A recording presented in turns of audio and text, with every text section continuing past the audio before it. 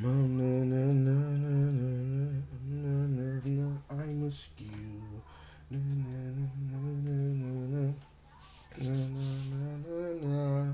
Wow, wow, wow, wow, wow, wow,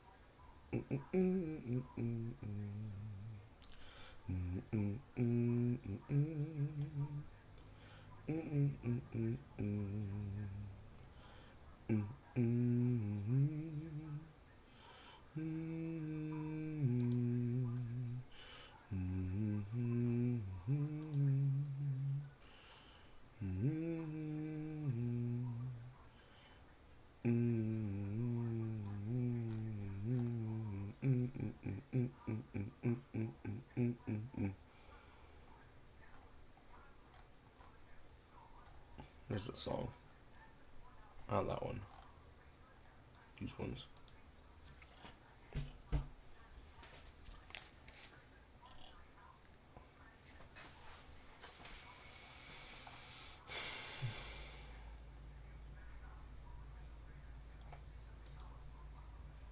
Come on, girl, where you from? Baby, show me something. When I call her, she gon' leave. And I bet the bottom dollar she gon' cheat. Come on, girl, where you from? Baby, show me something. You just spent your bread on her. Maui on the beat, so what's your banger? Won't you, babe? And you can't help and play. Do nothing for you. These girls ain't later. Oh, no. These girls ain't later. Yeah. Up your pussy like this.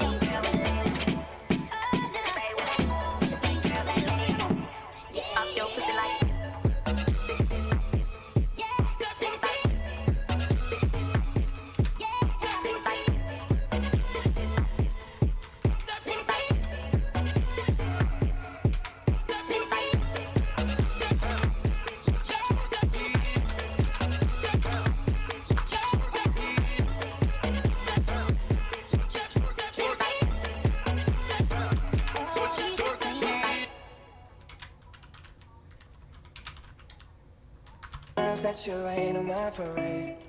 In all the clubs you get in using my name. You think you broke my heart, oh girl, for goodness sake.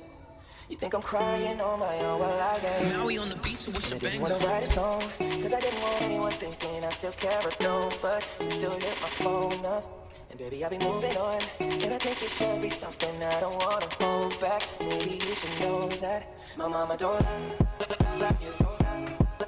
You don't love you. My mama don't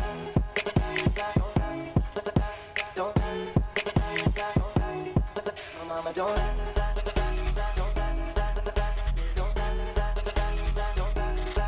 my mama don't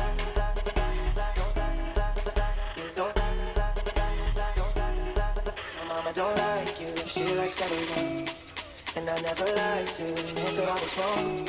And I've been so caught up in my job, didn't see what's going on, but now I know I'm never sleeping on my own. Cause if you like the way you look that much, oh baby, you should go and love yourself. And if you think that I'm still holding on to something, you should go and love yourself. I don't wanna hold back.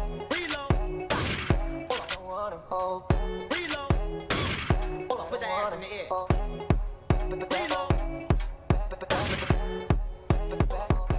Put your ass in the air.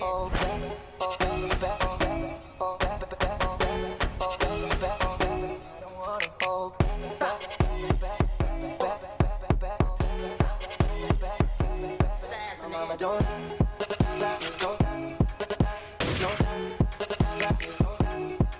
Mama don't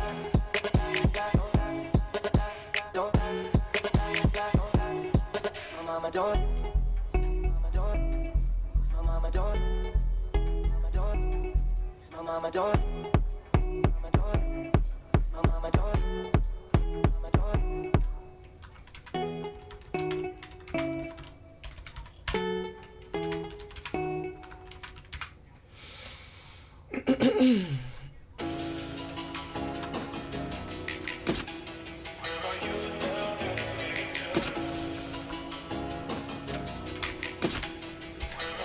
Now we on the beat, so what's your banger? Gave me the key when the door wasn't open. Just admit it. See, I gave you faith, turned you doubt into hope. Can't deny it. Now I'm all alone and my joys turning open. Posting this Tell post me, where are you now that I need you? post for the community. Where are you now that I need you? I need you, I need you, I need you, I need you, I need you,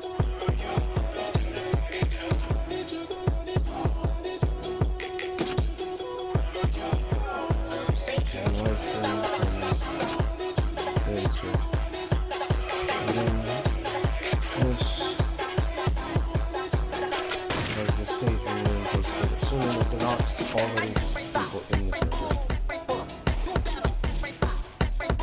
Because then the line is posted directly. Yes. Carl, you understand how to do concentration and call to actions.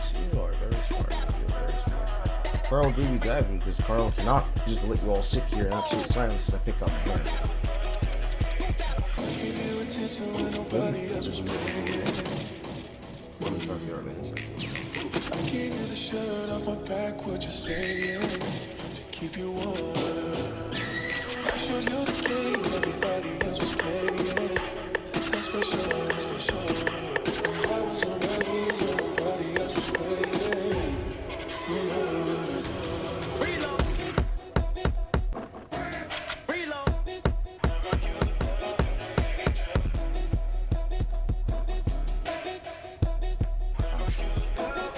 So how far have I gotten? Life? Specific.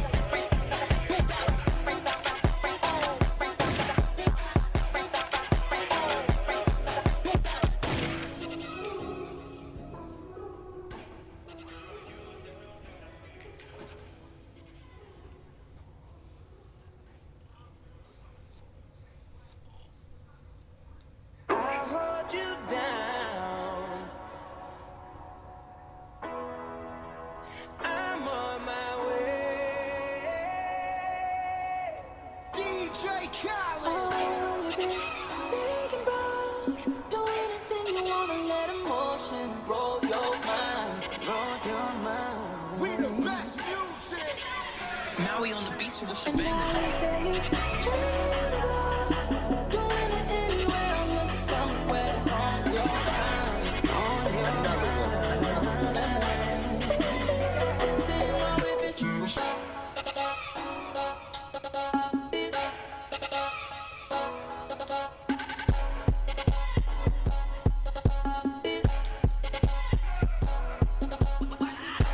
And why get my hair like that? First, if you're African American, you do 15 years of hair care treatments so that you can manage scalp.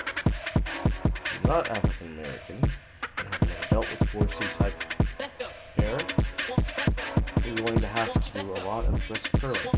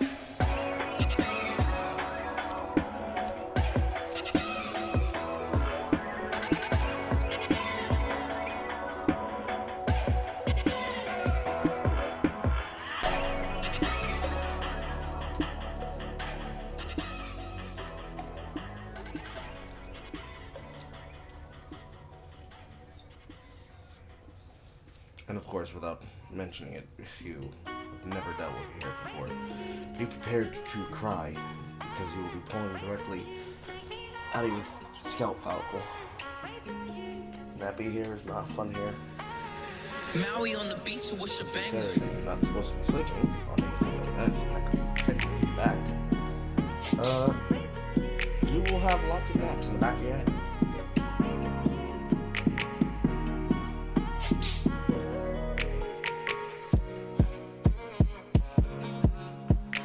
It's like when people... Actually, no, she doesn't do it anymore.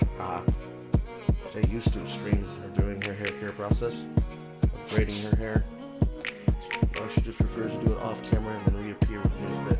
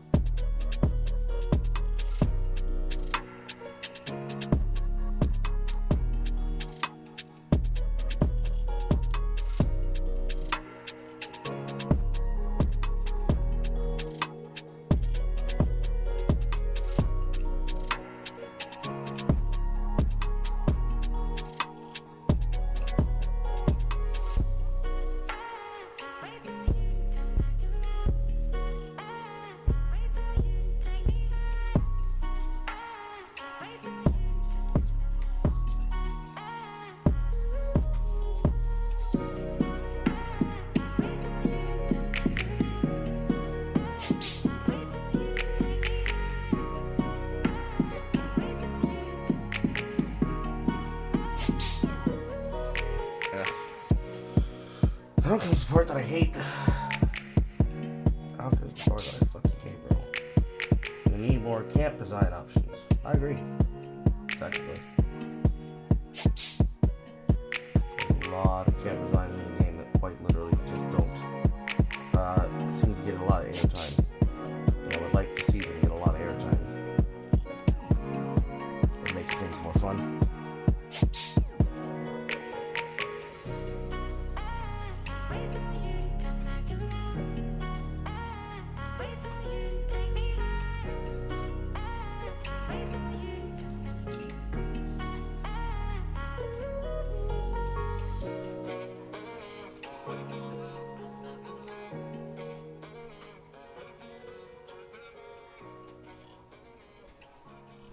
What are your best questions? Come on. I'm certain you people can come up with more things.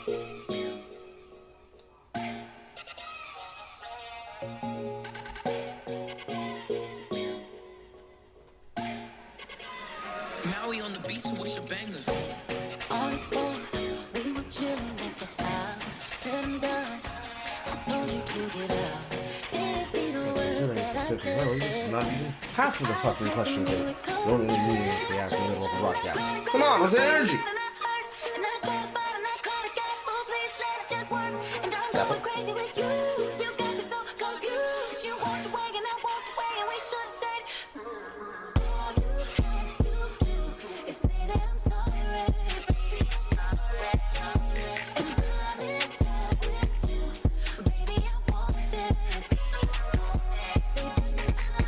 do what it takes. And I will be here all the way.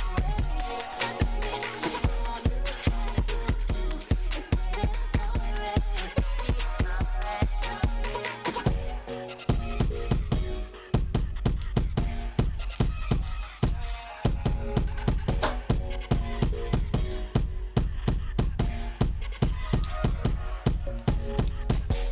And now to ruin all my things.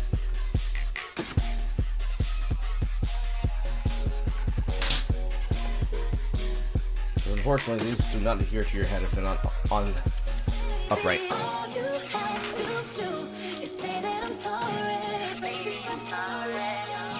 And I'm in love with you. Baby, I want this. Say this, do what it takes. And I will be here all the way. Baby, all you had to do is say that I'm sorry.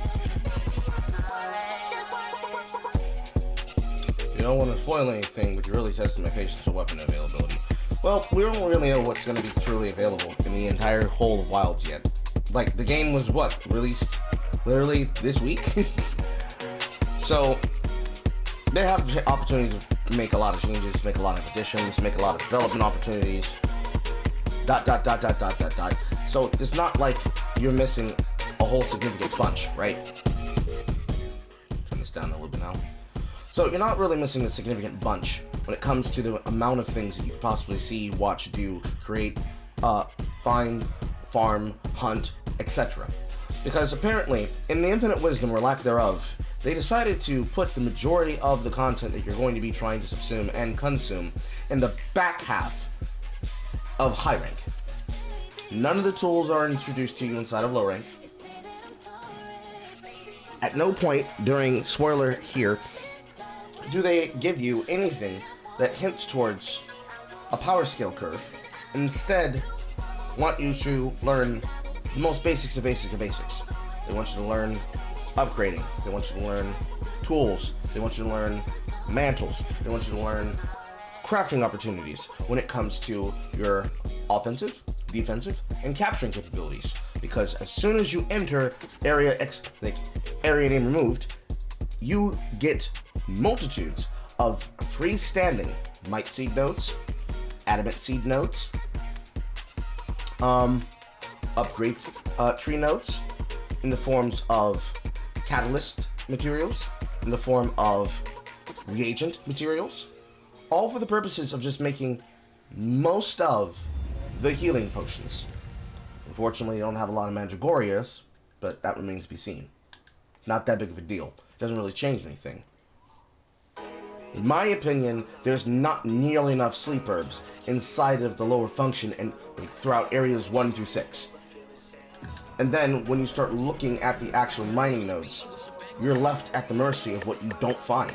Because if you don't have a rig set up specifically for botany and geologist, you're not getting your double loot on mushrooms, and you're not getting double loot on your mining nodes. That also applies to your bone piles. It also applies to your special interactions. So, special interaction nodes for both herb and masonry. And then ultimately, you have nothing but what's in front of you, and you farming it in integers of 15 minutes for every node you touch. And that's literally just if you are inside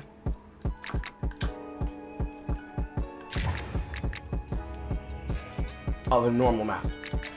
In this particular map, you don't really have that choice.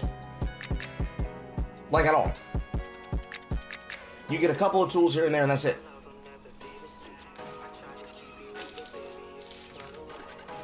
And it's really bullshit. It's extremely bullshit.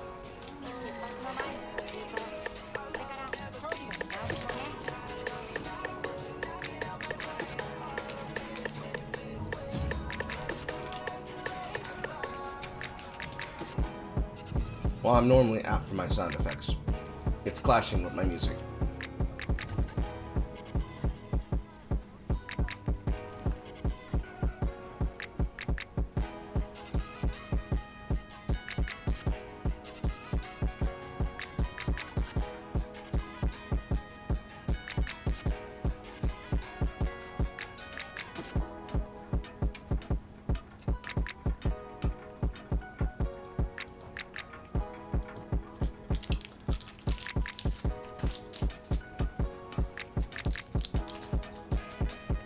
So, based on where I am at this point of the game, at Hunter Rank 5, the highest you're going to be up to when you start interacting with what's directly available to you for you to collect is going to be everything that comes after dealing with expletive removed.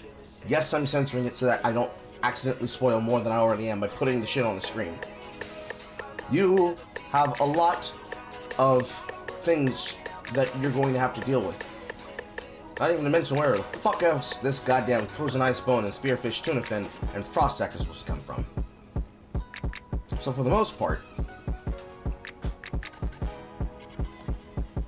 the sky, in terms of what is expected, is really the limit. So you're not really suffering that much. You could be suffering a lot, but you're not really suffering that much. On with the lights. There we go. So, in terms of elemental choices, I'm certain that there's a lot that remains to be desired. Right?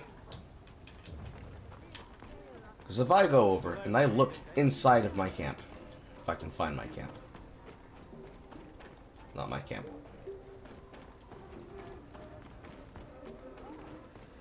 If I go over and I look inside my camp,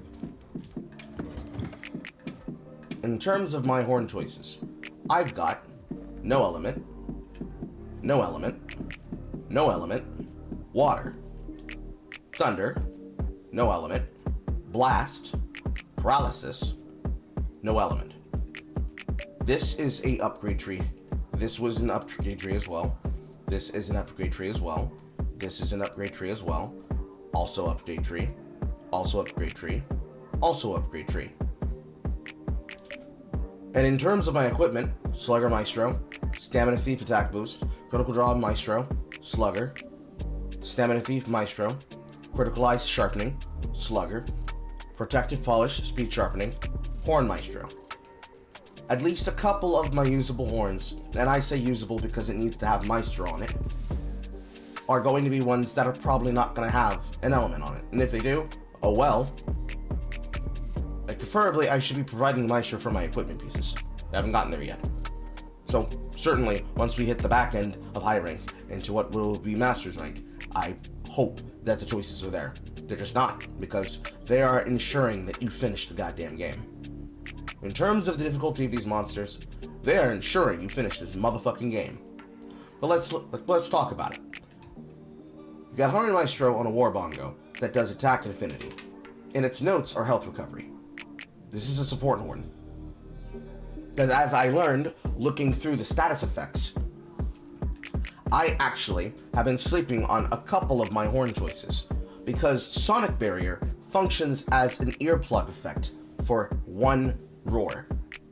Play the song once, negates one roar. Unlike earplugs S, which will just negate all roars for the limited amount of time based on the timer of Horn Maestro. And one of the options comes on a horn with Maestro. In terms of note effects, this blast horn is the same as the Maestro horn. If you account for the actual elemental effect damage and the fact that it has affinity crit, This is the exact same. In fact, it is literally the exact same. The only thing that changes is Echo Wave Blast to Echo Wave Slash. You look and compare this to the Sonic Horn. You have self-improvement, stamina usage, defense up, ice res, Sonic Wave, and Echo Wave. We have not faced not one fucking enemy that heavily uses the ice effect. So clearly, alongside Sonic Waves, as is for... Where's the other one? Sonic Waves, with other Sonic Waves. There was another one for, No, I guess, no, I'm dumb. I'm thinking that if there was a comparison to Flash Pods. No, there's no Flash Horn. I'm out. Comparative as, again, another support horn. This horn is attached to speed sharpening and protective polish, which means that's 60 seconds of paralysis for free as a weapon. What it has lacking in attack stats, it makes up for in the fact that you can do a lot of quick hits with the paralysis, simply because of the nature of the Hunting Horn's new moveset, namely the performance beat. It doesn't matter what song I play. Preferably, if I'm going to play a song for DPS, I'm going to play Echo Wave Paralysis. And then, because this is not a reverb horn, which I'm going to start calling the offset melody, the reverb note, instead of this being a reverb horn, this is a combo horn, because resounding melody is a 5-hit instant combo. 5 hits isn't a lot of hits put together, while also in the middle of 2 to 3 echo fields. But unfortunately, it's also a evasion and movement speed bubble. So, dipping, dodging, and diving with stamina use reduction don't really care about my stamina use, because I'm not going to run out of stamina. Because you don't attack as a Hunting Horn player. Compare to the Balahara Horn. You still have self-improvement, but you now have health recovery and recovery speed, alongside Thunder Res. There's a couple of enemies that deal with Thunder Res. The water is kind of meaningless, though. It's a solid horn to punish Raidao, since it is weak to water. You still have the reverb melody, so you still have the ability to combo attack into enemies and hold your ground. Although, as I've experimented with it on camera, there are some attacks that just aren't worth trying to reverb into. The enemies do not respond the way that they should. Instead of being countered and then being instantly staggered for at least a few 5-second openings, instead they just keep pounding through you. Kappa. So, because of the way that Sonic Barrier functions, and there is no access yet, because I would complain about there being armor skills. Because it has no earplugs and it has no Sonic Barrier, this horn, as well as every horn that does not have it, is effectively a combo horn. Because you're going to have to move, and you're going to have to dodge. Granted, this comes with evasion and movement speed, and it is not a meaningless amount. It's a decent amount of movement speed. While combined with your self-improvement, you're not really going to be unspeedy. It's just the fact that because of the introduction of the reverb, you are encouraged to try to hold your ground more, because you can play it in the middle of performance speed. The only thing you can't play in the middle of is in the middle of setting an echo bubble. And that's it. You can drop the combo, throw out the fucking offset melody, and I think it actually returns you to the combo window. But you're going to be dipping, diving, dodging, and slightly moving left and right to try to avoid openings. But because we're trying to KO the monster, technically, the best would be anything that offers Sonic Barrier, plus an offense upgrade, plus offset. Because then you're not worried about trying to feed back the notes. So, in the 2 setups that I have designed for it, there is one that is with earplugs on the notes, and there is one without earplugs on the notes. Bone Blade and Bone Horn, just naturally because Hunting Horn pairs extremely well with the Bone Blade, means that if I want to incentivize and maximize exactly how much earplugs is doing. If I want to massively make use of my secondary weapon, I can play attack and play earplugs, and have whatever amount of time earplugs covers me for, to wail on the monster without having to worry about being interrupted by roars. I cannot do that with a non-earplug hunting horn, because it only stops one roar. Monsters roar multiple times in combat, sometimes one after another in certain situations. Losing that much opportunity with, at this current point in time, an access to myself, 3 parts of Akajarian plus 1 part of Nogashima, meaning that I'm gaining power from being able to hit the enemy on an offset, means that the only time it is actually useful to wear any type of armor that would give me an upgrade between power splashing and also offsetting is any armor that would reward me for doing so. I cannot do that if the weapon literally does not have the reverb note. So without the reverb note, this armor is trash. And that means this particular setup is now unoptimal for what intentions I need it for, unless I pair it with the Bone Blade. At which point, the Bone Blade takes precedent as this new primary, and the Bone Horn becomes a support weapon. But it can't be a good support weapon because it doesn't have earplugs, it only has sonic barrier. Fuck's that supposed to do for me? I tank one in the middle of battle, and then when it gets used, I refresh it again? No. I obviously have to just play around it. But that's okay, because this is a Bone Horn, which means I have attack up and defense up. I also negate wind pressure, so if the enemy has a particular wind attack, that's not a problem. And it's not like sonic barriers are useless. It just means that sonic barrier is going to be a precedent, because that's going to be spin cycle forward, hilt stab back on the input of that note. I move my finger. Because the other part you have to take into consideration with a lot of these choices, depending on what weapon you're playing, which in my case is the horn, the way that the notes are structured dictates the combo that I can use. So on this, I can play a front forward facing slam, play Note 2's variation 1, which is the spin cycle swing, play the red note on the first swing, play the blue note on the third swing, and then possibly down slam, overhead slam, or hilt stab to immediately prepare the resounding melody, and then do the exact same thing again as if I am playing for echo waves, because the echo wave on every horn is always one note white and then second note color. It's the same input. I'd just be doing spin cycle forward red, spin cycle forward blue, hilt stab back, or stab forward, spin cycle red red, hilt stab yellow, hilt stab white, spin cycle red red. I'm not using the correct name of these goddamn attacks.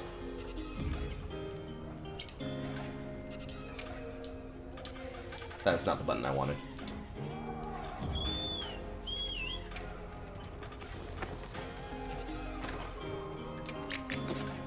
The correct attack's name is Flourish and hilt stab. So in situations where I'm playing the Flourish note, I have the ability to insert 2 notes. When I play the Echo Bubble, I have the ability to play 3 notes. When I play on a wound with a Focus Strike, I have the ability to play 5 notes. All of my choices revolve around the amounts of notes that I can play, because if I can play more notes, that's less attack swings I actually have to make. Because it's unoptimal to just play an Echo Bubble without needing to play a song.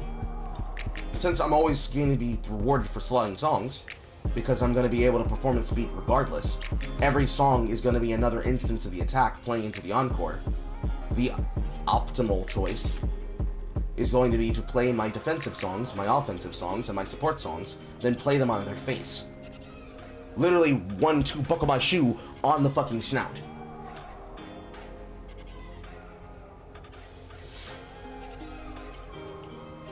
And as for just how that functions with trap philosophy, with the amount of sleep herbs that exist inside the desert and the amount of sleep herbs that exist in the forest, but the sleep herbs inside of the forest are shit on their locations, seeing as there's a total of 3 of them, and the ones that are inside of the plains are grouped together. When you start thinking about the kind of monsters that you're trying to build into, you're more or less left in the position of, well, I could try to be optimal and play for their elements, or I can just take this blunt horn and pound on them until they die. And then maybe on the alternative weapon, I target out their defense with the optimal weapon to counter, since it's clear that the Great Sword was the one that got the most love. Anyways, at this point I'm speaking Greek, nobody else understands what the fuck I'm talking about. So a lot of the choices you really have in front of you are really dictated upon by whether or not you are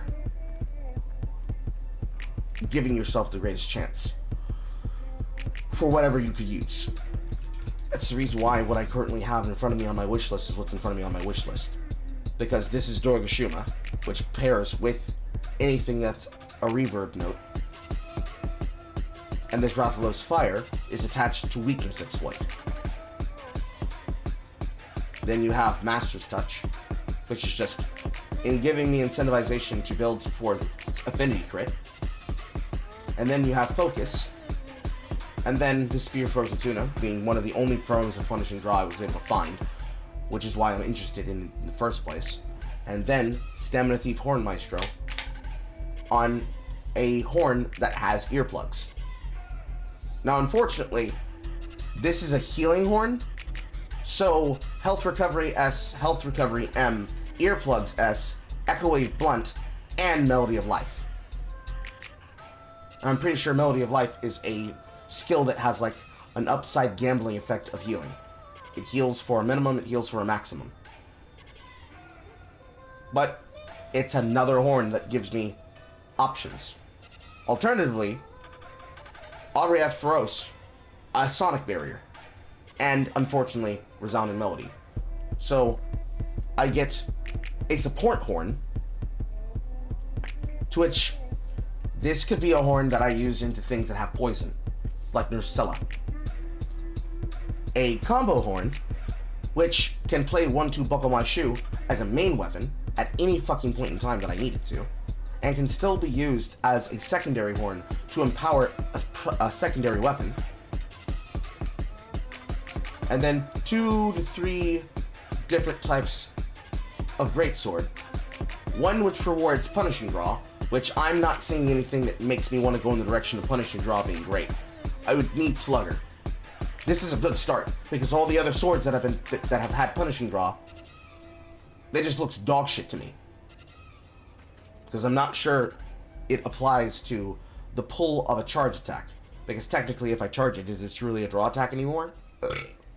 I think not. At least that's what my brain keeps telling me. After testing it on a Kongalala, I remain unconvinced, but you know, weapon collection. Focus is self-explanatory. Like, I don't want to have to be held at the mercy of waiting for my skills to come out less than 5 to 15% faster. Or rather, 5 to 15% slower. And then Critical Element is an interesting choice.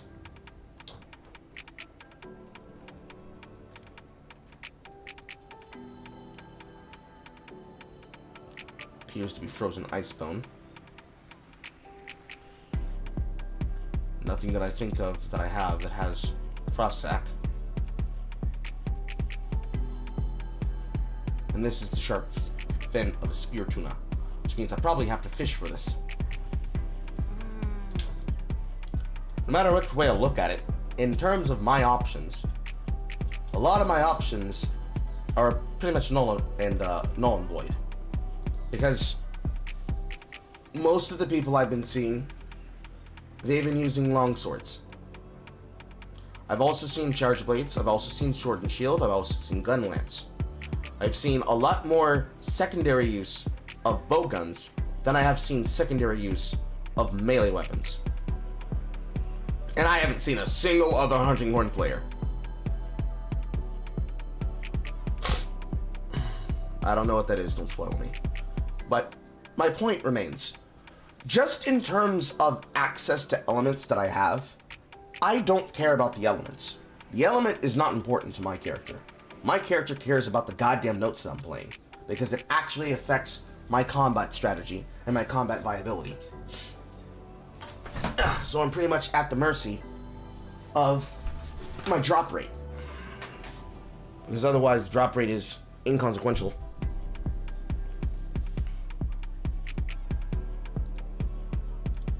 Hello, Sephinet. You're yapping with Carl. How can I help you?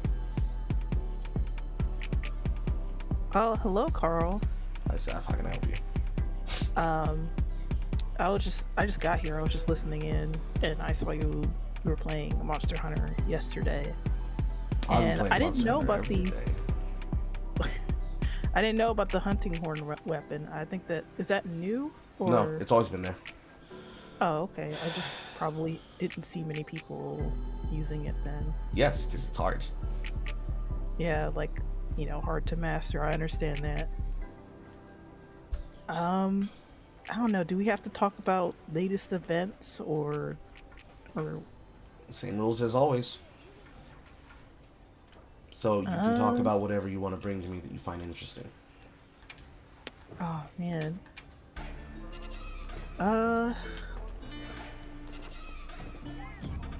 Yeah.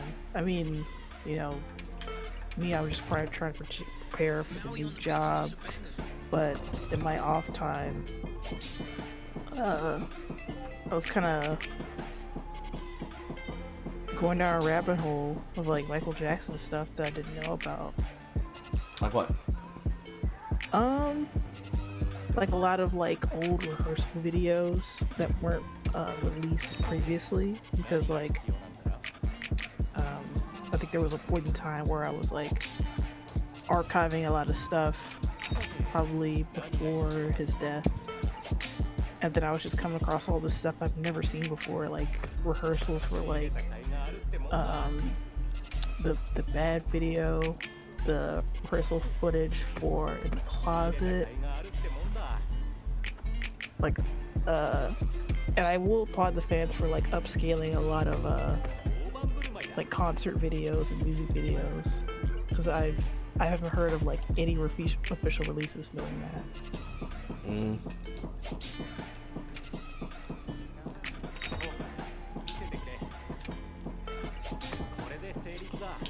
$4,500. Holy shit. I mean, in terms of a lot of things, I imagine after release of Xfinity and his other posthumous album, there isn't really much else that could have been discovered other than what was necessarily his research shit. Now, Prince, on the other hand, Prince's vault is open. That got unreleased albums in there. Yeah, but like I haven't heard of anything released for Prince just yet. I've heard a few songs and like different song versions of other songs that exist. Like it was probably Vanity 6 or Apollonia 6. Like he would sing his version to give to the girls later. I can only imagine that they're waiting for the rights to clear. Yeah, because what I heard from way back then, like he had like entire like films and like not just albums but like films and like music videos that were never released. Well, in context, he was doing the entire problem of the legal battle of his rights being taken by the industry. So the whole era of the artist formerly known as Prince, all of that was to try to get out of the deal. And after then getting what he wanted, they were still trying to get at his music collection. So he probably had to do a lot of finagling and fadoodling to try to figure out how he was going to retain his music rights and also still produce what he needed. So I understand why there's music missing. The same way I understand why Michael would have music missing. Oh, I also saw some unreleased like tracks that were demos of other songs that didn't make it onto other albums, like Danger specifically. So in terms of all the music shit, more than likely somebody has to cross a T and dot an I before that becomes an option. But I expect for there to be more music. But we haven't gotten there yet. So it's just a matter of being patient and waiting for the music to drop once that is time. But in the meantime, we're pretty much sitting on our hands and waiting for somebody to cross the T and dot an I.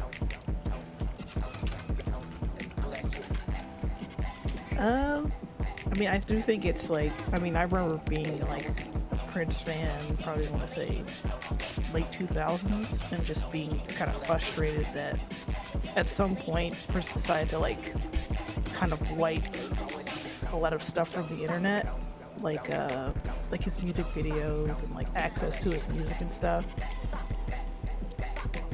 When they were like available before, it was like very frustrating. Well, I saw the frustration from fans who were trying to archive all that, and they had to go to like sites that weren't in America to post all that stuff. Mm-hmm.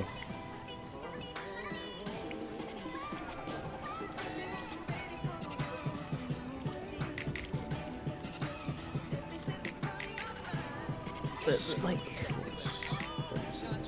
it's just like frustrating. Like, I'm sure you know about the YouTube lawsuit where he sued like a mother and a child because they played his music in the background. I'm actually unfamiliar with this one. You didn't know about that one? No. It was the reason why that, I don't know if it kicked like the music copyright system into place on YouTube. Because of it. Was that the RIAA case? I don't know. I just remember it was like he got upset that there was millions of views on this video of like a mother and her child listening to like Let's Go Crazy in the background, and the child was like dancing. Damn. Savage. It's like, so I'm guessing he thought he needed royalties from that, but I don't even know if like the mother herself was making any money off of that. And this is like, I want to say like classic. It was like during the era of classic YouTube, like before 2011.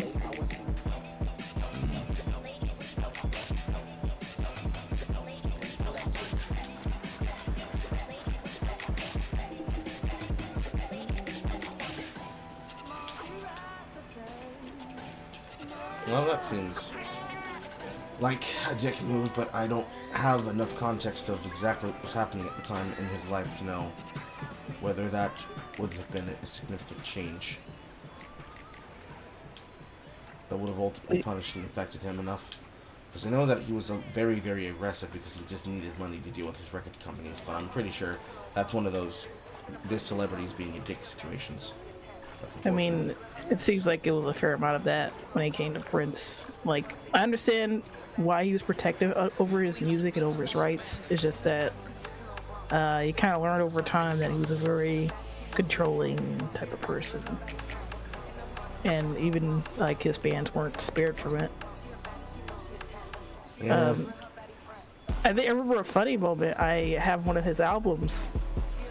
It was like Lotus Flower. It was like 3 albums together, because it was like 2 albums from Prince and 1 album from a protege of that time. I don't quite remember her name, but he did like songs with her. But there was one song called No More Candy for You, and he specifically talks about haters on the internet. I was like, what are you talking about? And the only place I could think of where he's talking about haters on the internet is probably like the unofficial Prince forums. I don't know if that's still around, but that was like the main hub of talking about anything regarding the Prince. And I guess he didn't like what they were saying about how he was treating the fans. Okay. That'd definitely be something that I wouldn't have noticed because I was not. Well, I like to be a Red and Studios fan of things that I have to listen to. Prince was not necessarily one of my favorite artists, and even then, that sounds like some Perez Hilton bullshit. If I could be quite frank.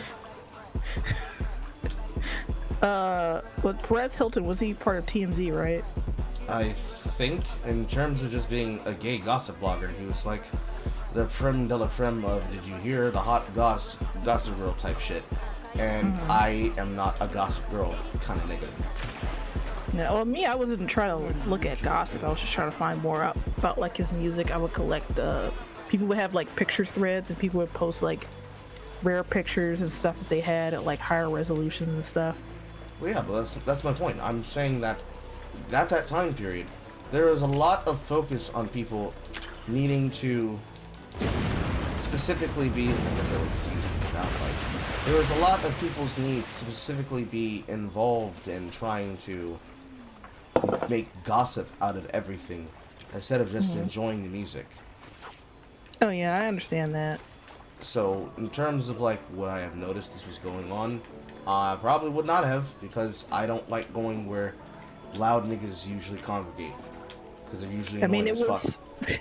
From what I remember, the forum itself wasn't that big. It was like, I think it probably had like probably a few thousand users, but like, I know this was just the same types of people posting on it. But I wasn't really a big forum person. I think I made an account, but I wasn't very talkative on it. I mostly just would lurk a lot of forums and just read like all the stuff that was going on. But I think at the time I was still like a teenager, so I think when it came to like researching, I think I was researching them both around the same time, and like, you know, at that point Michael was still alive, and then, you know, I remember hearing news that like he was coming out with another album, and that was like, it was just the new tracks on Thriller 25, like the remixed ones. If you remember that, Akon was on it. Yeah. Will.i.am, Fergie, Kanye was on it.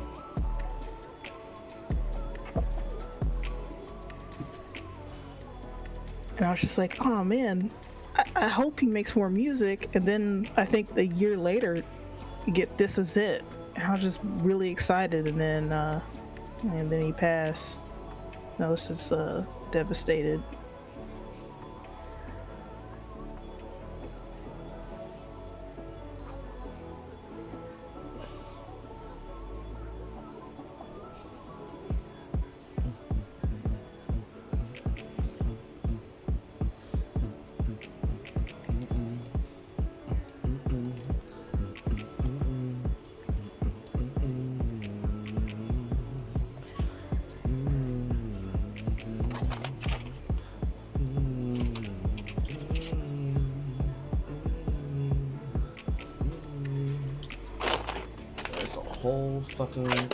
There's a whole quest line for fucking fishing lures. Holy shit.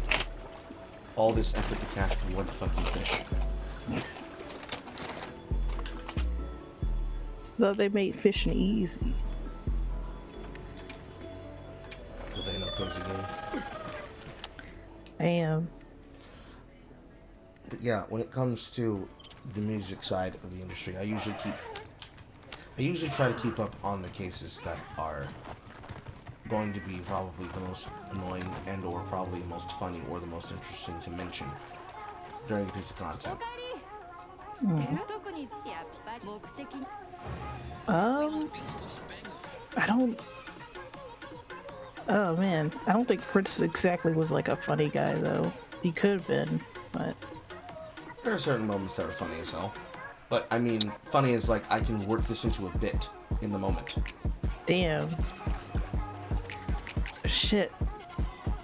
I guess, you know, are you aware of like, damn, it's like, it's gonna be a little bit weird to talk about.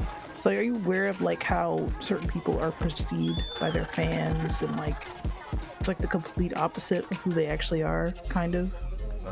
Sometimes, yeah. So like, I think because of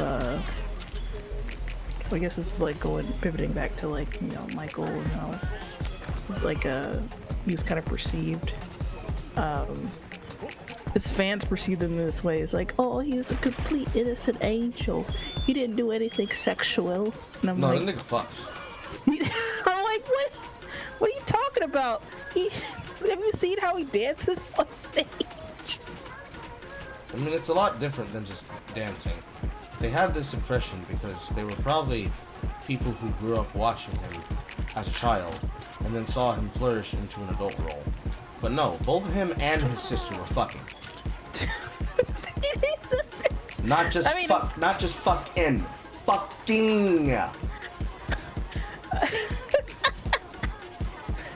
I mean, the funny thing, I didn't listen to Janet's music until I was an adult, and I think I know why. Because like, she would have her interludes about like oppression is wrong and racism is wrong, and then like, I guess the next album she's like, I'm gonna come, and I'm like, what happened? What's going on? If only I could be able to demonstrate without getting a fucking strike on the well, not strike on the stream, but a fucking claim on the stream.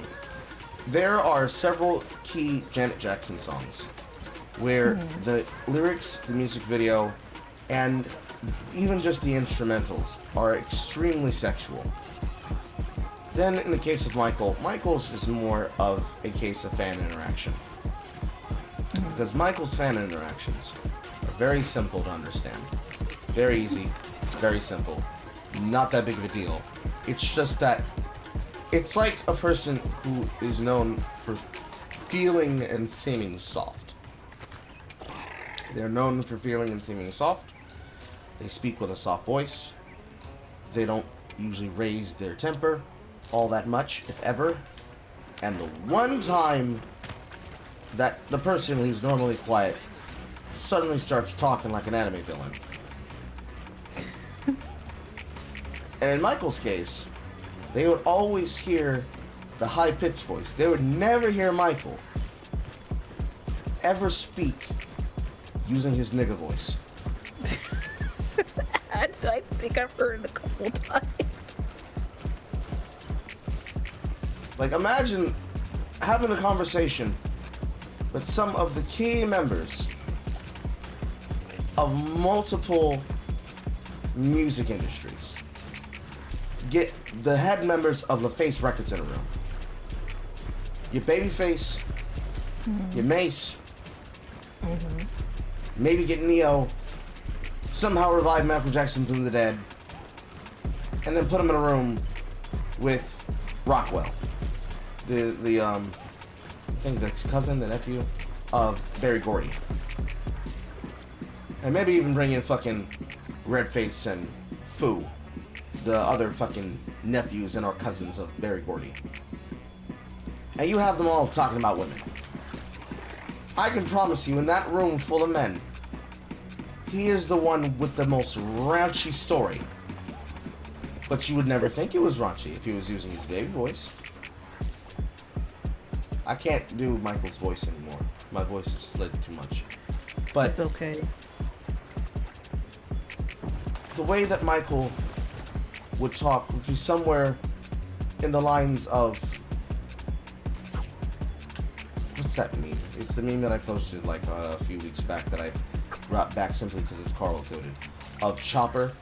Like, imagine Chopper of One Piece in that high squeaky voice from the dub or the sub. Either one works. And then, just imagine, all of a second, he starts talking about what he's gonna do to a woman. And he's changing back and forth between the small reindeer and the large reindeer form.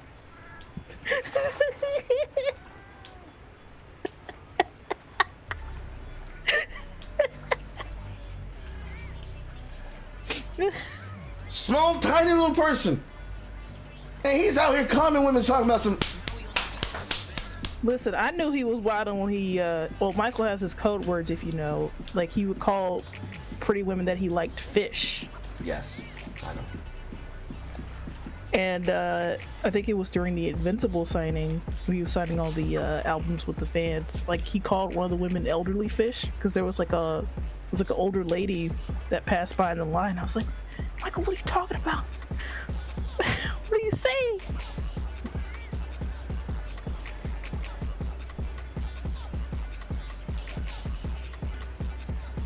Like it's shocking for me, but like I guess at the time I didn't really know that because I watched that video before.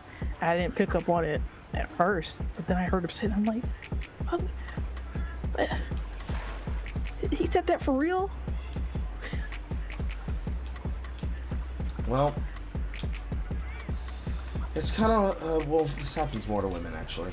It's kind of like people's reaction to Chapel Roan and wanting to try to get to know her on an interpersonal level, and her shutting that shit immediately the fuck down. Yeah. Like, at the end of the day, a lot of it just comes down to the people not being prepared and or ready for when an artist displays anything close to an unexpected amount of sexual attention. I mean, to me, I just find that stuff a little funny. Like, it was shocking, but it was like very, very funny. Like, Mm-hmm.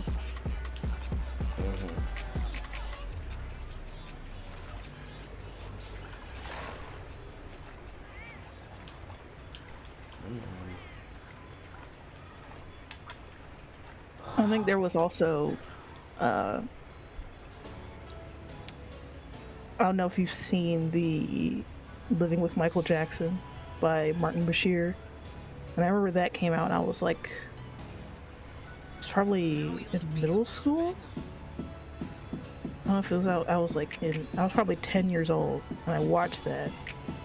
And he was openly flirting with fans in that one, which I found weird because the impression that Bashir was trying to display is that he was a dangerous man to children and confused and strange.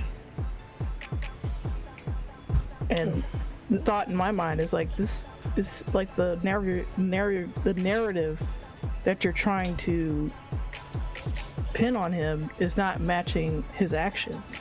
Mm-hmm. It's just like, and at the time I didn't even know about any of the allegations prior to that. I just knew that this was a very manipulative piece of work, but it seems like a lot of people looked at that and took it at face value instead of reading between the lines.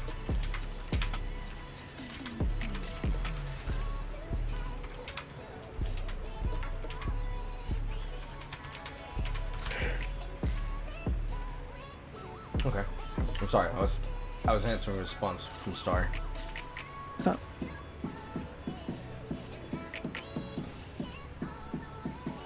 I will. 調査する価値はありそうだな。 Some people are just desperate for attention. Anyways, it's obvious that there's a lot of unresolved attention when it comes to celebrity and fame.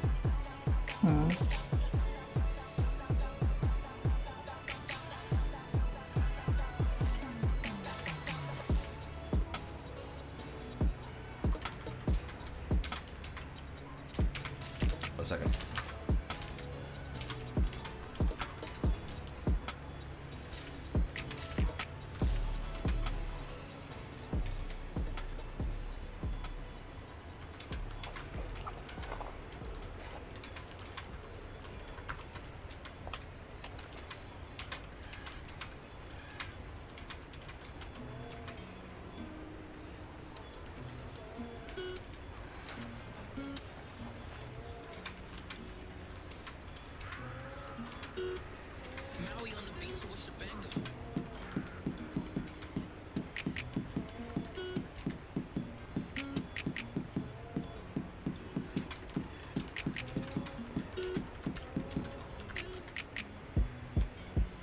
Ouch, my leg.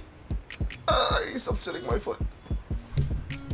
Yeah, celebrities and those around celebrity culture, and I guess also tied to families.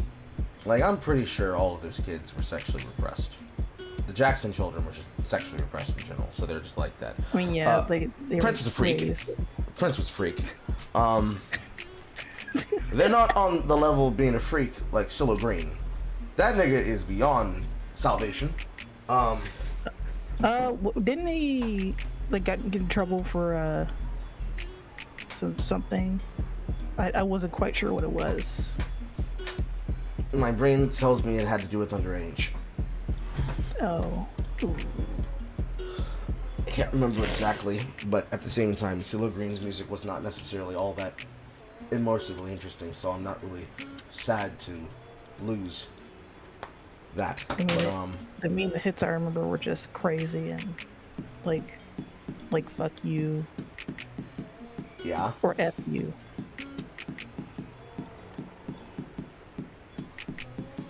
Either way, at the end of the day, the kind of gossip that could exist around American music groups, I find less interesting now, because we are currently in a zeitgeist where most of our music is dominated by white people's inability to recognize their hipster shame. Really? That's what it is? Yes, so there was a great time period where a lot of the hits on the top 500 were controlled by what was on the soundtrack of a young adult adaptation and the hottest music group or music trend happening right now. This is not the time period of all of the hit pieces, so we are in a time period where we are not being held in the mercy of fucking Charlie XCX. Or Iggy Azalea. And instead, it's TikTok artists. Because getting 1 to 25 million streams is more important than I was able to get onto the soundtrack for Hunger Games. Yeah, like I don't really care about stuff like numbers. It's like, is the music actually like good? Well, And I think I saw something a while back, like they use follower counts to kind of like measure your merit, like in Hollywood now. Well, that's the case. Hollywood wants to try and monetize this thing that they've been ignoring for a while. Because that was the reason of the play. They would ignore the stratagem of what they could offer them, and then they looked at what they were pulling in terms of value, and it's why they started being more receptive to Instagram influencers. Instagram influencers, YouTube influencers, Twitch influencers, influencer marketing teams, influencer gaming organizations. They have gone to incorporate this new element before they go completely the way of the dinosaur, because they're not willing to go digital in a digital world and remain analog, because they only want to recognize vetted talent. In the music industry, because of how prevalent, I don't know why I said that weird, how prevalent a music artist can get their music to go. First it was SoundCloud, but then that was a meme amongst us. This is SoundCloud rapper, this music's dog shit. But electronica is extremely huge in SoundCloud. Now, SoundCloud's not preferred because you have to pay for that to have multiple pieces of music. But a person randomly uploading a rare movie version of a tokusatsu music video, or uploading a remix onto SoundCloud, means you have several hundred different accounts that can be operated by the same artist, saving their music in a place to go viral. But they also can just release it to Spotify now. Since people are lazy as fuck and we're moving away from Apple Music because they don't want to be held to the Apple product placement, they instead go to Spotify, Here's 50 billion different songs of very 50 different types. Assuming that you're not using indie artists off of some place like Bandcamp, such as the vaporwave artists, like Waterfront Dining, you're going to be finding a new type of artist that more than likely they've already gone viral because of a remix that they put onto TikTok that was then picked up and made into a dance trend. Your song multiple times over and your particular edit of that song playing multiple times over. So, for example, Playboi Carti's verse on Cancun, I don't think the Sega bit is directly in the song. I'm about to check.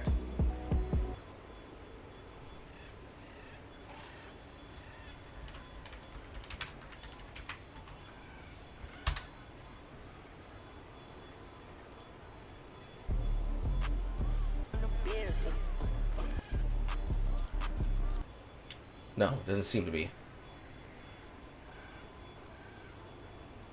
Because all the versions that I can see here are the ones that feature the Kato Extended Mix edit, which is the one that inserts the Sega in the beginning.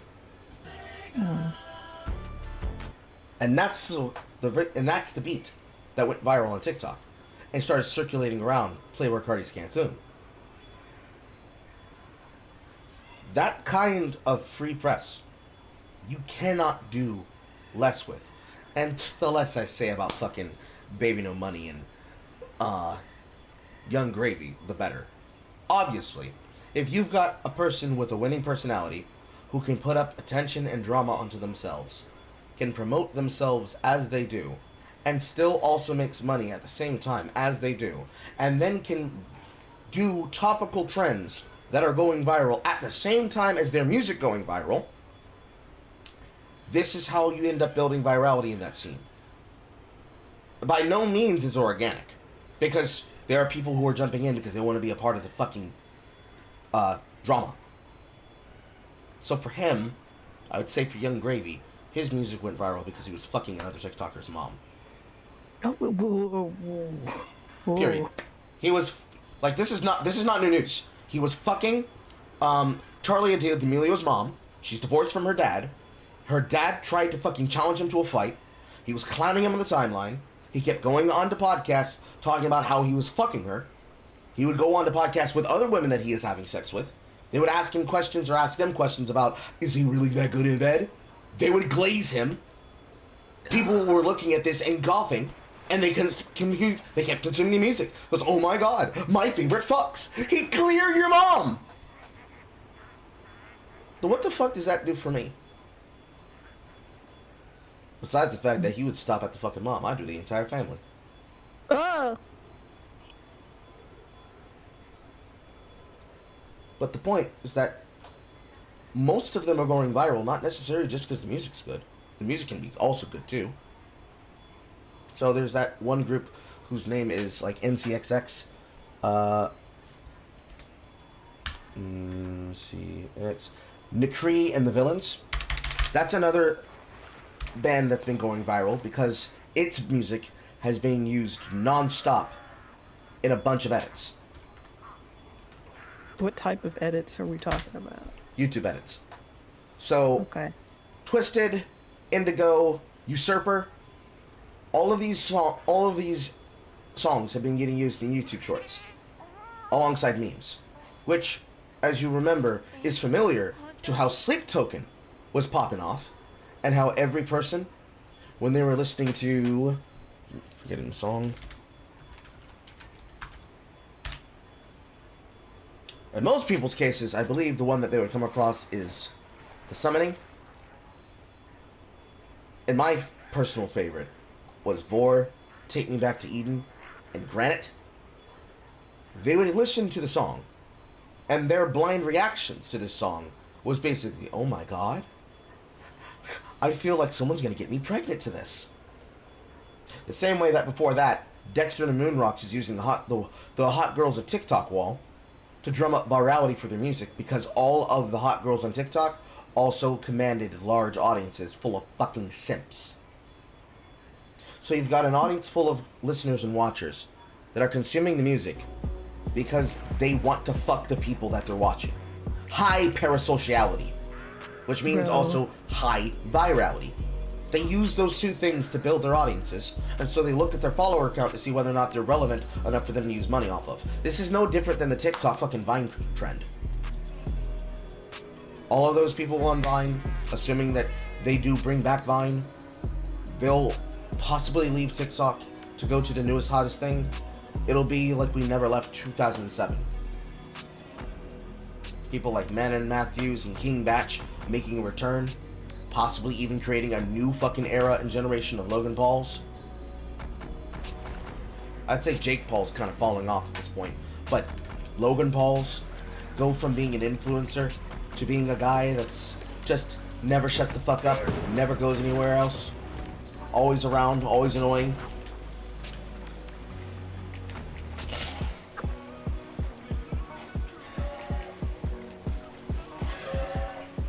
At least that's how I see it. I don't see how else they would do the numbers, honestly. Like, it is only to their benefit to platform those large figures, and no one else. Because all of our marketing space is based on capital. If they don't look like they're a good take, then they don't want to do the deal. And that's just how it is. It's like strange and alien that people go about music that way, because I mean, I brought it up other times before, but the way I would find, like, you know, either interesting music that I would listen to on a regular is usually through Second Life, because of their vast assortment of online radios. And I even saved a few so I can listen to them while I'm drawing. Mm-hmm.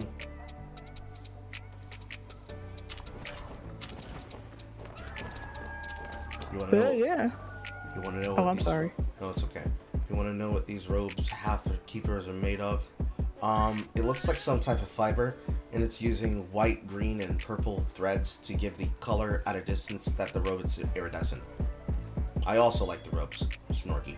But yeah, for the most part, that's just the way the music industry goes now. The women get judged for whether or not they're whores. The guys get rewarded for whether or not they're big enough man whores. All of them are also judged by their numbers, and if their numbers are not large enough, they're considered not relevant enough, and therefore deserve to be ignored. Me and them guys can't hold a candle to them glam rock guys bands in the fucking 80s. Like, come on now. I'm shaking my head when I hear this. I mean, for me personally, there is actually a really good TikTok artist that deserves a bit more coverage. Let me go find her.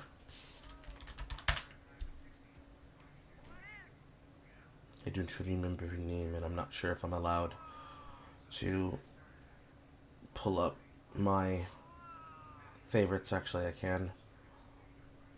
Is she in my favorites? Let's see here. Where is it? Not this one, not that one, not this one, not that one, not this one, not that one. Not this one, not that one. Excuse me. This one, not that one, not that one, not that one, not that one, not that one, not that one, not that one. God damn it, where is it? I know I saved it. Or did I just download them? It's a possibility that I might have just only downloaded them.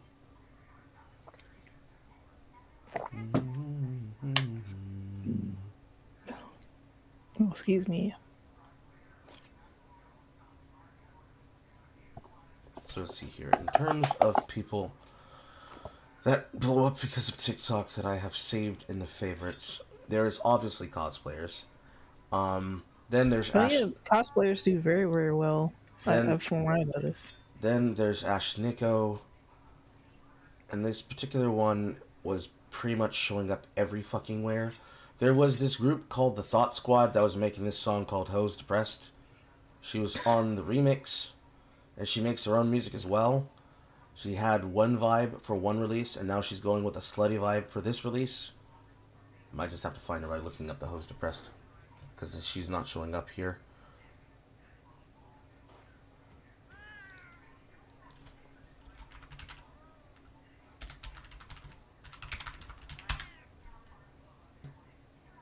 Here we are, Sophie Hunter.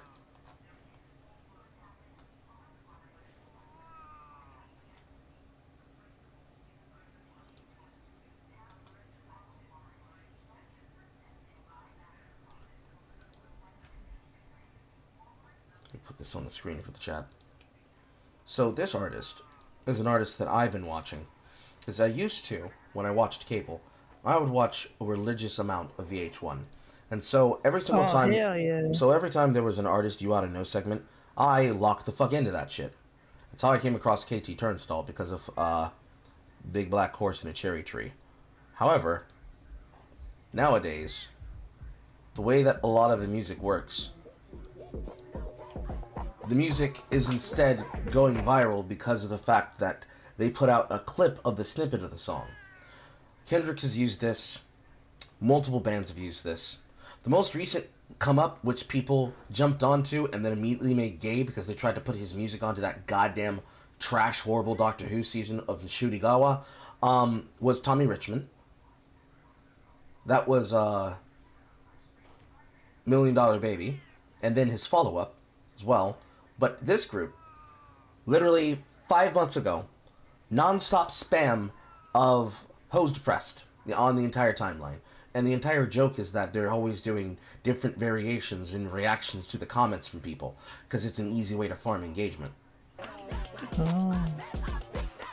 But of course, because the way the algorithm works, if people don't react to the comments possibly, it will just simply put you in a shadow ban state, as most accounts end up being shadow banned. But in terms of this music video, they made a remix version. Have to zoom. They made a remix version, and they made a music video specifically to bring in Sophie.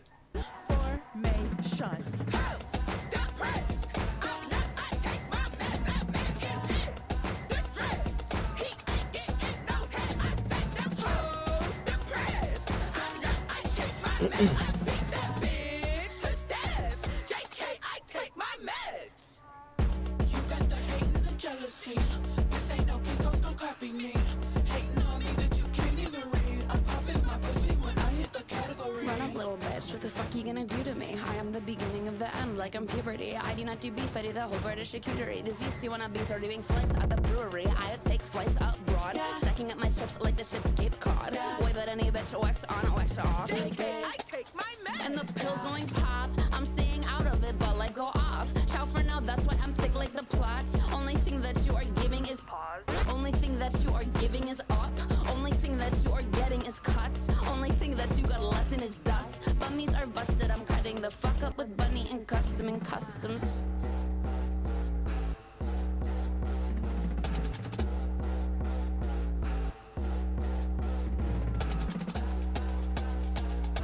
Now, you'd think that for just a simple fucking feature verse like that, that she wouldn't be interesting. Check this shit the fuck out. I mean, I think it's interesting that I'm seeing thicker women, you know, out here making it, because this would have been unheard of, like, even, I guess, 10 years ago, or like over 15 years ago. So won't you take me? And then, one of the features that she's got out here, which is 2 shots of Patron.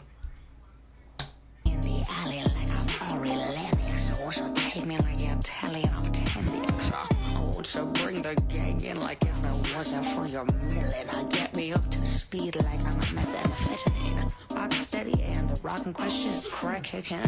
I got a hole deep down inside, I need my Kurt Cobain. I need to hide my pain a little bit, I'm fucking insane. I need to face down with my ass up like a little gay. So won't you take me in the alley? The entire flow shit. The entire flow switch. She's perfect. Something that people have been basically saying is that she is Chapel Roan's Wario. Shit, that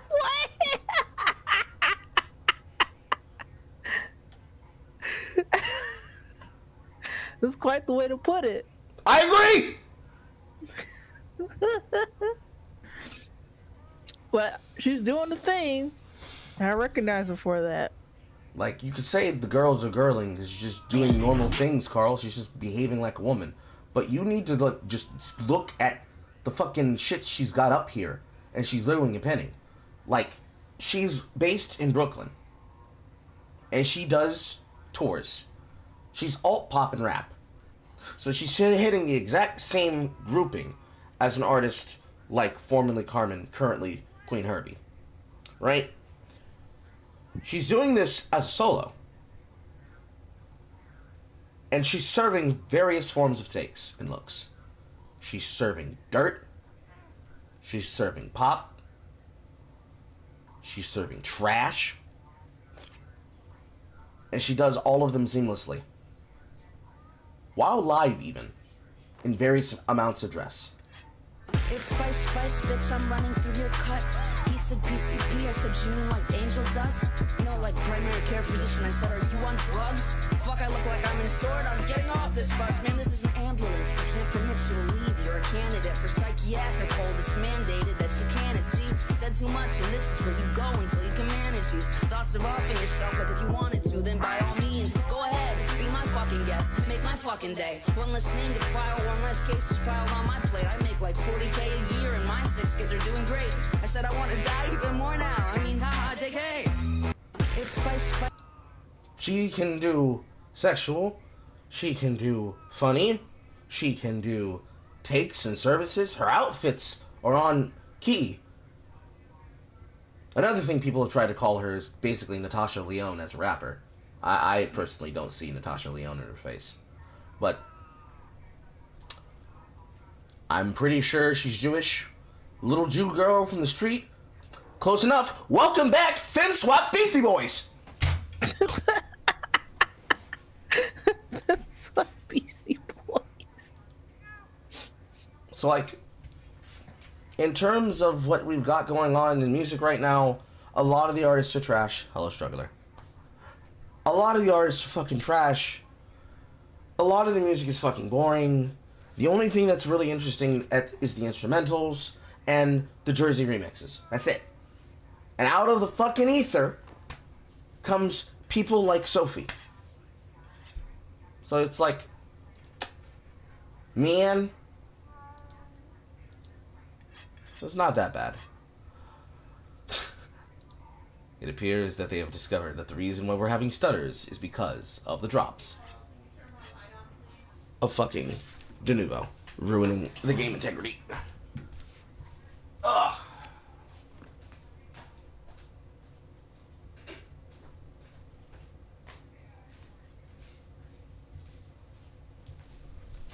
Hey, Case. Struggler deserves to have a turn now, so I'm going to rotate you out into the audience. Okay. It's no problem. Thank you for talking, Seth. All right. You're always a treasure. Okay, bye. Hello, Struggler. You're yapping with Carl. How are you, my buddy? Take your time. Is this indeed the mythical girl boss? I mean, girl boss culture, before he says anything yet, because I think he's working on his microphone. The mythical girl boss is a lie, alright? I'm gonna give you a secret. Nobody likes girl bosses. Nobody likes girl boss music. There's not a single fucking thing that is interesting, good, or fun about girl boss music. Because really, if you have to say that you're a girl boss, you're making music for a type of person that already has an artist to make music for them. And that's Beyonce. And Beyonce makes music for women that want to be girl bosses, but by girl boss they mean I am the girlfriend of the drug dealer. And then, if they want to say, well, no, I mean Beyonce in the Sasha Fierce era. Oh! So you are the wife of the drug dealer that murders his way through politics. Like, a true girl boss is one who is making music that anybody can really fuck to, and not necessarily just being made for the girls, but also the guys and the queers and the gays. Basically, there's always high energy around them. Sophie Hunter is the first of a few female artists in a while that has actually made me feel like I want to listen to the rest of their music. I don't give a shit about Young Gravy's music. It's more or less a meme. Baby No Money's a good come up. And because Baby No Money's a good come up, his personality in all the things he does in terms of skits gives you the impression that he's a fun person to hang around with. Because at the end of the day, most TikTok artists, they're only worried about getting viral and blowing up. And then they use that as a jump off for a platform. Like, I'm certain that people like Kai Cenat, I'm certain that in a quiet moment, people like I Show Speed can be humans. But at the end of the day, monkeys gotta dance. That is a reference to us being entertainers and basically jesters, not me calling two other black men monkeys. But in terms of just girl boss music, the best type of girl boss music is the kind of girl boss music that is not self-referential and is also not full of irony poisoning. Because of course, TikTok is an application that is dominated by irony poison goblin redditors that steal our fucking content and then repost it on every single website. So, hoping that they don't just steal our shit to go viral as they read our tweets. Or even lazily don't even read our tweets. Just post our shit on the screen, put the finger up, and it's like, what? I prefer something that actually makes me feel something and be motivated. Are you with us yet, struggler? Your microphone isn't still operating yet. We'll give him his time, chat. He's probably working it out.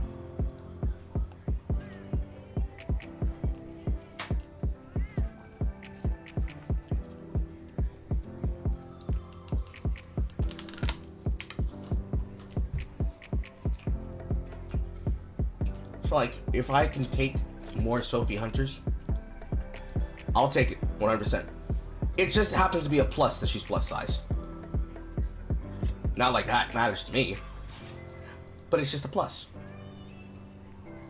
Because I'm not gonna be mostly because I'm not gonna be accused of, oh, you only like her because you want to fuck her. I don't care. I like her vibes. That's it. That's all I need. That's all you ever really need. You ain't gotta have sex with your fucking artist in order to appreciate their music.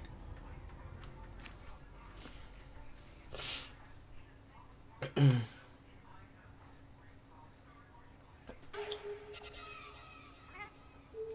have to keep doing fishing side quests. You know.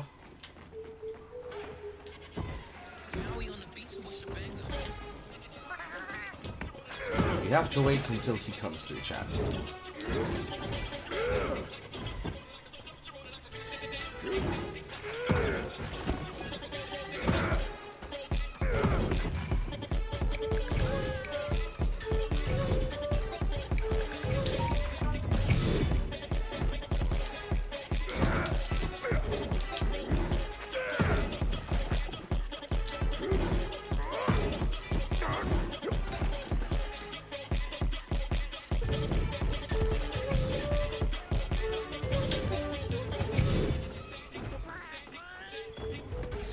Cookie, but fresh and cream.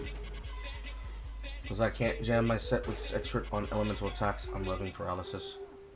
I see. I'm glad that's good for you. I would say that it's refreshing to see after how Lizzo fumbled it. Okay, let's talk about Lizzo. Right now, Lizzo is losing her fat ass. Literally losing her fat ass. She is literally dropping the weight. Finally. She is prioritizing her fucking health over her girl boss attitude music.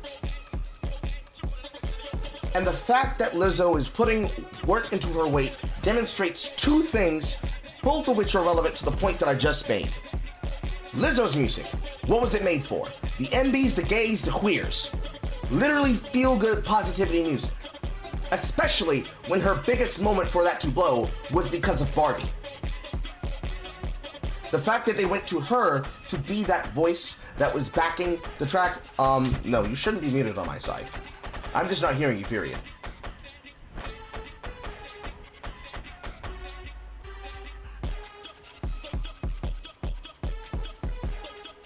I was figuring you were doing something with your microphone, I was able to hear Saffronette fine. It's probably something in internal settings. But the kind of music bump that she should have gotten from Barbie, because there are two artists, you see. There are actually, well, technically, that's another artist that I forgot to leave out, but Dua Lipa is not somebody I immediately pulled to the top of my head. There are two artists that were attached specifically to Barbie. One was Lizzo, the other was Dua Lipa. Dua Lipa needs no explanation. If you've never listened to any of her music, it's the kind of music that you expect it to be.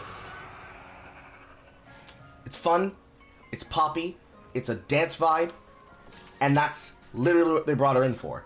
Because her fucking contribution was Dance the Night Away. And yet, despite Lizzo having possibly the best opportunity chance to be not just a person, but a character in the film, she was not. They instead left that to Dua Lipa to be the mermaid Barbie. You could have had Lizzo as the fucking black power feminist Barbie, but they did not. Instead, you brought in Harry Neff's ass. So, from both the Ken perspective, because this is where people would look and see Shurigatwa alongside all the other Ken characters, this would have been the best opportunity to make Lizzo's music bigger than her, at least. And they did not do that.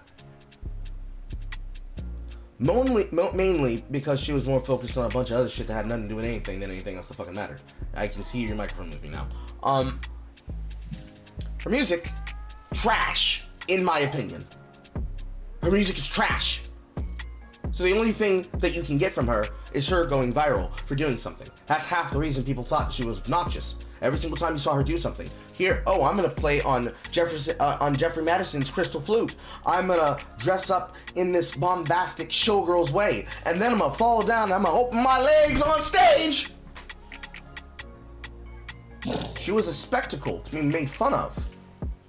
But of course, body positivity didn't matter for fuck. Now that she's losing weight, they're not going to look at her as an icon.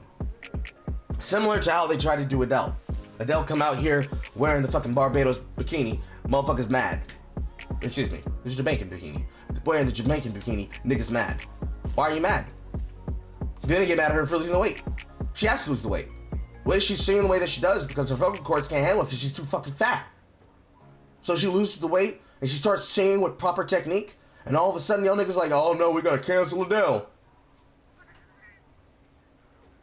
Because then off the back of that, then you get China, and because of Chechen China and Peggy and all those songs, niggas would basically flip-flop between them and the other fucking people.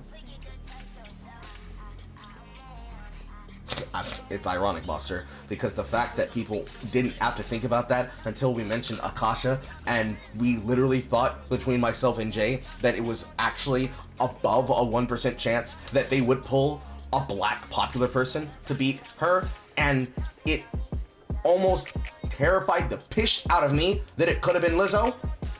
Then Jesus did that to fuck with me. Also, I did read your message. I'm gonna read it again, live. Nothing much, spreading some joy on this odd a whole day. Appreciate the small things in your life, folks. Good hunting and see you all around. Yes. Like, I'm happy that she's losing the weight, but at the same time, I wasn't listening to your music again with anyways. So like, nothing changed for me. Anyways, hello, you're Yapping with Carl. How are you, struggler? Hey, you didn't have to kick out Saf. I was just gonna hang out for a little bit. No, it's okay. I want to make sure that every person who calls in gets individual time to have a focused conversation. Fair. Been having a rough week, but yeah. So tell me about how apparently you're losing your job. All right. They caught me doing something I shouldn't have, and they got me dead to rights, and I'm just kind of waiting for the eventual axe to fall. So what is it that you were supposed to be doing? Dozing. I hadn't been sleeping lately. Okay. Mostly because I've been running shit for my brother, trying to find this new place.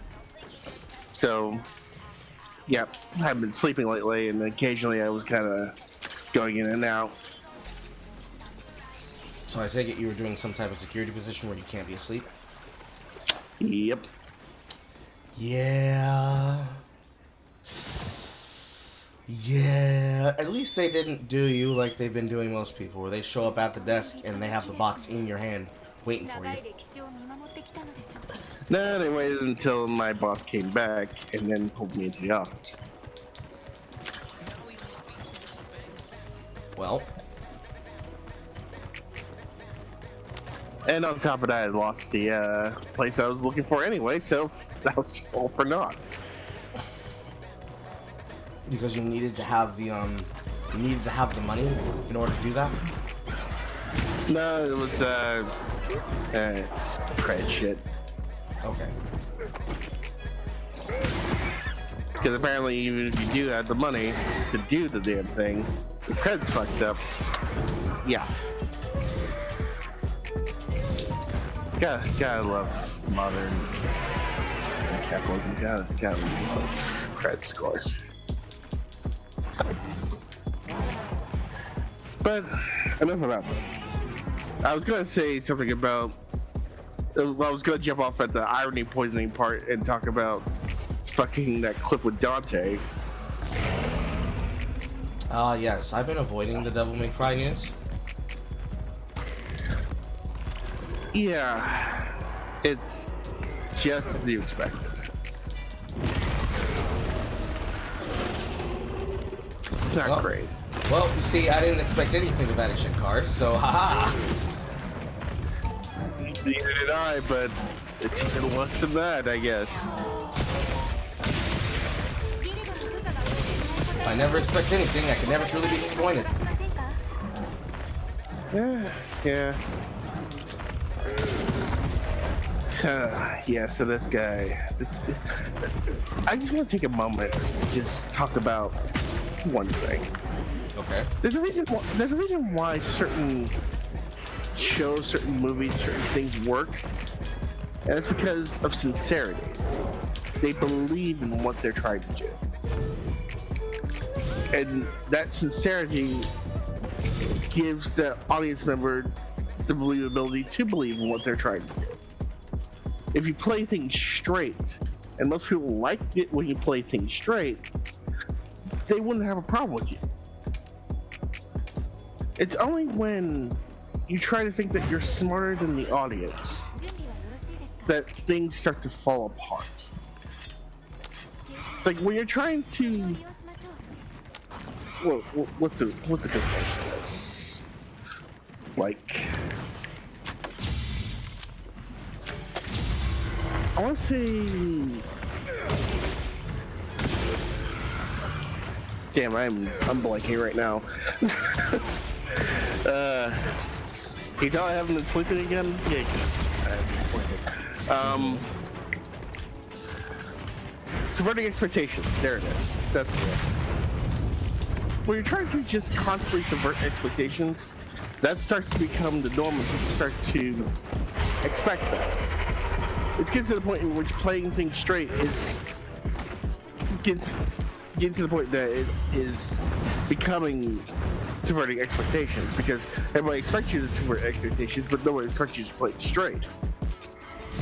And constantly having meta commentaries on one-liners in the middle of your show when you should just play it straight is just annoying the audience. Not to mention makes your character look lame and unconfident. It bugs me in millennial writing how many people just refuse to actually just play the trope. They want to be smarter than the audience, but that ends up failing when you don't exactly know what you're doing in that writing process.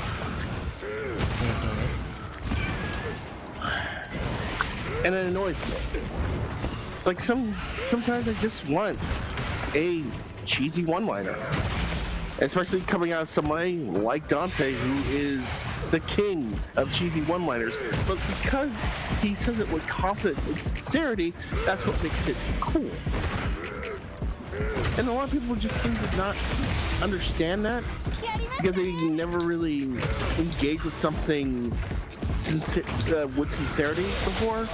It's always been irony poisoned ever since, like, I want to say at least 2010s when we started doing this shit. And I'm just sitting here going like, I understand why this is happening is because a lot of people first exposure to things is usually the irony poison version. It's usually the person making fun of the thing. They're like, oh, that's just a normal part of the thing, so let me just subvert that, and that just creates this spiral of irony poison bullshit, death spiral irony poison bullshit. It's the same thing with deconstruction, in which everyone's trying to deconstruct the deconstruction as opposed to engaging with the thing sincerely. And it's kind of the thing that annoys me as a writer.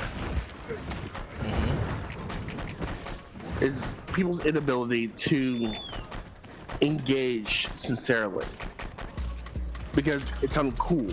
Because it's uncool to just have the hero be the hero. When I don't understand that line of thinking. Because I've actually engaged with things with sincerity, as I said before. I'm willing to allow heroes to be heroes. And I'm willing to allow people to be corny for the sake of them being confident and cool in that corniness.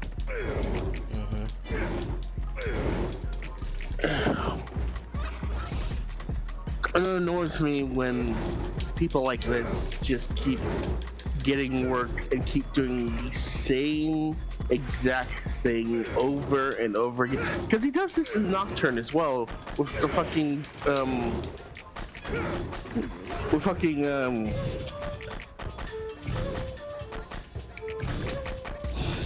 God, I have not been sleeping.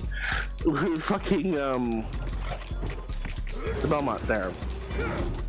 Name escapes me right now. Richter, thank you. I definitely have not been sleeping. I gotta get my mind back together. In which he talks to that one guy's like, oh, I was gonna say a witty one-liner, but fuck it. It's like, that's not what I came here for. I came here for die, monster. You don't belong in this world. That's what I'm here for.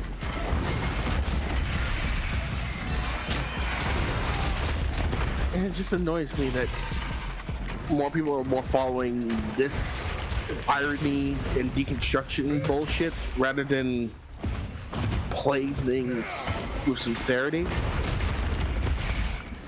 I miss it, bro. I really miss it.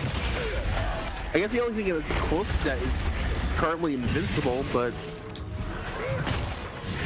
I feel as though that is more of a deconstruction in a way that is sincere. They're actively zigzagging tropes. Yeah, but still relatively sincere. You can tell that the people that made Invincible like those tropes. 1 second.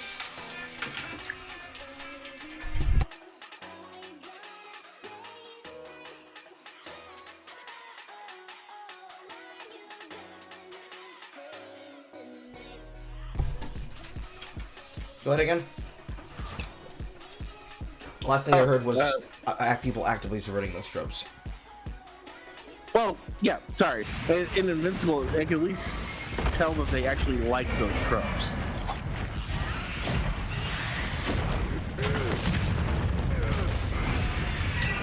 Like, they actually like heroes.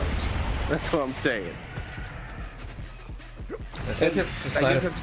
I think that Invincible and the way that it's going, although people would credit this to, well, it's because they have the showrunner that made the thing. I think it's more a reaction to what they have noticed because of them being involved with the boys. They have noticed that there are other, because they're both Amazon properties, they have noticed that this is not clicking anymore with the same group of people that they thought it would click with. And they are just going with what makes the easiest amount of money.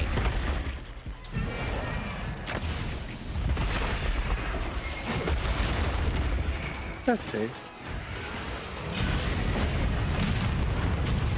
But what are your thoughts on like irony and deconstruction?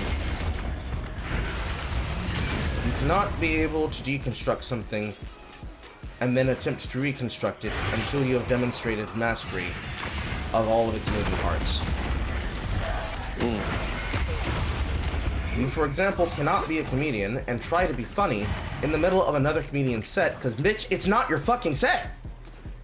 You didn't write it. Therefore, you don't know how to make my chicken. So, if you try to make my chicken, and you get it wrong, I'll make fun of you.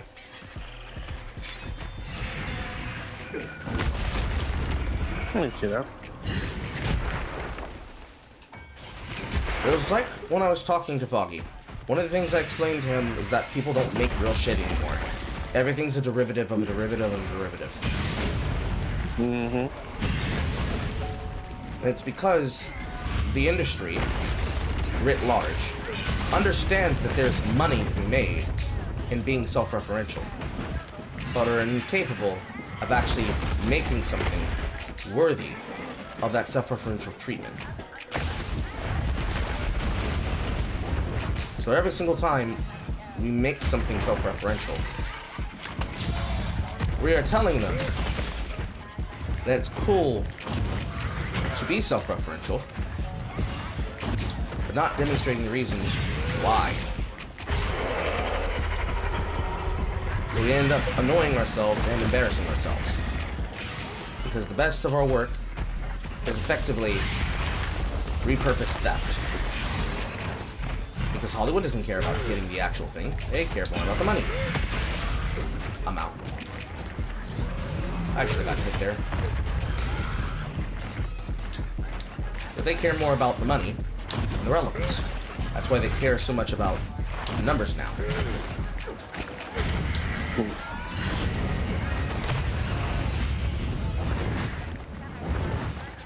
Well, there's that, and also, writers are just not writers. I mean,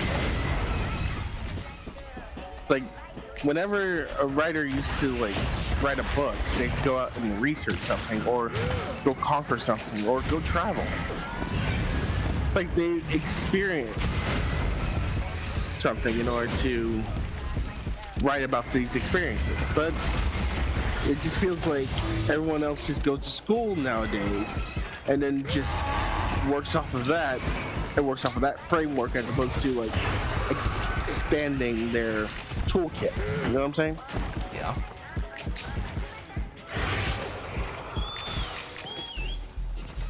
It's become very prevalent when everyone is doing basically the same thing. But it makes money, so no one really gives a shit. Even if it's bad, it's still made views, so money.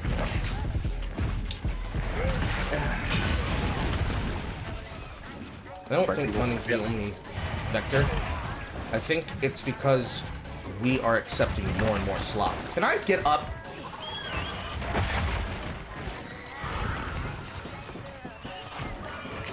Well, I like to think that I have more. I like to think that I have more standards than that, but I do exactly know what you mean. Like a lot of people that don't really give a shit are more accepting of slop. The type of people that just have it on in the background because it just means background noise for their bullshit. Those are just not paying attention, really, but they want to be a part of the thing. People are just not absorbing the media and just consuming it, I guess. Yes.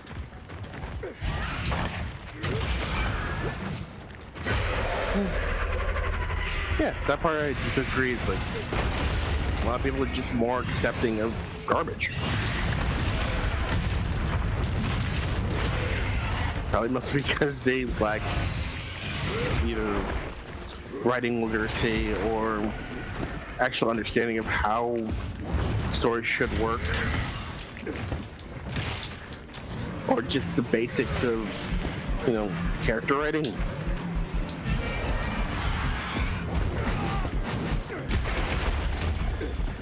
But if you tell them that, oh boy, they'll defend that to the fucking death. Like, what do you mean my taste is garbage? It's like, I'm not garbage, you're garbage. It's like, guys, you gotta raise your standards just a little. No, my taste is completely fine. You're the one that's nitpicking.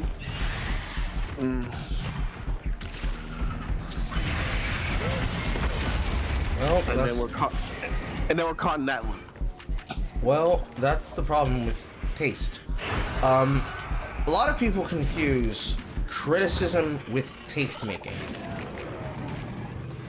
Criticism is not taste making, but taste making is criticism. I have to develop my taste in order for me to be able to be a pompy snoot. In order for you to know why it's important to be a pompy snoot, you actually need to have experience. I'm not gonna go to a non-sex haver for opinions on sex having. I'm not going to go to an opinion of a sex haver on questions of piety and faith. Unless we're talking about the most pious fucking whore of a nun in the goddamn monastery who used to be a born-again dick sucker. I'm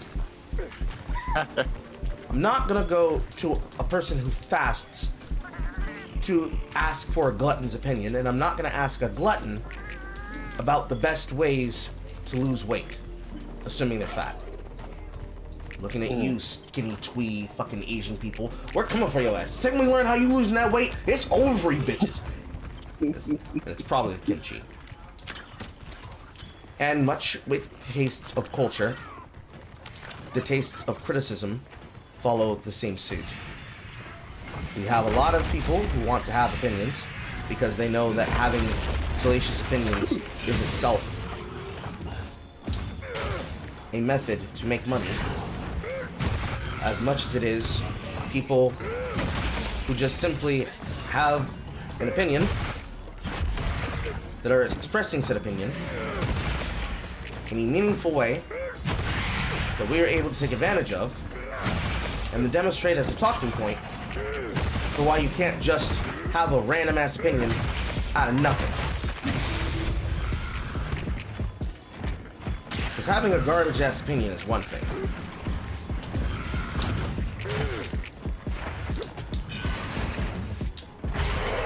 It's implying that your garbage ass opinion has to be fucking listened to.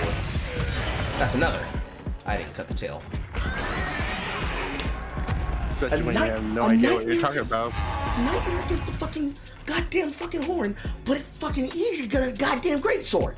Why didn't I use it in the color swap? Anyways, I'm gonna use one example that happened this week. A bunch of fucking non-anime fans came out and demonstrated they know nothing about anime by claiming that the melancholy of Haruhi Suzumiya is lol just a bait anime. These people are obviously fucking stupid.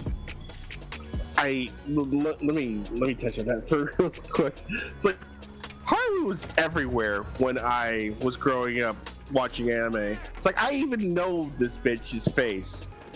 It's like so when these new people come up and say like it's fucking pedophile bait, I'm sitting there going like, what? That's not the one that you should be going after, bro. It just shows that you have no idea what you're talking about, and that annoys the shit out of me too. Because the problem of the day, in every situation, it's all taste making. People want to be called professionals. To be a professional, you need to make money doing it. Let's remove money from the factor. Because technically, anybody could make money. If you make $1 off of your opinion, you are effectively a professional. So we have to do a little bit more. What is a professional? What is not a professional? Everybody knows this bit. You know him. You love him. Are you actually doing the job?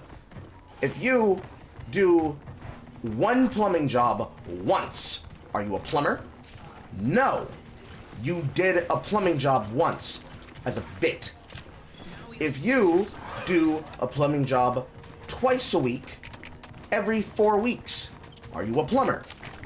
Not really. You just happen to be really handy with some pipes. And not what you did to Miss Johnson last Tuesday. If you do a plumbing job on call every day, every other hour, because you have nothing but time, you're either a contractor or you're a plumber. If you have 30 years experience doing a plumbing job to the point that you know the name of your tools without even looking at them just by feel and touch alone while you're underneath a sink, you are a plumber. A bunch of people who have absolutely no stake, no claim, no relevance, and no source on anything, in lots of things, but let's keep it brief on the subject matter of anime, want to come in and tell people who have been there for years, who have learned from the old fags, and have learned from the key of having to watch a show in 5 different moving parts with a shitty dub for an anime, and clips and pieces and parts in 144p, that something that is the quintessential cornerstone of meme culture is in fact bait. And in trying to call it bait, they demonstrate that they have no experience. Because even before it was an actual self-referential joke, to consistently be lazy and make the non-stop joke humor about the material in question and the people making the material in question, namely when people would, as a joke, try to flesh out the thoughts of their content. And the entire joke was they were gonna make fun and become self-referential and autistic and annoying about the work that they were consuming, which started with Little Rock Chicken. But of course, that's 80s humor and 80s relevant material being satired by a person who loves it. Therefore, that's the reason why they can satirize it. It was seen as a brand new bit. I can be self-referential by shitting on things? Because they have no love for the thing that they're doing. So, how do they know they're shitting on it? You can't say that you love a thing and then make it look like the most embarrassing prospect. How long do I have? 20 minutes? The most important prospect for you to benefit from. That's not how you promote things that you love. If that's how you promote things that you love, I'm sorry to tell you, you don't love things. So you have to accept the fact that a lot of those people, if they're not doing it for clout, they're literally incompetent. Their opinion is not worth even discussing. But then, when they become tastemakers. So Adi Shankar wants to figure himself a tastemaker. He wants to set the tone. People like Smash JT wants to be a tastemaker. He wants to set the tone on what he thinks a consumer should be involved in, and how much a consumer actually needs to know. Twitch users and loudmouth Twitch members want to be tastemakers that set the culture not just for a website, but for entire communities, despite only liking themselves and hating LSF. What do all of these people have in common? They have opinions. Doesn't mean that their opinions are right. Doesn't mean their opinions are wrong. But it now means that we have to sample them. And much like a tastemaker at a restaurant, in order to sample something, you need to have eaten a lot. You need to not just eat a lot of trash, you need to eat a lot of kino.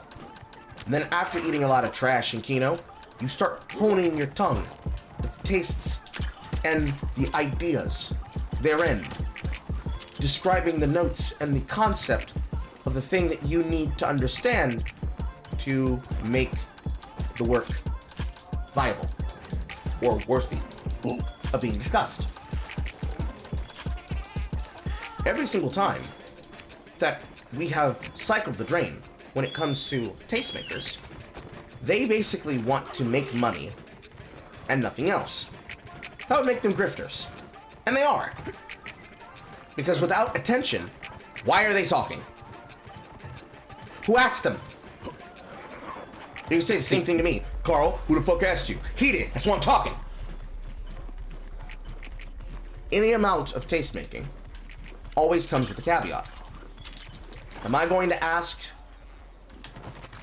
a private in the military about formation tactics when I'm playing a war game or when I'm in theater combat? No. I'm going to the person with the most experience in that situation. And this is where they get you. Random card.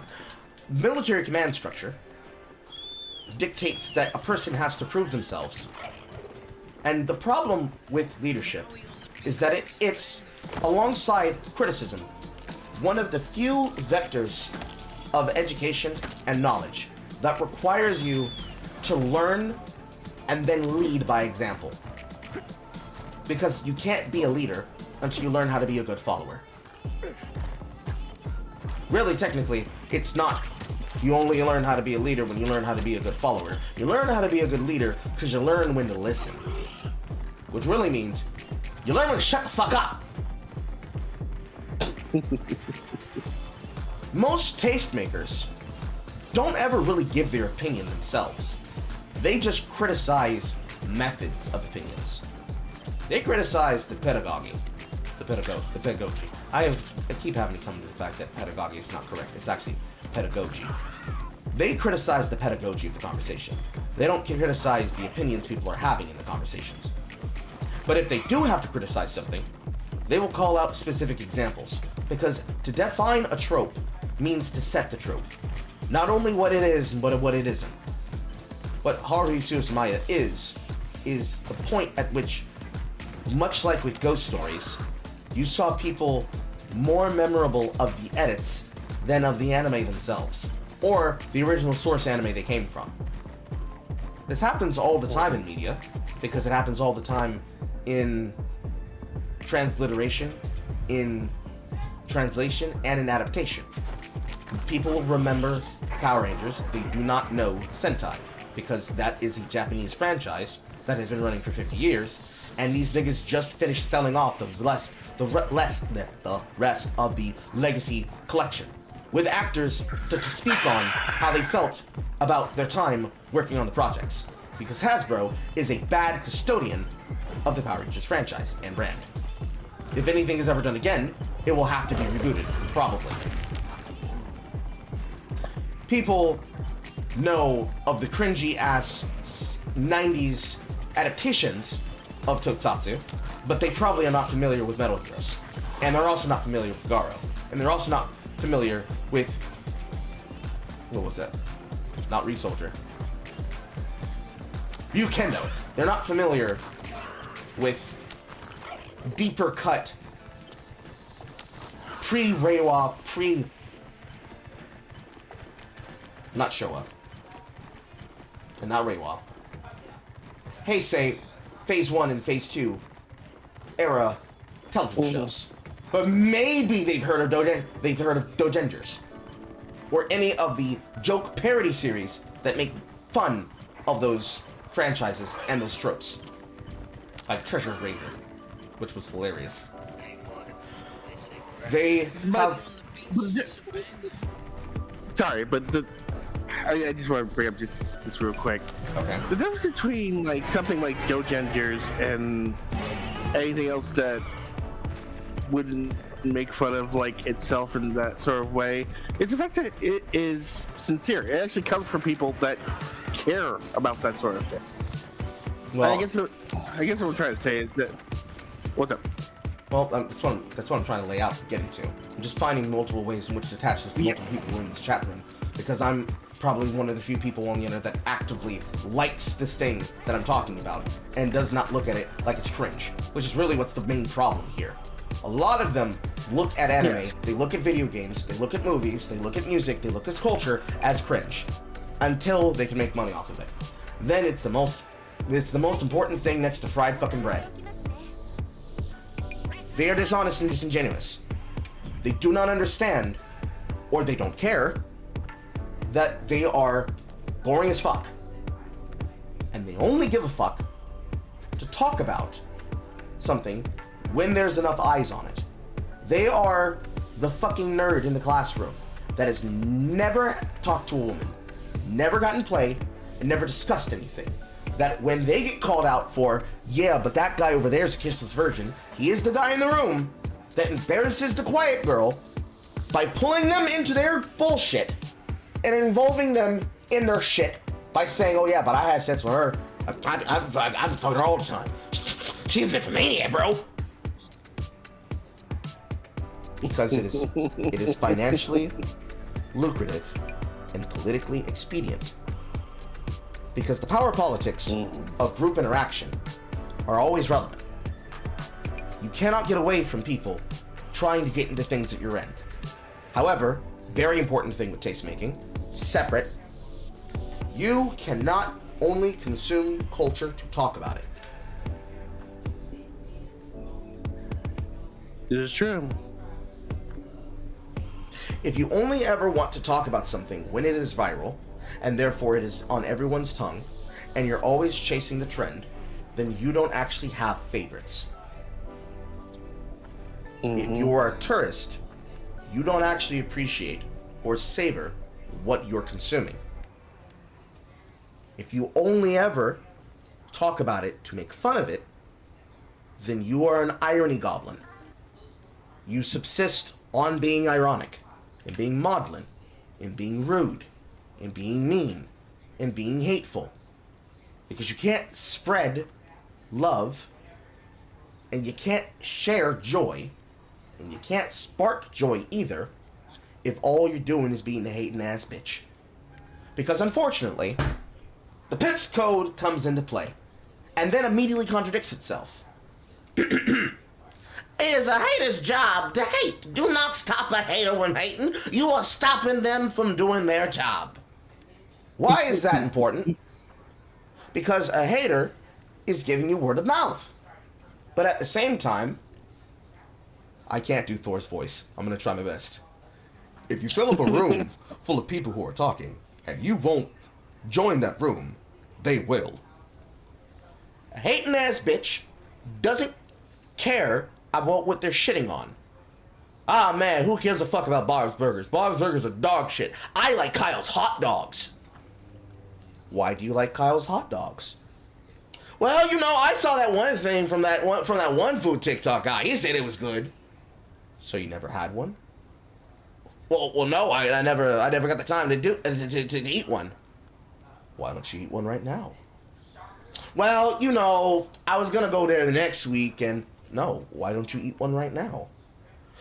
Well, like, I don't usually like hot dogs, so why are you shitting on Bob's Burgers? Well, I just heard that they weren't all that great. Have you ever had one? No? So shut your bitch ass the fuck up.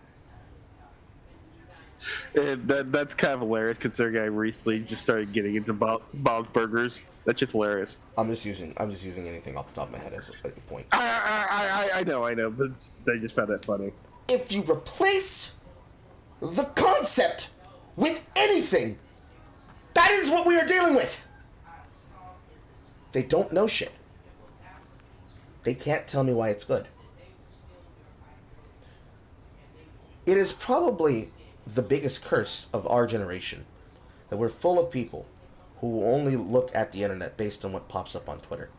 Because Twitter is the only place where we've seen people, at least on a federated platform rather than a non-federated platform, talk about whatever comes up in the zeitgeist rather than what's important and relevant to them. So you have multiple lines of thought, all communicating at the same time, all on a level of the haves and have-nots. We have evolved past the point where now in Elon Musk's era of running Twitter, the platform formerly known as Twitter, under the platform X, as the Everything app, where the celebrities no longer have the ability to separate themselves from the yolk of the folk, and now when they talk to people, they actually have a serious chance of being told to fuck off by somebody with an ultra ego Vegeta profile picture. which then makes him feel that anonymity is no longer important because I want to sue that guy who made fun of me with a Vegeta profile picture. But the problem is now, anonymity is not necessary or is undesired, not because of op security, but specifically because, well, I want to know why the fuck you said that. Who are you? What's your opinion? Can I find out what it is? Because now we have to vet. We have to vet opinions. Because if you're going to be a tastemaker, are you saying what you're saying for the vested interest of enriching yourself? Before I finish that sentence. Before I go to sleep, Carl, I got something better. How about people who claim the infinite knowledge of the pop culture only through TV tropes? I was on the trail road to get there. Don't you fucking worry. I'm on the road to get there. Because that's the media literacy understanders. Oh, yeah. Love those people. When I investigate a person's take, every single time I question them, especially on Twitter, you can go far back as, I guess now 3 weeks back, with that one fucking retard of a guy, and him trying to talk shit about Naughty Dog and Amy Hennig, and the same sentence claiming that all the sins of all these companies and all these writers groups and all these developers is the sins of male feminists and feminists, rather than recognizing actual talent where it exists. I could fucking care less about their political aspirations. What they wrote on the page is a fire. Specifically, the best. Take a 10. I mean, there is times in which I've disagreed with Amy Hennig politically, but I'm not gonna sit here and say that her writing isn't fire.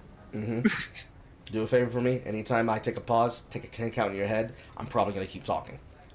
You can go as far back as on my channel, the posted video of, is it Holding Space, Taking Space? The one that I did where I was basically doing digital puppetry with the conversation about Balatro between myself and Tyrant Retard, which is to say Wolfman Jack, and that fucking idiot that just came out of nowhere because he really wanted to use indie games to shit on the Game Awards because he didn't have anything else to attach himself to, because he didn't love Balatro, he hated the Game Awards. And then when I asked him in that list, hey, what do you actually play?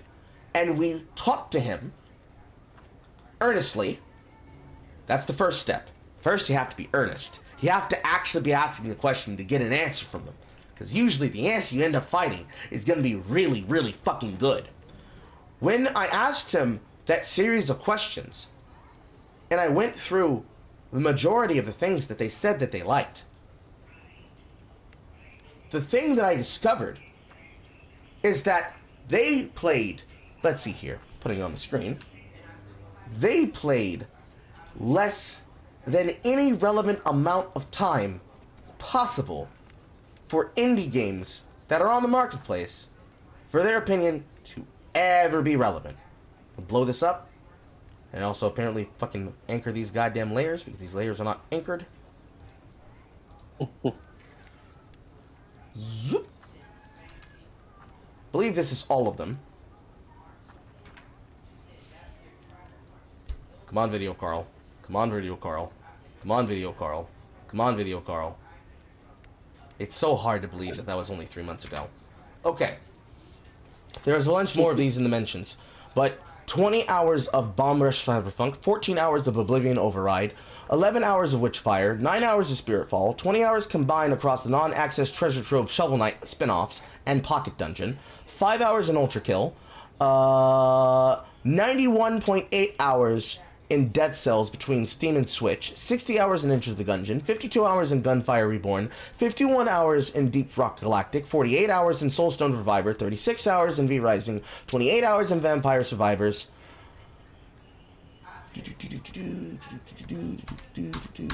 Do I scroll? Yes, I do. 4 hours in Mad Shot, 90 hours of Darkest Dungeon on Switch, 5 of which were modded.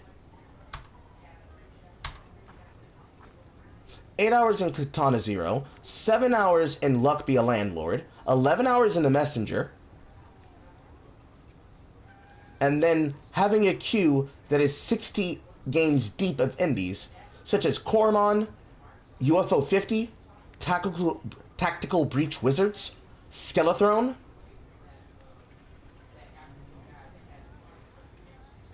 and the longest playtime on almost all indie games are always sub 100 hours. Since I move on from stuff a lot because it specifically is a time wormhole game, such as multiple thousand hours of MMOs and Monster Hunter over the years. In context of why both myself and him were criticizing him, as you will find out if you watch the video. If you haven't watched the video, watch the video. This individual tried to be a tastemaker and tried to say, Balattro's dog shit. Why are you guys glazing this? There are other games that are better than it. Why are you acting like we've never had a game like this before? When quite frankly, this game was a quintessential video game that needed to be played and has to be played in order for you to understand why it's good. Now, simplifying it down the way that Sam Hyde tried to do for Nick on Nick and Sam's Perfect Clips. Yes, number go up. It is an incremental game. Yes, number go doot. It is indeed an autism game, if you just want to sit there and listen to the sound of your score increase. But it is ultimately a strategy game, as much as it is a roguelike deck builder. If you have taste for the kinds of games you play, much like myself and Tyrant Retard did in that conversation, you know that there is a bunch of fucking vaporware trash on Steam in terms of roguelike deck builders. It is probably the vaporware trash genre, because it's easy to make a dick builder. Come one, come all. Come to Paradise Falls and join in the first Build-A-Bear Workshop experiment. Build a dick! Build your perfect man and take home your best real sex doll. And for the guys, we've got ones for the ladies, too. Anyways. Also ones for the bros. It's the same thing. It's just you put a bulge there instead of putting a vagina there. It's like squish balls. You just put on just the stress balls on the end, and then you can choose your gate. Anyways.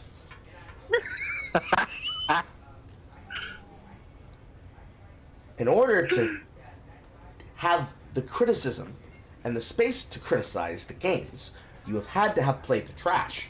And then you have to recognize most of the trash in order to recognize what's actually good.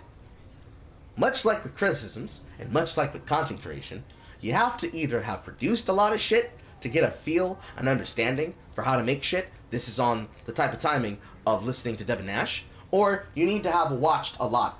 And it's a lot easier for people to watch than it is for them to consume. It's much easier to watch a content creator than it is to actually be a content creator. Because if anything was content, yay, horror killed the octocookie. If anything's content, and therefore anything can be slop, then every tastemaker in existence is a slop content creator. But does it sound right to say that Siskel and Ebert are slop? No. Obviously, they were probably some of the best critics of our time in terms of cinephiles. Whether or not you want to say that EFAP is the replacement in terms of cinephiles, because we certainly can't trust I Hate Everything and fucking Your Movie Sucks and the third guy from that film cast, it is really hard to say that any particular fucking YouTuber who happens to be in the niche of making reviews about films or correcting the mistakes made by slop commentary channels, such as CinemaSins, when they used to actually do their real job and didn't just try to pad out the fucking runtime for ads to play on their clickbait, and then bringing it back around, and confounding their fucking irony-poisoned jokes with the exact same energy and weight as a real critical cynicism. Oh, yes, that's right. It was Ralph the Movie Maker. Would you trust Red Letter Media? I would trust them concerning the type of shit that they make. What does Red Letter Media make? They make topical videos on the latest film in Half in the Bag, and every other program is basically some spin of the best of the worst. Plus or minus whenever Macaulay Culkin happens to be in studio. So they watch a lot of trash and they review a lot of the sludge that comes from the mainstream industry. And they will also watch up-and-comers that are foreseen. They are trustable. That doesn't mean that I would outright trust them. I would do the exact same thing to Cinema Massacre, by the way, and Nostalgia Critic, and myself. Because the entire thing about a tastemaker is that they are just one extra opinion. The ultimate critic who decides what goes in your mouth is you. If you have no taste, then a tastemaker is just a suggestion. It is not the definitive rule. But that's over things which can be subjective. We're looking for objective. Perfectly objective. This is dog shit. This is good. Ultimately, in art, that can never exist. Right? Now, if we separate actual, meaningful products that are the result of multiple people, and we go as far down as you can, that gets to the individual. And certainly, not every YouTuber and not every YouTube channel is ran by a single person. Most of them are the product and effort of multiple people. Even something like a video essay channel, assuming that they also have workers underneath them. Technically, there was a point in time in which I was that, but I do not have the ability to afford doing that right now until this little money engine of mine produces. And what you out as you refine that perspective is that what you start noticing is that all the people who have dog shit opinions are always defending other people's dog shit opinions. And the reason they defend their dog shit opinions is because they have no other reference point to continue and to reach off of. Now, I don't blame the people who have absolutely no involvement to this, because they're just simply taking in the information, writing it down, and then asking, well, is this good? Is this good? Is this good? Aqua, I'm using you as the example of those people. Carl, is this a good example? Carl, is this a good example? Carl, is this a good example? More than likely, I could go on for 10 minutes on each, because I refine down. But I also, as many of you notice, I'm very short with giving responses. Because I usually don't go back and forth with the debate, because I have the opinions to give, but that I yap, as you clearly can tell. But sometimes there's no need to yap. It's like asking me, hey Carl, why are you choosing to do what you did? More than likely, if you'll use your eyes, you'll find out. But you know, at the same time, Mr. Streamer, why are you being so aggressive when somebody asks a question? Let's spin the wheel. Let's use the example literally from earlier. But let's just say that that person who was asking me was being a lot more obnoxious. Mr. Streamer, why are you using Heartbreaker? Well, I'm using a weapon type that happens to be really good at punishing people when I hit them with the hunting horn. Mr. Streamer, why don't you use the other weapons? Why aren't you using longsword? Don't you understand that using this one technique, the longsword, is like super epic giga broken? I'm not playing that character. I'm not playing that weapon. I don't care. Do what you love. But Mr. Streamer! Eventually, you get to the point where really, tastemakers are like the ultimate meta of the most annoying person in existence. They're the embodiment of the energy of the one guy who is desperate to tell you about some inane factoid that is a non-factor in the situation you're discussing.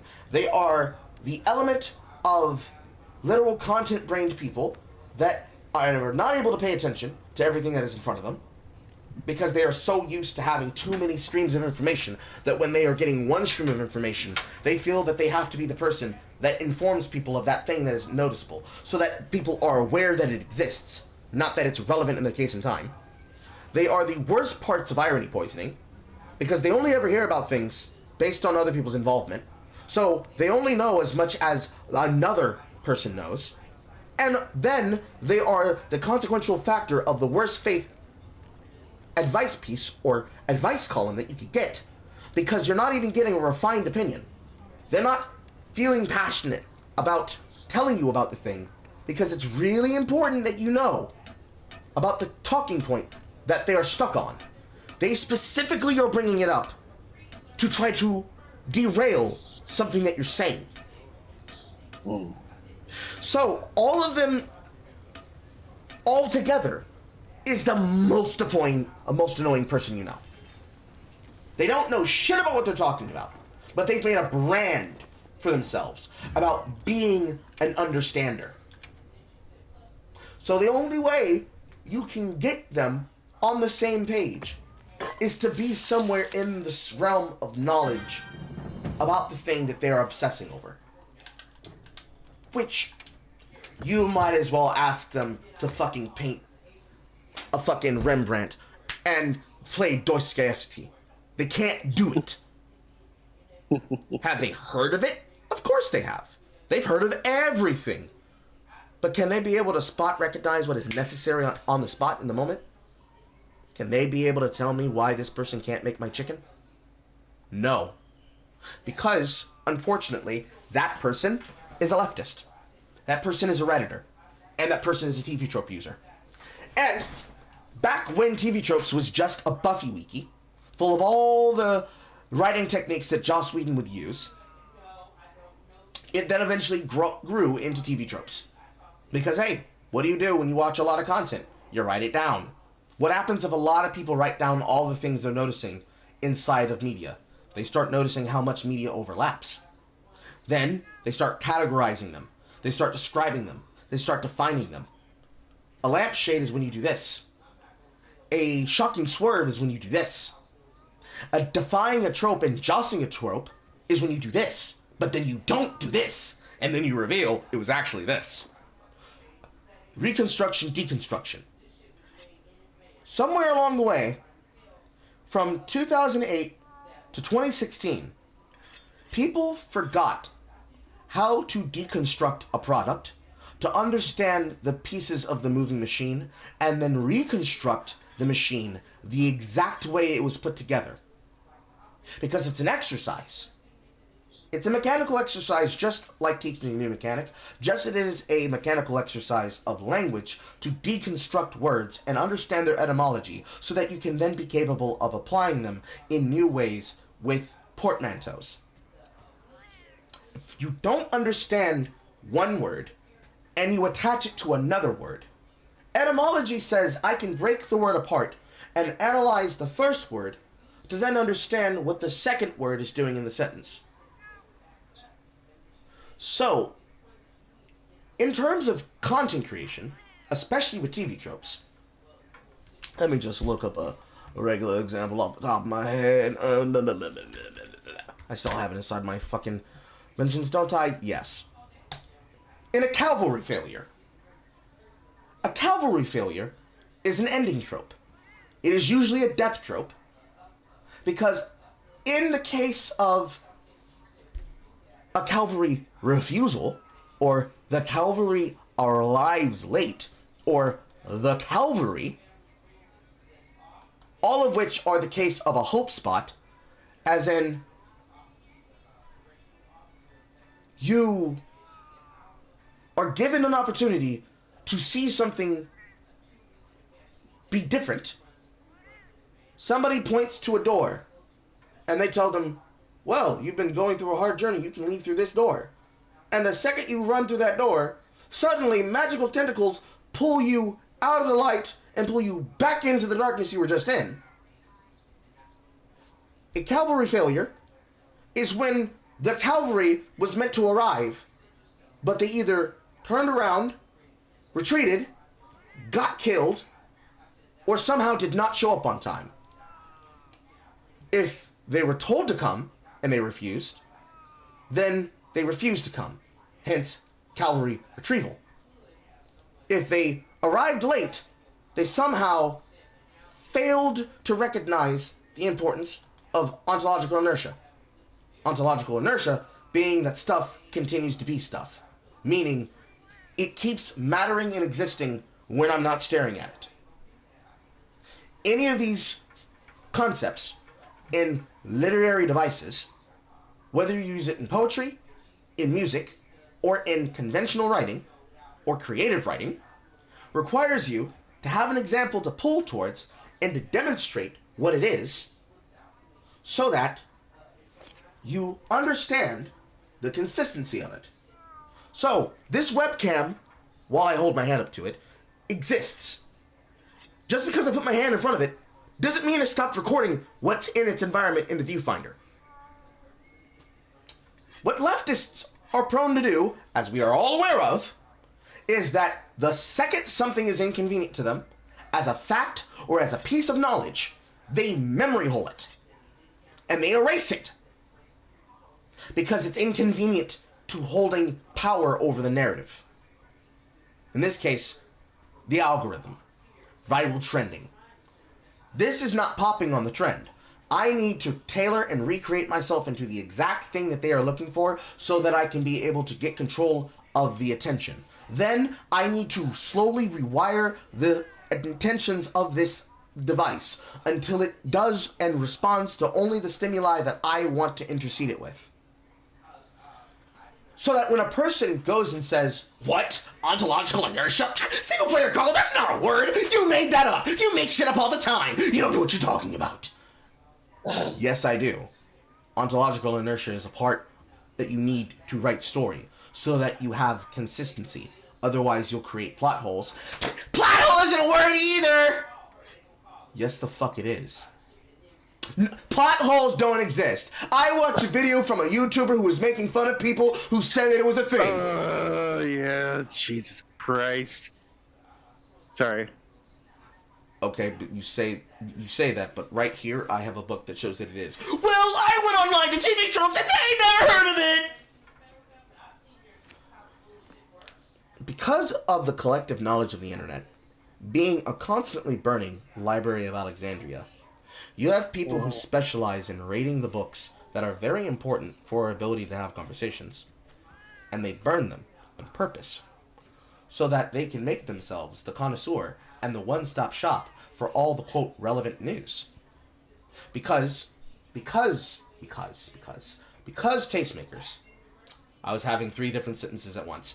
Because tastemakers are basically de facto reporters over the topic in which they are concerned with. If someone like Gordon Ramsay has never heard of a dish, it must be because that is a particular dish that he has ever never encountered before, or is one that was just invented. That doesn't mean that it's bad and therefore he only doesn't know about it because it's not even worth talking about because he never even looked into it and its merits. Because that's stupid. Why would a professional celebrity chef not look into new trends and ways of making food? But at the same time, a chef is just a very learned scholar who has applied his knowledge to cooking. Most chefs are not going to learn every single fucking cuisine in the world. They're going to pick a type and they're going to specialize on it. And they're going to go to the masters of that group. Imagine you walk into an Italian bistro and you ask for a dish with pasta with steak tips, and that fucking chef told you, pasta? Nigga, we don't do pasta in this house! Your mind would not be able to handle the stress.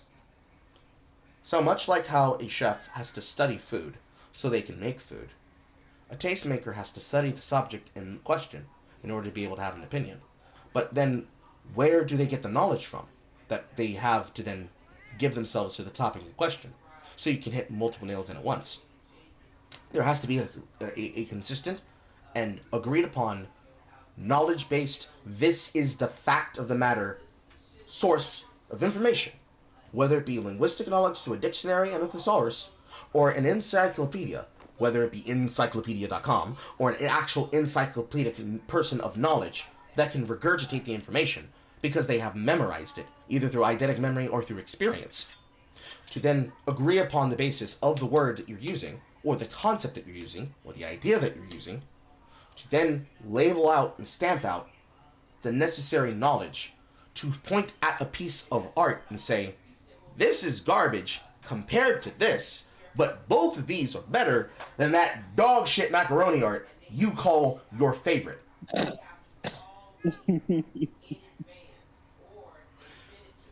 Because TV tropes is populated by people that, over the few years that the site has existed, have actively hijacked it to make their own version of ARGs, make their own version of play-by-posts, make their own interactions amongst these groups of people. The onus is on those group members to stamp for community, and the community that leftists build are based on wishy-washy purity spiral values. So there have been things that have been erased or things that have just outright been not covered and not discussed because they don't want to give air to them. Because they specialize in burying things. When you bury something, wrestling fans know what I'm talking about, you don't talk about it at all. Now, most of these people who call themselves tastemakers, if they are a recent hoodweeb, they're probably a leftist and they might be transgender. What do hoodweebs and transgender autocrats have in common? They don't talk about things unless they're popular. Because they don't have opinions and they don't have tastes. Which means they don't have personal favorites. They have comfy vibes. Remember our boy, Dinosaur Dan, from Pillboy's video. Alongside, what was her name? Zoe? Shay? Her name is Zoe now. Alongside Dinosaur Dan and his love of dinosaurs in the alternate timeline where he becomes a professional FGC player and he is hitting them with a business card full of dinosaur facts as he hits the fucking finisher on them. And he's like, that was a really good match. Here's a card with a fact and I'll just take a source down. I don't know why I turned him into Mike Tyson in my memory. Dinosaur Dan will tell you about something that you probably didn't know about. But unfortunately, in this timeline, he was bullied, and he just became another nigga. I remember when we would play non-stop Melee in 2K, and that was our 7th inning. Meanwhile, what is this girl talking about? I like Sailor Moon. I like Harvest Moon. I really enjoy Kingdom Hearts. It's less about a culture and more about a vibe. Because that is inherently tourist, a tourist is only interested in the shit that they heard about that was good. But they didn't ask the people who came from the culture. They asked the people around themselves. All those people are getting the same information from leftists. Mm-hmm. Because they don't like having conversations with the other side. You're not supposed to talk to the enemy. They're evil and they're Nazis and they're bigots and they rape kids. Maybe, probably. You don't know, but you heard from a guy who's a fan of H. Bomber Guy who made fun of people that that's the case. Why investigate it? It's not even necessary to talk about. But at the same time, nobody knows and nobody cares and nobody wants to care, so don't discuss it. You saw a lot of this the other day from the Versus chat, where Leadhead explicitly said, I don't care about these shitty chuds talking about me. Why do you keep talking about them? You shouldn't look at them. I still hate everything that she ever said, man. Yes. Yes. There will be more, unfortunately. There are several more videos to go through in that playlist. Great. The mine down. Mining down meaning that getting to the root of this. Going through the layers. Once you mine down, what you eventually hit here is that they don't want to talk about and document information so that in the possibility that someone presents the null hypothesis, they bring up the information that a person is ignoring. Such as, we need to go green. We need to be able to do environmentalism. We're killing the planet. Why haven't we started doing nuclear yet? Don't you know? This guy! Bro doesn't understand nuclear. He doesn't understand that we're killing the planet every time we use nuclear. It's literally more effective. Don't you know what kind of damage that does to the planet? We're doing more damage by doing wind and solar. If we were to change over right now, it's the landman speech, guys. If we were to change over right now to petroleum, we would be behind by 50 years until we were able to finally get everything to go green. It would still not be sustainable, and we'd still be destroying ourselves off this industry, because everything that is petroleum and oil and crude is inside of all of the products that we use. Over 99.8% of most products that we have feature some type of this oils and plastics. Eventually, they will not be able to answer your question because they don't question the science. Anybody remembers that funny phrase? They don't remember, they don't care for it, and they don't question the science. They were told what is the popular talking point and opinion. And therefore, whatever is necessary to keep power over the conversation and over the direction of the conversation is the information that will be remembered and be referenced. A perfect example of this is just listening to a Raffle Light video of a high score run. Because his sense of humor is similar to a lot of our sense of humors, which is familiar to my sense of humor. The only difference is that what he does out of sarcasm and annoyance, I do out of earnest. Because I do care about learning the information. But if it's not relevant to the situation, assuming that you've consumed enough of my content, you should be capable of picking up on things. Hence, you being good at single-player Carl. If you're good at noticing things, you notice trends, and you notice patterns. Pattern recognition is very necessary to have a conversation about this shit. Because if you can't notice patterns, then you are literally in that zeitgeist, like a guppy swimming upstream. You're just going off instincts. You don't know if it's right. You're just saying what feels good and what it feels like in the situation. Smash JT is about to get shit on. What it feels like when you say that everything is woke is actually, you just know that most of the time the industry produces something that is garbage because it's political diatribe, because they can't tell the difference between Metal Gear Solid Revengeance, and a joke about Snake, much like how they cannot tell the difference between Bioshock, Metal Gear Solid, and somebody doing a Family Guy skit where they dressed up a horse in an orange wig and called it the Drumpler. They don't get necessary connotations, and they also don't understand tones or sarcasm, but they understand when they're being made fun of, and they understand how to make fun of people. If it ever is outside of this very narrow niche of their knowledge, then they literally have nothing to say. So the only way in which they can replace the idea of being right is with the tone of sounding right. So if you say something confidently and you're 100% wrong, but you sell the lie as though it is true, and then you repeat it enough times, then you can convince anybody that something is not important and relevant. We see this shit all the time with the Hassan method. The H-A-S-A-N method. Much like the Destiny method. Referring to information that you want, having self-circling referential memes and jokes that act as thought-terminating cliches to stop further debate and discussion, outright top-down control of the culture, to where if you are a tall poppy and you stick out, you will be cut and shut down, meaning that you will be banned from his audience. And then reinforcement of the narrative by having repeating talking points from other figures that are similarly in your size or similarly in your orbit to confirm the bias information of your information as true. There are multiple cycles that exist for this. All the fucking time. No, it's not pre-recorded, Cameron. I'm just not going to react to chat when I'm on a point. Then I get distracted. Then I lose my train of thought. I can't react to every single piece of integer unless it's in the conversation. You cycle the idea enough times that you notice the pattern and you can make some basic predictions. You make those basic predictions about the concept, and then eventually you start noticing the pattern everywhere. Pretty much every single thing I just said can be applied to every single fucking case where someone is irony poisoned and is repeating the talking points of someone else. Probably because they are making money off of it. Video games, that's Smash JT and this fucking cycle around. Should a person who wants to call themselves a video game journalist actually be capable of playing video games and understanding them? The answer is yes. Because your job is to tell me about what's in the video game. I don't necessarily need to go to you about whether or not your opinion is right or not. I just need to know what's in the game. Smash JT is making reports on games that he's taking reporting from other people from. So he's not writing his own pieces. He's just plagiarizing and then rewriting them in his words. Which, no, that's not writing them. That is... There's a certain word I'm looking for here. I can't remember what it is because I'm talking about high thought concepts. Shorthand for plagiarizing, but not plagiarizing. He is just taking someone else's work.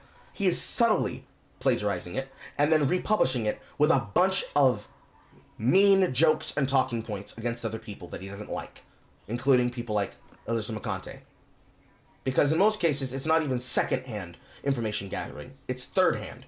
Because the game journalist got it from the source. That's first to second.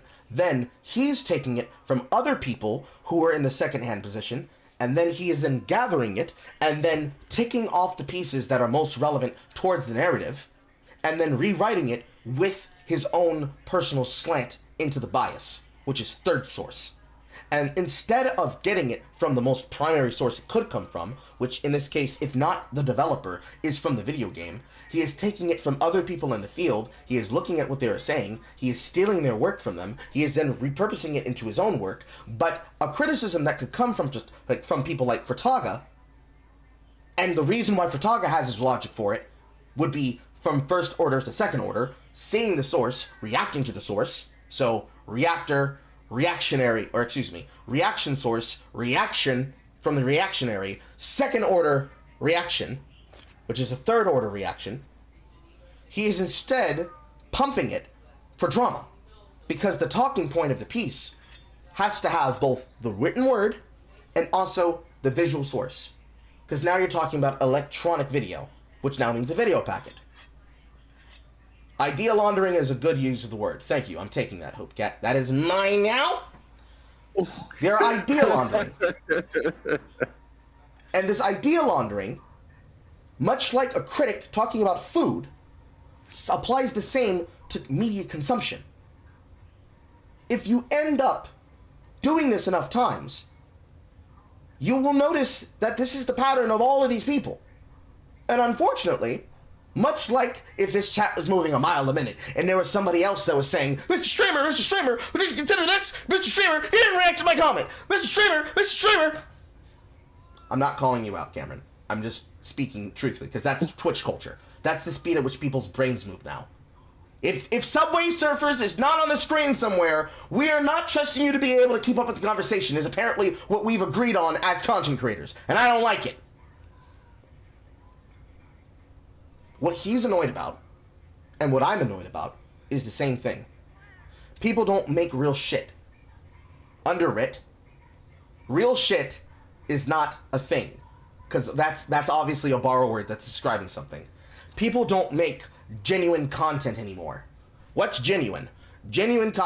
I'm bringing up Obsidian.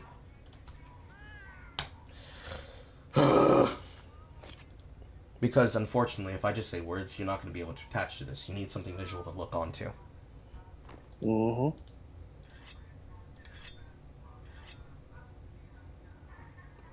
Hello, Obsidian? Hello? There it is. Okay. New drawing. I can actually define this easy with lines, because we're talking about scales. Because technically, we're talking about orders of magnitude and orders of importance. So, if we're dealing with somebody who's doing idea laundering, let's use green. No, not use green, because that would then catch on the fucking thing. Let's use pink. This pink line is the original idea.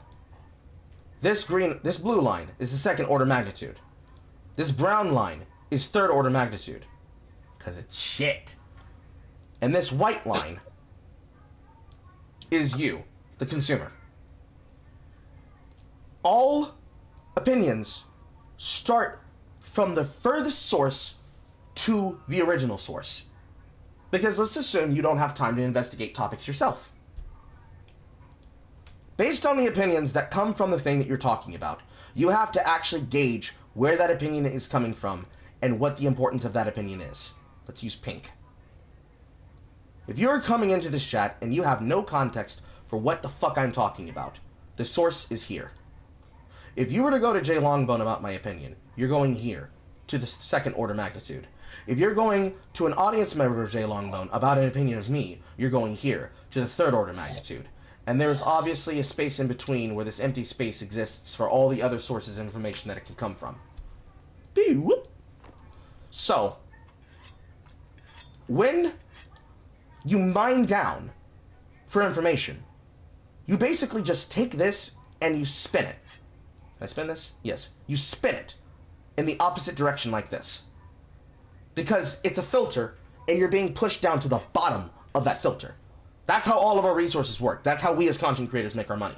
We're trying to keep you in the filter and cycle of the material of our content. You might have started by first seeing me by doing communication with somebody else. And then you looked into my work and became more interested. And then as you go down the spiral, this is not the biggest of the screen. It's because the crop filter's still on. When you get to the point where you are now at the original source the most primal Carl that you can receive, you are now here at that circle. Right here. So, he wants people to stop being irony poison goblins because they are incapable of being legitimate and in being sincere. Because all irony poisoning is somebody constantly speaking maudlin and constantly speaking idiosyncratically and sardonically. These are words that can be considered as synonyms of sarcastic. If everyone is sarcastic all the time with no breaks, then how the fuck can you find real shit? Because technically, that's a bar from Kanye. Does anybody make real shit anymore? I could ask, but I'm not sure. The next bar in that line is bow to the legends of greatness. I could be on about my lateness. But if real shit is genuine, if the primary Carl is here, and the secondary Carl is here, and the tertiary Carl is here, and the quaternary to the quintenary to the sextuplinary to the nth degree to the order of magnitude of Carl is here, if you are a normal viewer who has never seen me talk, you want to know what is the quintessential Carl? Pre-crisis Kanye. Pre-crisis Kanye. If you want to understand the basis of the idea, you have to be able to mine down. So, does anybody make real shit anymore? I don't know. I'm gonna ask him. Hey, what does Carl mean when he says real shit? Carl's just a spurg. He just talks too goddamn much. He just rambles, bro. He doesn't have any point. Actually, no. He has explained multiple times what real shit is. He is tired of people being completely unserious about the way that they do content. Why the fuck did my arrow go over there? He's tired of people being completely inconsistent about content and constantly claiming that they have the quintessential source of information when they can't be able to show me a single thing. Yep, that's right, viewer number 667. Exactly. Bone Swagger Dick Man knows exactly what the fuck I'm talking about.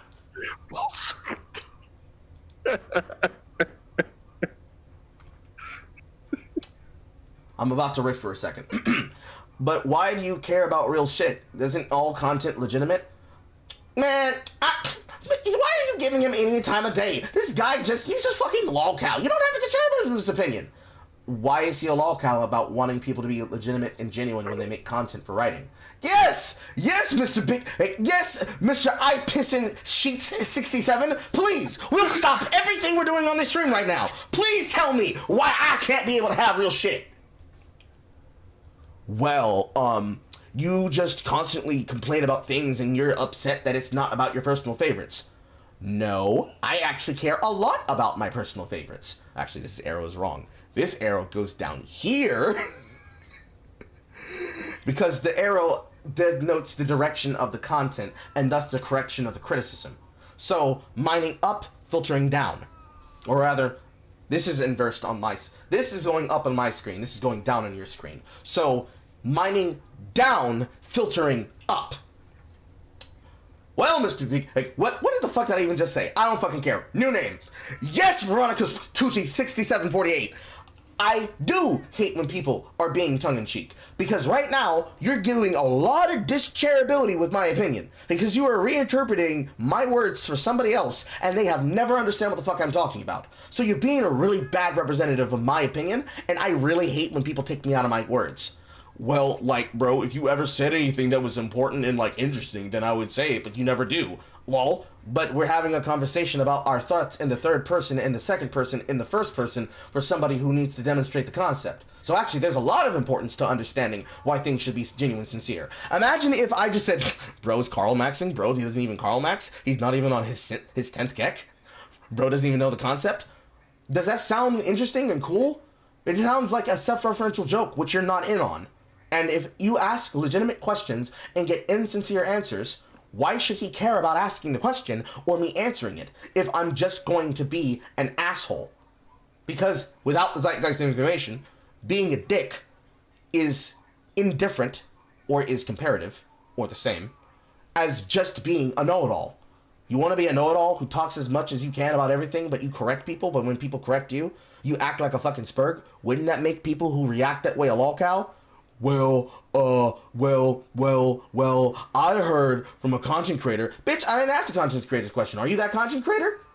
Tell me your opinion.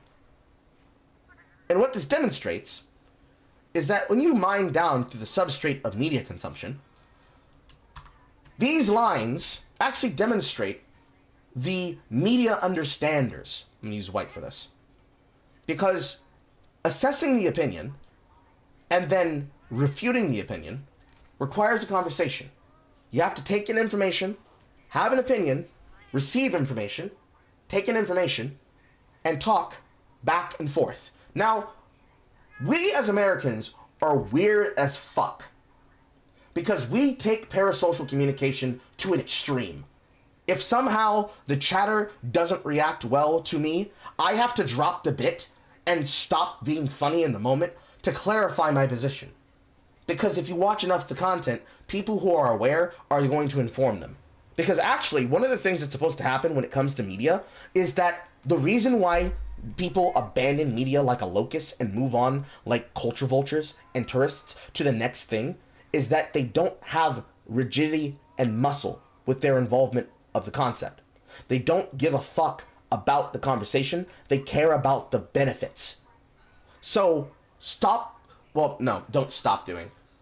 When you consume media, do not look at media as a restaurant where you consume the content that you pay for. Look at it as a soup kitchen. And every single franchise and intellectual property is a brand of soup kitchen. When people consume that media, they're trying to get as much free shit as possible. Free is relative, because there's always a cost. The base cost is time. The overwhelming cost is more time. So it takes more time to consume an entire franchise of work than it does to consume a single episode. But it is less time than consuming a full season, but it is not as much time as consuming the full content. So let's say I open a store that sells Sailor Moon. I sell every single variation of content that features Sailor Moon. Every single time a person makes a purchase, they have the ability to start with Pretty Solar Sailor Moon, any of the additional seasons of Pretty Solar Sailor Moon. They could go to the American DIC version of Sailor Moon, which is the localized version. They could then go to the Crunchyroll version of Sailor Moon Crystal. They could go to the Japanese Raw of Sailor Moon Crystal. And from whatever level they're engaging from, because culture comes into play here, but let's make culture a non-factor, or we'll be here talking even longer than he probably intended. There are two factors that are in play, which can be defined as a green line under the pink. This represents sincerity. This represents the content. The way that most people consume content, described by the brown, is they do this. This is an asymptote.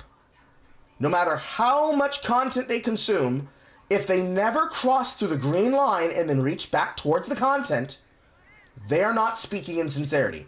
I know, I can flip the image. This works either fucking way. Because an asymptote is just a line. This goes upwards and downwards. Up is the direction in the form of the producer, down is the direction of the person of the consumer. But this works either fucking way. The point is, if it's not passing through the lines of the content, and then does not pass through a line of sincerity, the person is being idiosyncratic. The reason why we can't find people making real shit is because the faster you loop, brown lines. The reason why we can't find people who are doing a full line is look at what happens when I do a full loop compared to a little loop. Do you see how quickly the arrow comes back? This is why he's upset. There are multiple layers. The pink line now represents Devil May Cry. There are multiple layers of content. people are not piercing layers of the content and then wrapping around to sincerity. Because technically, this line can begin at any of these white arrows. Let's say you entered in, let's say these lines now represent Devil May Cry. Let's see, actually I need more lines. Devil May Cry 1, Devil May Cry 2, Devil May Cry 3, Devil May Cry 4, Devil May Cry 5. This represents... Nope, not this line. This line represents Devil May Cry... No, that's actually a little bit closer. That's right here, between 3 and 4. This now represents Devil May Cry the anime. This represents Devil May Cry Netflix. What people are doing is they are meeting the content where they are.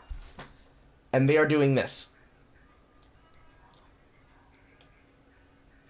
And then occasionally somebody will do this. This person who is jumping in from Devil May Cry, as featured by Adi Shankar on Netflix, jumps in and says, What? I thought this was Dante. I thought Dante was a shit talker. I thought he didn't take shit serious. Why are you doing this? No, this is obviously... I need to use the white line to... No, I need to use the other line to do this. Give me the pink again. Too close to the same color. Use this one. This person right here... why are we upset? I thought we were able to do things with jokes. Isn't this Dante? Isn't he supposed to be idiosyncratic and sardonic? Isn't he supposed to be a dick and be a jokester and be a troll? Actually, this was never what Dante was. Dante has always been quite serious ever since his first appearance, because Dante from his first appearance has always been a person who's been able to be joking and sincere, and Dante has almost always been sincere. But I remember seeing those edits. Like, who the fuck even cares about fill your soul with light, bro? If you do not respect scenes like fill your soul with light, then you clearly do not understand Dante. Bro, I played Devil May Cry 3. He was joking even back then, too. Actually... Oh my god. Peon X is about to catch a stray. Peon, I'm sorry. Actually... It's not even his fault. It's just literally how he sounds. Actually, if you play Devil May Cry 3, you understand that the reason why Dante is always joking is because that is actually his origin story. You have to get through the story of Devil May Cry 3 to understand that it's a prequel to 1. 1 is after the events in which he has basically killed his brother. He literally just saw his brother for the last time after dealing with Arkham and becoming friends with Mary. And then he goes to investigate the island, and he discovers that Trish is in service of Mundus. And it is in service of Mundus that he finds his brother Nero in the form of Nello Angelus, and after killing him and receiving the other half of his mother's pendant, which was their keepsake from his mother Ava, who potentially may or may not be a Umbra witch, which connects to the lore of Bayonetta, that Sparta is literally their father, and the only way he could have that necklace is that is Nero under the possession of Mundus, and after killing him, you notice that in Devil May Cry 2, yes, what? Virgil. I know what I'm saying. Okay. I'm catching myself. Technically, Nero is Virgil, but with better hair. Anyways, because Nello, I'm saying Nello Angelus. That was his monster form. Oh yeah, Nello Angelo. Yeah. Okay. I thought you were just talking about Nero. I was like, wait, no. What? Sorry. Nello Angelus was his demonic form when under Mundus. So when he dies, that's when Dante becomes sad, and that's why his character in Devil May Cry 2 is very much straightforward. He's not having any of Argus's bullshit, including Argosax. He just continues being a depressing downer because he thinks he killed his brother. And then when he gets to Devil May Cry 4, he becomes a jokester again because he realizes, wait, this nigga fucked! Because then he discovers Nero, and the only way that Nero can be a part of Fortuna is because Fortuna is literally where he went after he escaped being possessed by Mundus, where he found the one woman inside the city of their cult that could throw that ass back, and then she gave birth to Nero. And then after he discovers Nero, he becomes much more of a jokester because at least some part of his brother is alive in the world. And then when he comes to discover who he is in Devil May Cry 5, he becomes to realize that Urizen is actually the demon half of his brother, and that V is the human half of Virgil, And then when they combine together, from the hints that we're told to the story, because obviously Nero's hair is stained with the ink of the nightmares that haunted him when he was in service of Mundus, that once he recombines with him, he is able to use them as a part of his body, and when he uses his sword to split the demon half and the human half using the Yamato, he is able to use these setup in his kit so that he can then use his powers, because obviously Sons of Mundus have the hair colored white, which is why people rejected the original version that was done in D lowercase MC, because in that version, he only gets the white hair when he's in Demon Trigger, versus actually having it all the time. And this is why people don't like it, because he is centering D lowercase MC. Where's a red? I need red. I need a shade of red. I'll be using a shade of this. I need another line. This line represents D lowercase MC. He comes to realize that in D lowercase MC, the reason why his character is shit and why they don't like it here is that they're not doing a version of Devil May Cry 3. They're doing a version of D lowercase MC. It just looks closer to the original design, and it's voiced by Johnny Young Bosch. And even if Johnny wasn't the one delivering the line, it was instead Ruben Langdon, we would understand that the reason this is out of tone is because Ruben Langdon reading this line would think, bro, this isn't my actual character. This is some bullshit that Adi Shankar wrote, and this is the same thing that he did. Apparently somebody's kid's getting kidnapped.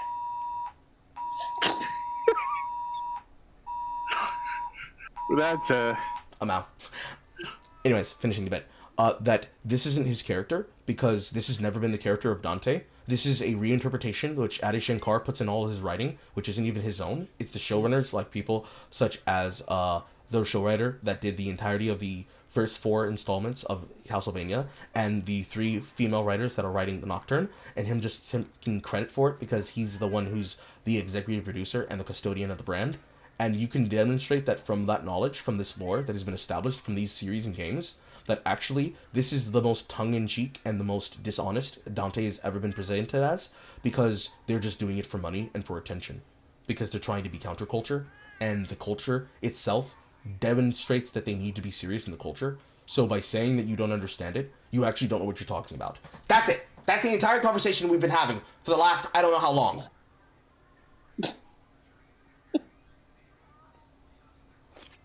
Now, me, while I'm more than happy to do that, which is why we're still doing it, knowing this now gives you the ability to now say, oh, I get it now? Wow! That's what people have been doing the entire time? They've been mad that people have been reminding them that you kind of have to be serious in order for people to take you seriously? Yes. yes. Because if this pink line represents from the piece that it's coming from, if the person is being serious, if every single time, every single person's opinion is this one crosses over the grain. It's supposed to be showing this line. Then they are performing the asymptote. And every single time that we see another piece of material, the shorthand is woke. Really, it's political proselytization and puritanical proselytization. They are constantly being puritanical and purity spiraling while attempting to commit to the asymptote of being ignorant of the fact that they are not being serious. Real, genuine shit comes from sincerity. Yes, you can make fun of the tropes and say that they're cheesy, but Power Rangers would still be a running brand if we treated it more like we did Sentai, and we clearly don't. And, in the case of Devil May Cry, Adi Shankar, and others like him, and other people who do this in all forms of media consumption, care more about the turnaround on monetizing their opinions and attention-seeking rather than having a legitimate and serious conversation. Because if somebody like Adi Shankar were to do something... I need the brown line again. Fuck. If Adi Shankar and company were to do something a little more sincere... Frame tool... laser pointer. I can't remember which one it was. Fuck it. If Adi Shankar and company were more willing to do something more like this, or in this case, let's say the blue line represents this fucking version of Devil May Cry, this, then we could have a serious discussion. Because if he was then to be sincere, then through the series, because I don't think you should ever lead with this version of Dante being a version that meets Mary, and he is just an asshole, and he doesn't become the version of Dante that we see until later, which is closer to what people want. So you're actually trying to content farm them and also outrage farm them, so that you can say, but I did do that in the story, but that's not how you sold the story. You sold the story by being disingenuous. Just like sometimes if a chatter brings something up to try and one guy the streamer to be an asshole because they are being disingenuous and they're trying to see if the streamer will react to them. Not accusing anybody here of that, I'm just making a point. The problem is that every single time, in all forms of media production and consumption, there is always a person that is trying to beggar the question, because to do this and then have the conversation of the back and the forth is begging the question, where they're not asking the question to be sincere, they're asking the question to be a jackass.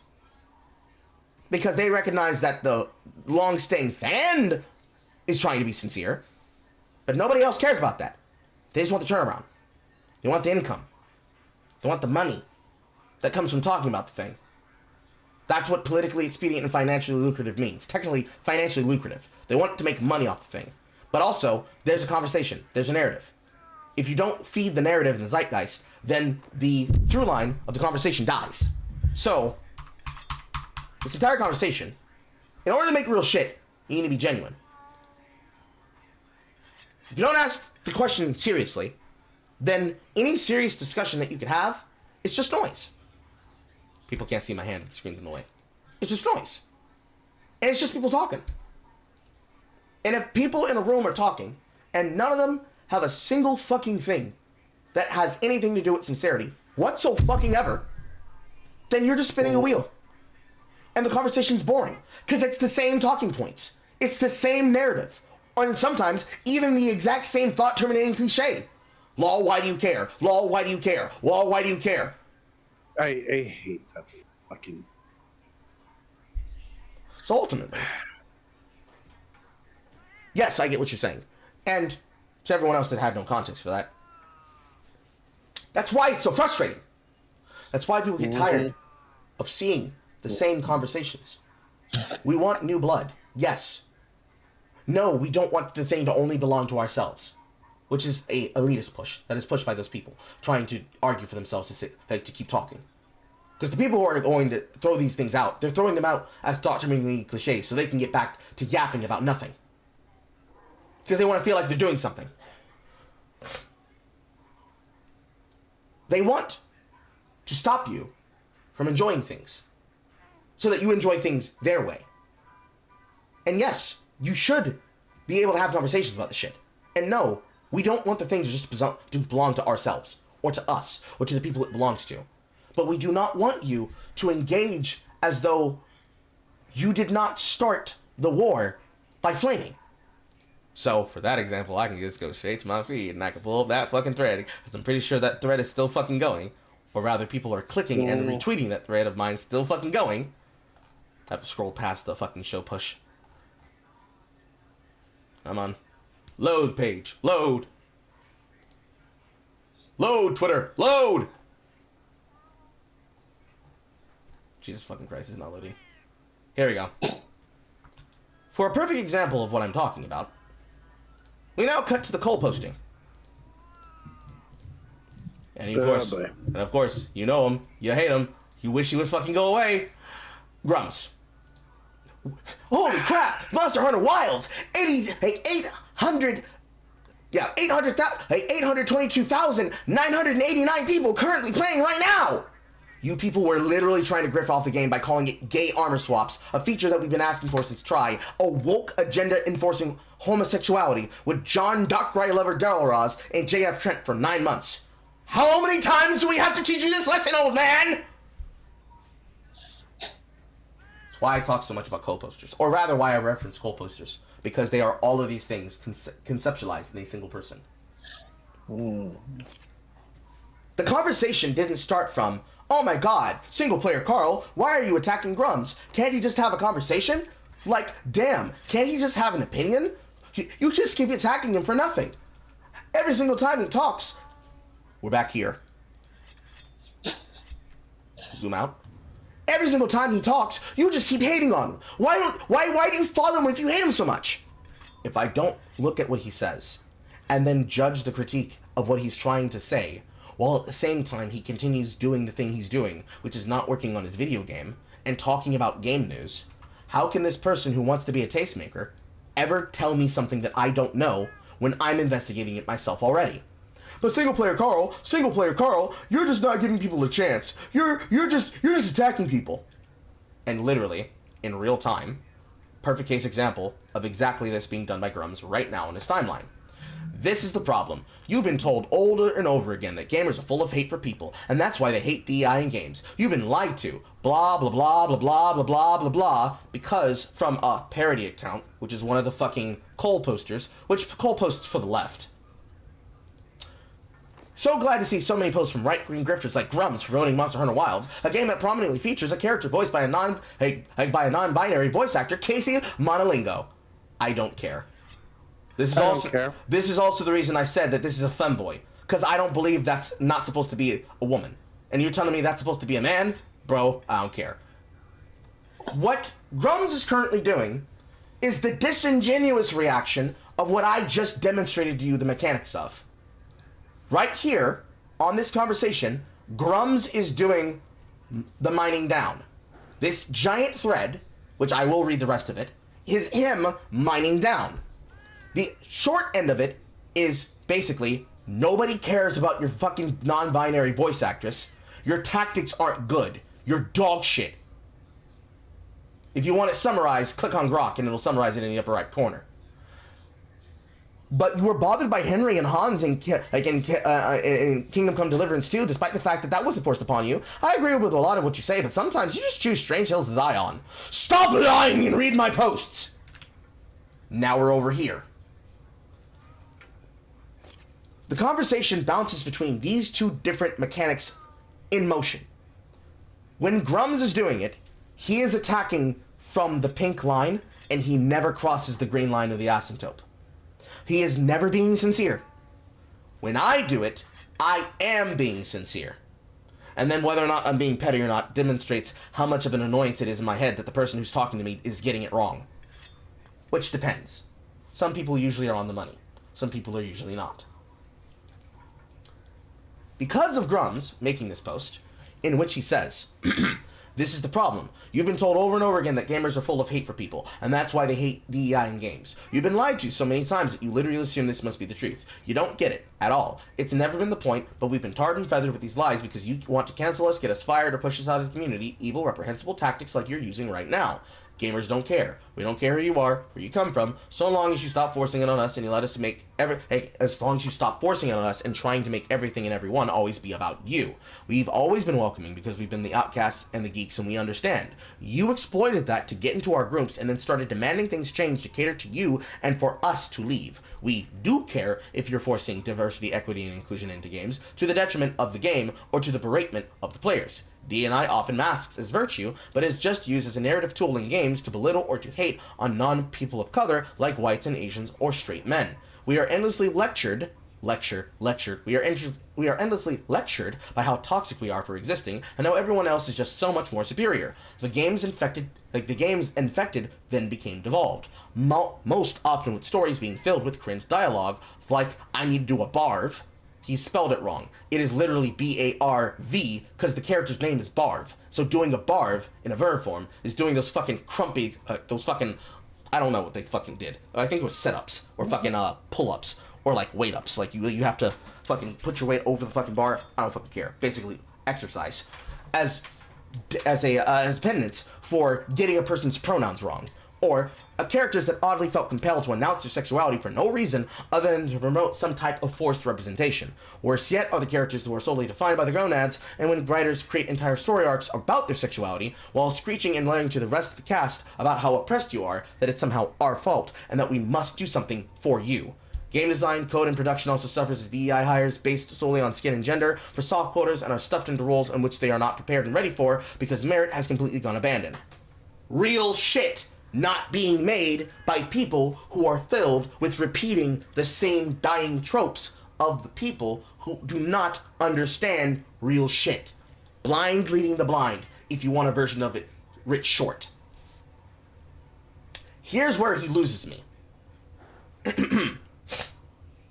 They leave the industry, leaving the non-merit hires back, trying to figure out things on their own without the skills, talent, or institutional knowledge. So no, a non-binary voice actor is not some kind of gotcha in Monster Hunter Wilds. No one cares as long as DEI didn't make the game worse, pander and propagize the story, drain characters of their depth, or lecture and berate us.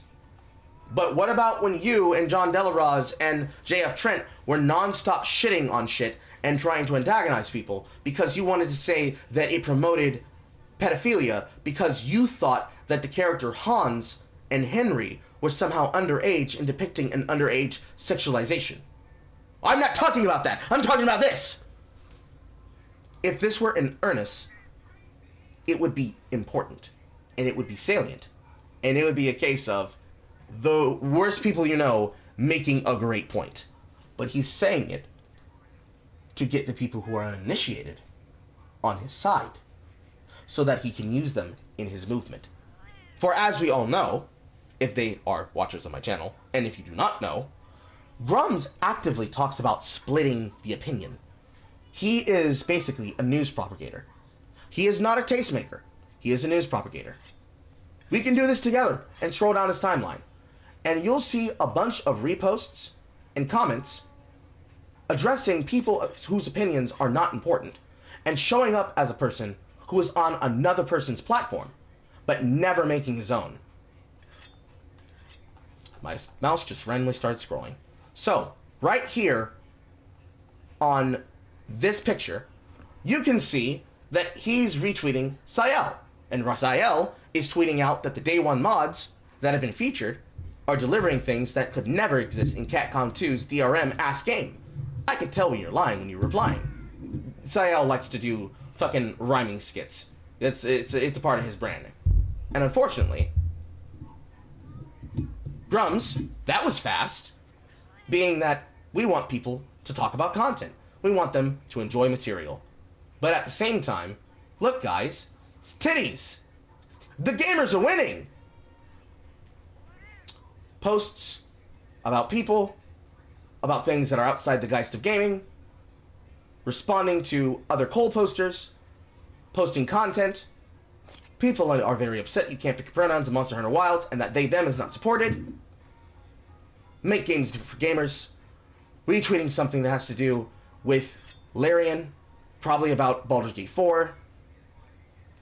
A throwaway post about StarCraft.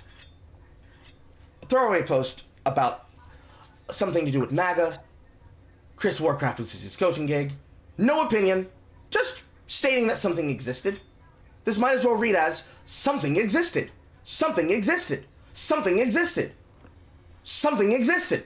This one having to deal with people reposting the old version of the Fable character body Reddits, and then the constantly reposted picture of the Marika body posture for her character rigging for Elden Ring. This thing existed. Hey guys, notice that this thing existed. A gaming related meme. This thing existed. This thing existed. This thing existed. This thing existed. This thing existed. This thing existed. There are no opinions here. There are no critical takes. If there is anything reacting to anything, it is always the worst opinions. What do I mean by that? This post is limited because you cannot view the person who is posting the account on which this is viewed by. It is posted by someone called Queen of Gay Chaos. This person has locked their account. 445 follower account. She, her, 27, trans. So honestly, a person whose opinion in the terms of the zeitgeist shouldn't be reacted to. And yet, what is the most popular thing that he's saying on that post? Aren't you a dude? Of course it is. How does this inform you about Monster Hunter Wilds? How does this inform you about Kingdom Come Deliverance 2? How does this inform you about anything? Why are people following this person? Because the zeitgeist said he's a popular figure. Don't you know? He's Mark Kern. He used to work on WoW. He used to work on Diablo. He used to work on StarCraft. He's making Ember. What? You disagree with his opinion? Why you hate him, Carl? Oh, it must be because you're in a cycle. This is the loop that people are consuming shit on. This is not real shit. Why isn't he making real shit? Because it'd probably mean he'd have to play the video game. And then he'd have to talk about something that isn't just coal posting. What does calling a transgender person the opposite of their gender do for the game? You're actually making us look worse. It's not about the attention of whether or not he looks good for the people trying to have a conversation about the video game. It's about whether or not he looks good enough to be able to be popular and go viral. Because lol, we're eating people up. Lol, those loony insert expletive here. Don't they understand that the games belong to us? I rest my case. TLDR for the last hour and a half? People are tired of tongue-in-cheek insults. We're tired of the back and forth on the net. We want sincere conversations. We want real problems to be solved. We want that when we present a solution to a problem, you don't just repost memes like this on repeat and say, well, I support him because he's our guy. No, the fuck he ain't! If anybody is your guy, it's the guy that actually tells you something that is useful to you. Now, it might be hard for you to understand a concept like this, but certainly everybody can understand this. But see, I'm a big idea guy. I don't focus on people, I focus on concepts. Now that I've shown you the principles and mechanics of the concept, and then the action in living color, now you'll be able to associate this in your mind with the problem that you're having, or that I have with the material. And now you too can be the person in the chat who defends my honor from retards. This is the content cycle that we're all stuck in. Can it change? Yes, it can. With time, community, involvement, and gatekeeping, we can fix all of this shit.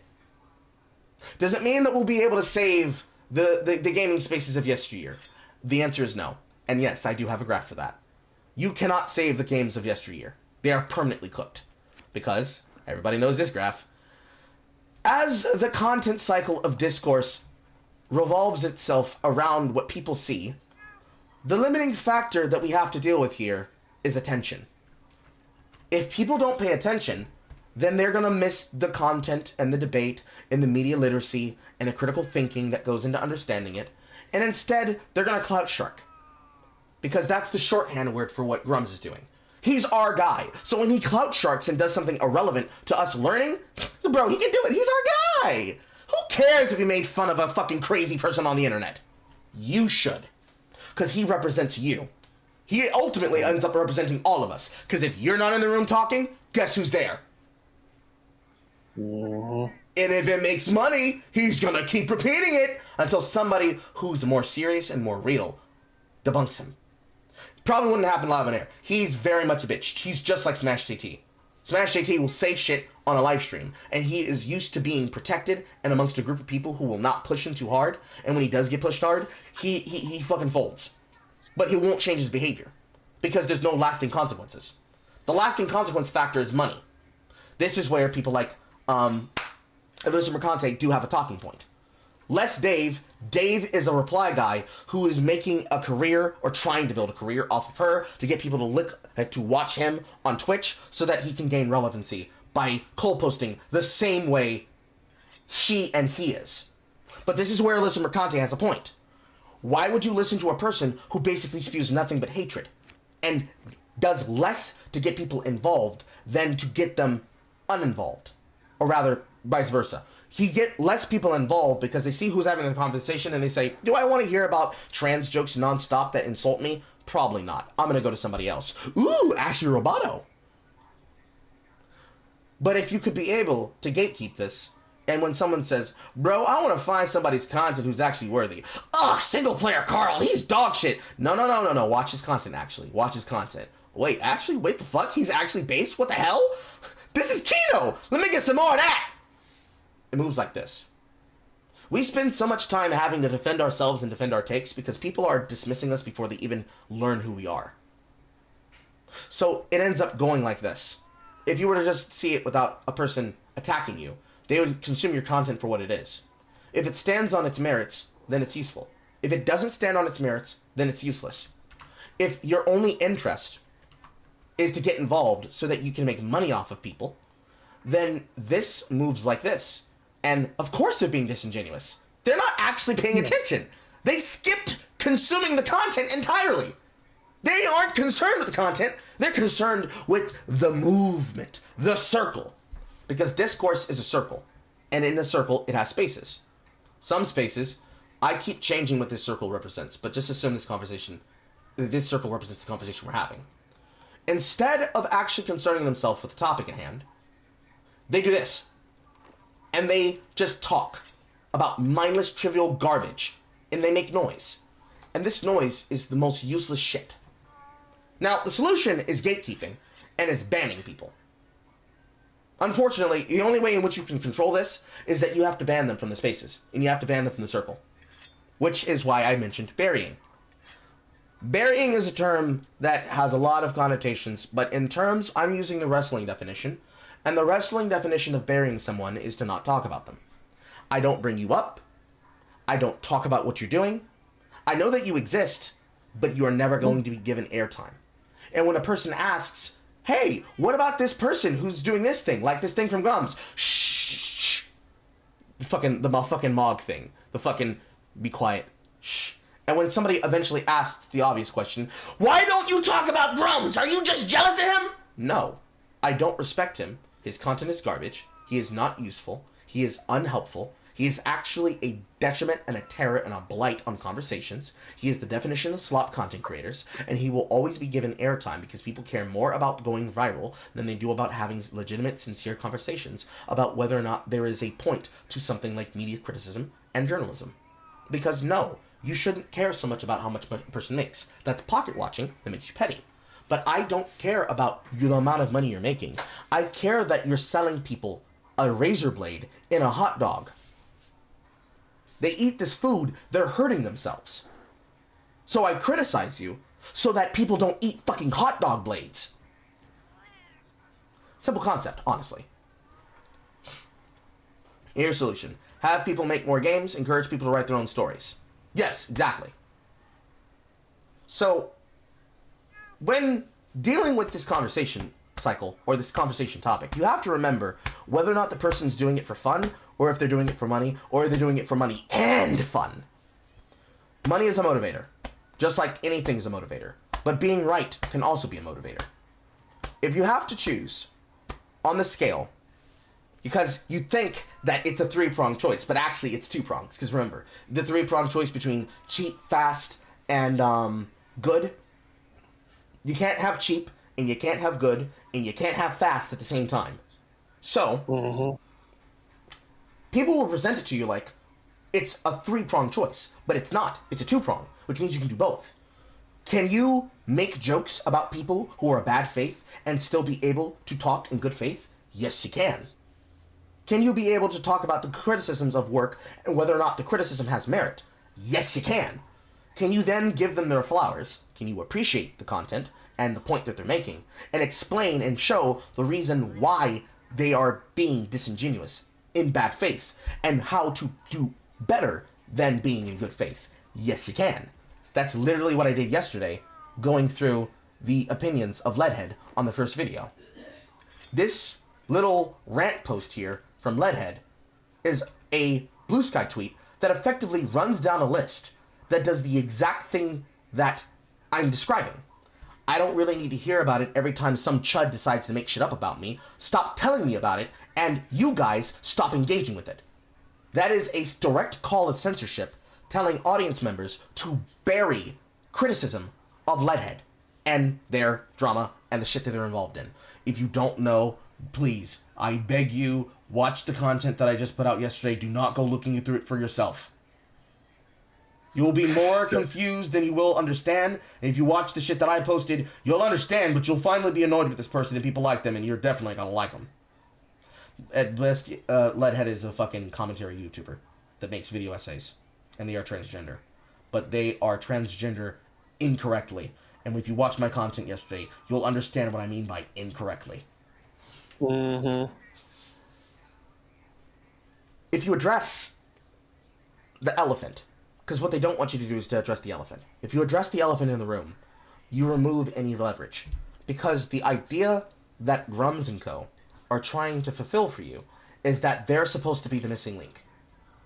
There used to be this concept, which was relevant to missing link media in the 90s, where the missing link is the difference between current year content and the legacy.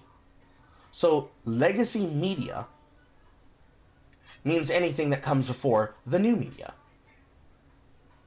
And the new media has something in between it, just like how the ancestor of cavemen, I forget the name of the fucking creature, but it's basically the thing between the Neanderthal and modern day man. I forget what it's called, but people who know what I'm talking about. Cro-Magnon? Yes, thank you, Cro-Magnon. The Cro-Magnon, which would be the connecting ancestor between normal Homo sapien and the caveman of the Prozoic and Monolithic era of when the continents were connected, and Pangea was a single continent that could be connected by a land bridge made of ice. That missing link in the Cro-Magnon is the missing link media. They're supposed to be the go-between, the connector, the link in the chain that brings these concepts together.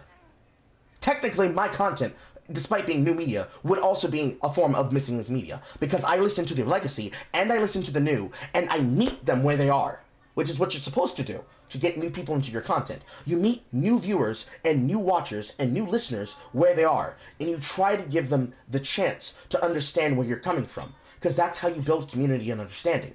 You can't do it if you ignore a source of information just because you don't like the people in question. Unfortunately, Grums is not interested in talking to and connecting to them. He's interested in pushing what makes him money. Being antagonistic makes him money. Being antagonistic could also make me money, but I care about real shit. Read short, genuine conversation. That's what my content is based around, as one can read from my @post. Yeah. Hi, I'm Carl, giving the deep cut on anything I want, asking and answering questions nobody asked for. Gamer extraordinaire, talking news, views, rants, and reviews with audience engagement. In order to do that, I have to engage with material and then engage with the audience as I describe the concept and the factor. I can make real shit, and I can be sarcastic, and I can do it because I actually like it! Mm.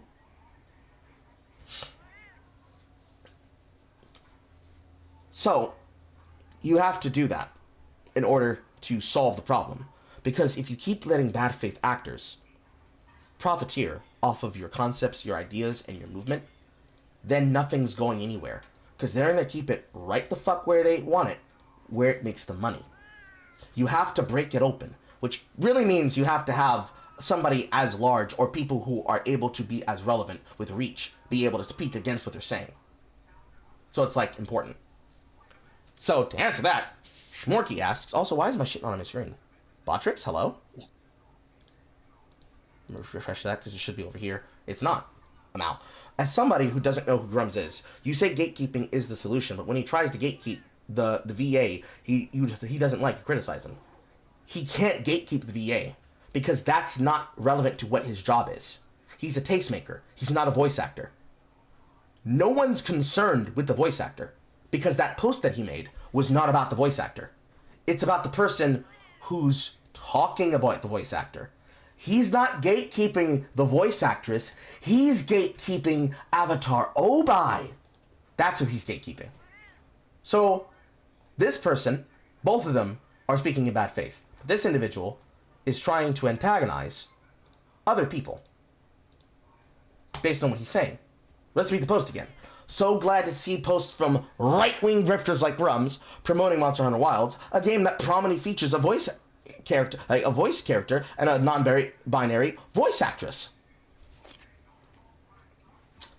This is actually glaze for the voice actress, They're saying because this character is non-binary, and because the actress in question that voices them is non-binary, this is a good thing.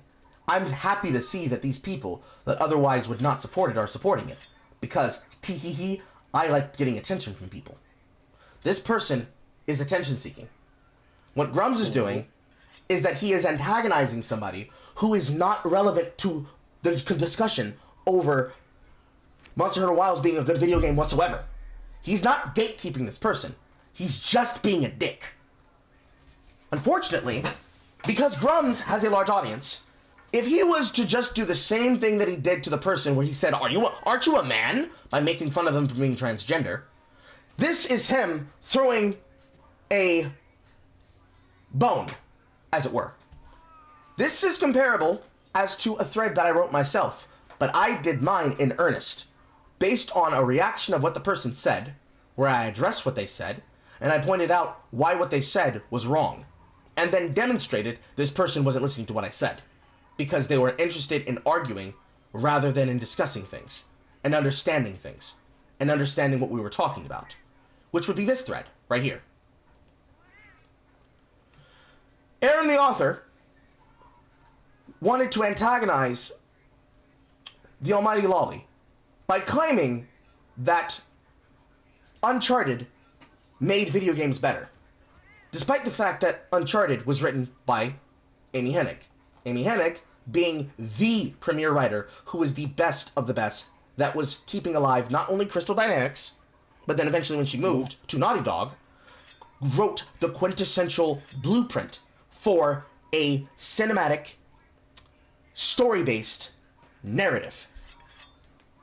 Uncharted, Legacy of Kain, Eternal Darkness, at least giving fingerprints to that. The same blueprint which was then used on the Dark Project and the... I forgot what this subtitle of the second game was. No, the Machine Age and Deadly Shadows.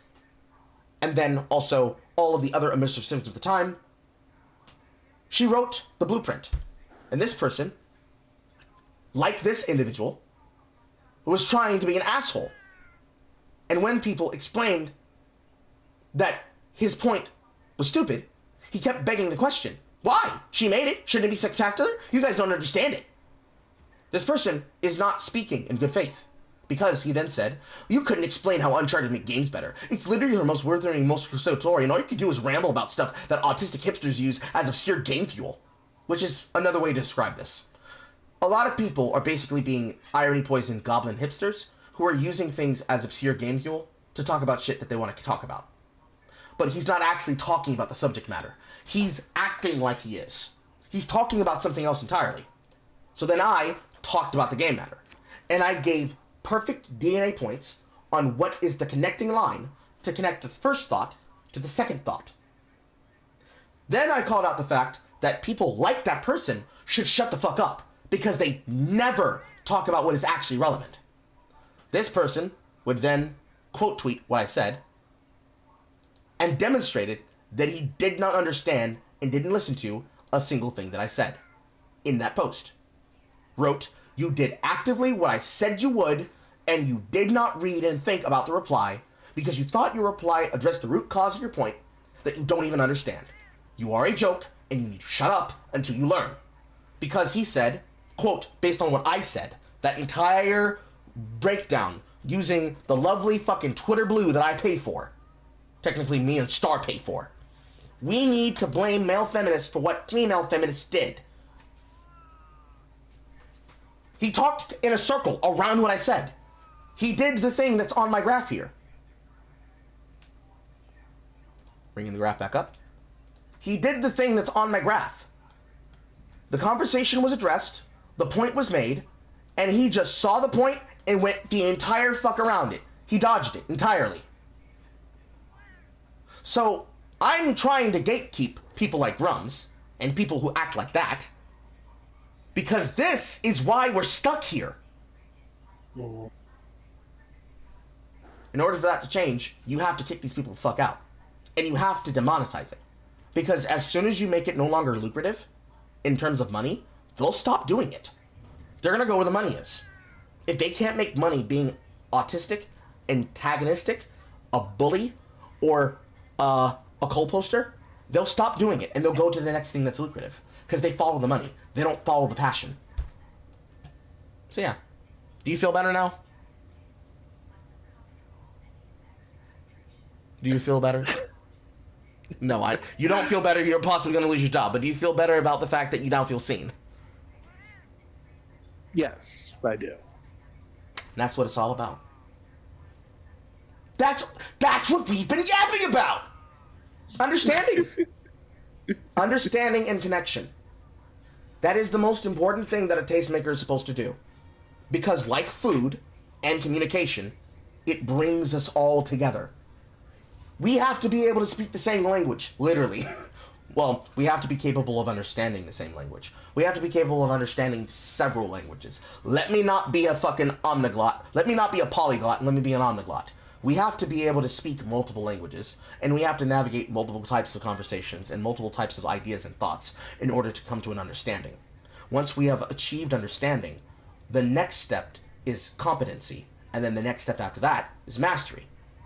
If two masterful people are having a conversation in a fluent language, one speaking French and the other one speaks Spanish, but both of them understand English, they're able to use the backgrounds which they come from to be able to meet in the middle with a conversation language that they both understand and make sure that each other are understanding what is being described, what is being discussed, and what is to be consumed.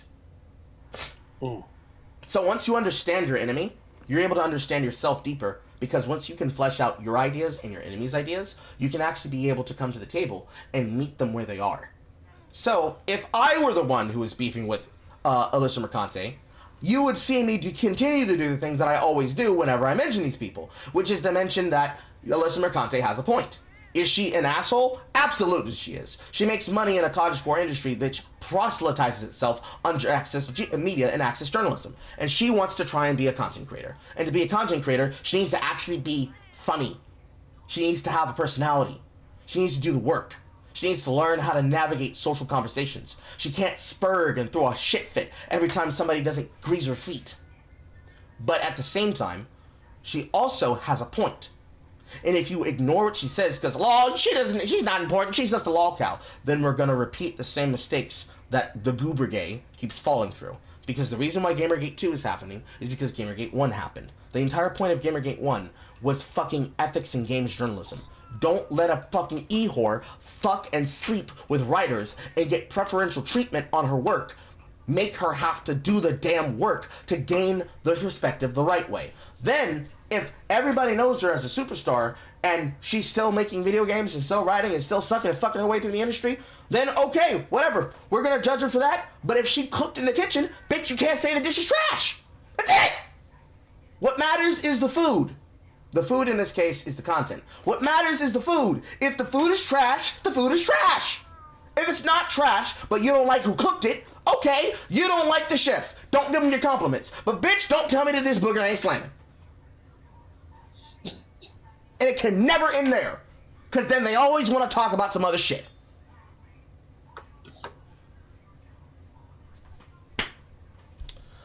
But the internet is obsessed with drama. They can't separate the art from the artist. They have to have everything be a modicum critique of not only the person, but of who they are and the viewpoints of the people who would dare agree with them. And I hate them. The people who do it. I also hate the concept. Because you can't fight ideas. You can only fight the ideas in someone's head. And these things are, they're infinite. They're eternal. We'll never escape them. So, it is in our interest.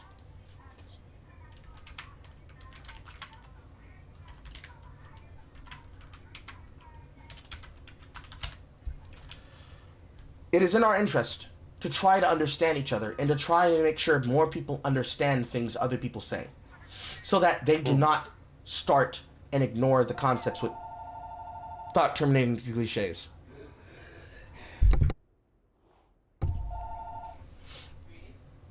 Because we can't escape if we don't start recognizing these patterns and these cycles and these ideas.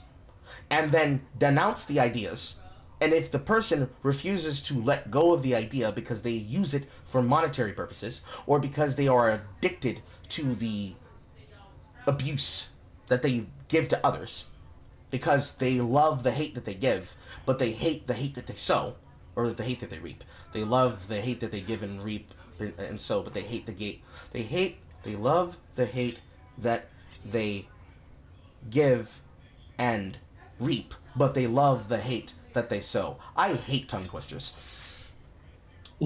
They love to be an asshole, but they hate when someone's being an asshole to them. But they live for being an asshole, so they have to live by the sword and die by the sword. But they've instead designed a dual class system with rules for thee and not for me, where they are allowed to operate under two rule society, where when we do it, it's wrong, but when they do it, it's right and it's based and it's good and you should keep doing it because they're chuds and we hate them.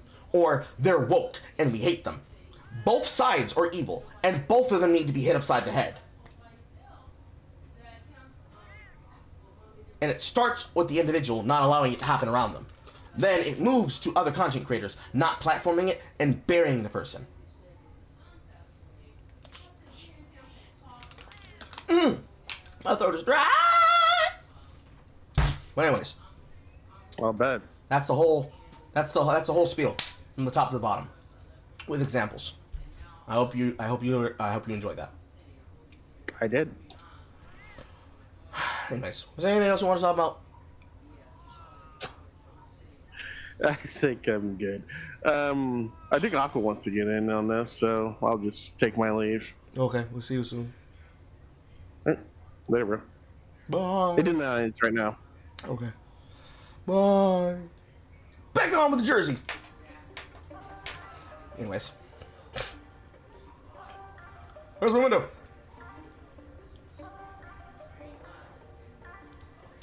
Aqua, where are you? There you are. Welcome, Aqua. You're yapping with Carl. How can I help you? Hey, hi, ho. I was more so wanting to join in with you and Struggler, but honestly, you kind of covered most of the points. Yes. I just feel like I got nothing. That's why you gotta make sure to come in with something that you really need to tell me about, because I will mind down the conversation so that we can get all the points answered. Everybody's gotta get a turn. As I could, but like everybody's gotta get a turn. I'm sorry. I'm fine. It's just You have I any... was sitting back and listening at that point. Okay. Do you have anything particularly that you wanted to necessarily add on that you feel that we didn't touch? Oh god, there was so many. Well, that's the issue. I was just sitting back listening. It's like, just so much has gone by. It's hard to pinpoint. Actually, hold on a second. Let me go back and look. No, man, it was Probably around the time we were talking about fucking Devil May Cry, I'm pretty sure, or just the general quality of like writers' mindsets and why we have so much this irony-pilled garbage. Is because a lot of them just. What was it? I wrote it down as a quote. It's like, people write for the money, but they don't write for the passion. But back in the day, people wrote for the passion, but they published for profit.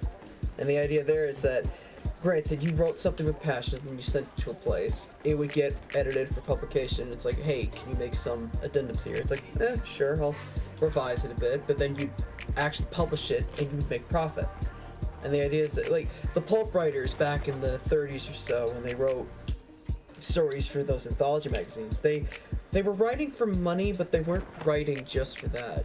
Like, they built their own, like, little subculture of authors talking about ideas and sharing each other's stories and just writing pages and pages of letters to each other.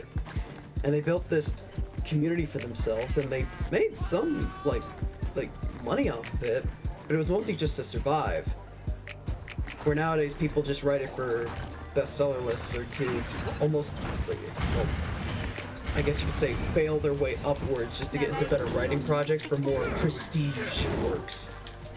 Like, I'm thinking just like directors like Paul Feig. He failed his way upwards several times just to get a hit like Ghostbusters, and we all know how much of a shit show that movie was.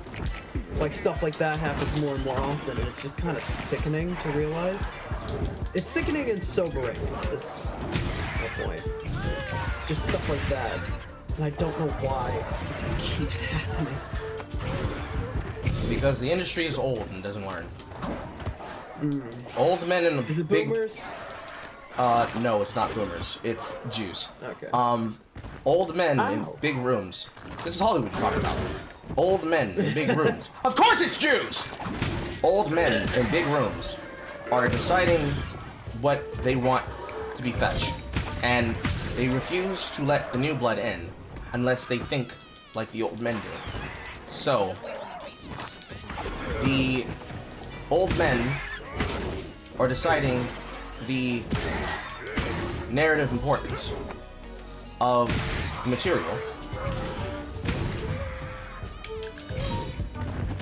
and it's only if that work is meaningful and shows a profit that they will decide if it is necessarily relevant for them to be involved with that work and it mattering. As all things are. If it doesn't show a profit, they're not interested. They're business-minded. To blame them for thinking like this is inherently disingenuous, but it is a part of what makes any of this matter. Where the fuck is this other corpse? Because since you need to make money, even if I write a world bestseller right now, I first need people to want to put investment in my shit. In the old days, back before we had the ability to go viral and we had the ability to write and to be recognized for our works before people saw us go viral, we had to go through the industry system. So this is familiar to, say for example, Milo Yiannopoulos or any person who ever does anything that involves publishing. This is similar to his struggle with trying to get that stupid tell-all book of his published. You need to go through something like Simon & Schuster. And they will only work with what they can relatively think gives them profit. You might think that it's an evil, unfair decision-making choice where, oh man, you guys just hate the new blood. No, it is a decision. Because it is still a business that they are running. Like, they didn't come to you, you came to them. You have to come to them. Their face. No, you have to go to them. Because they I know, literally... that's what I meant. Yeah. Like, the logic is, it's like, well, you don't really have a right to complain. You had to go to them. It's like, they have a business to run. You came to them with something in hopes to sell it, to have it published for profit. You gotta give them something that might sell, or hopefully will sell. Right? Yes. You would hope that name recognition would be more than enough, but a name in Hollywood, it ain't shit. It might seem unfair, it might seem illegitimate, but it's reality. People will not accept the reality because, hey, what if my personal favorite could have been a big world seller? Because you won't give me airplay, sir, you're the reason why we can't find better work. What do you fucking roar? That doesn't look like I can roll through a roar, sir. I feel like I've been lied to by somebody in chat! Anyways,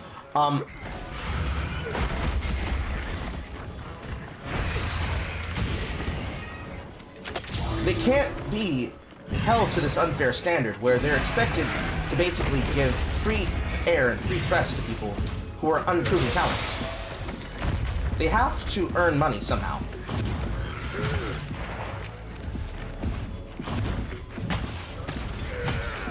And if they can't earn money to be viable, then we're not talking cash money.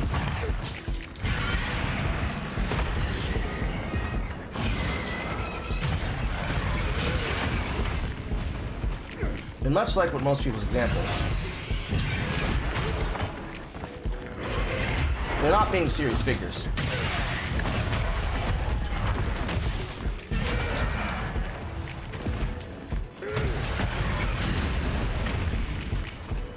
Usually because they're not asking in earnest. The pauses in my breath are because I'm currently fighting a Guardian Rathalos. I can say that. I can say. They're doing the same disingenuous thing where they say, you guys won't ever promote any of my good work. Sir, every time we ask you to promote your work, you keep telling us to go look into BBWs.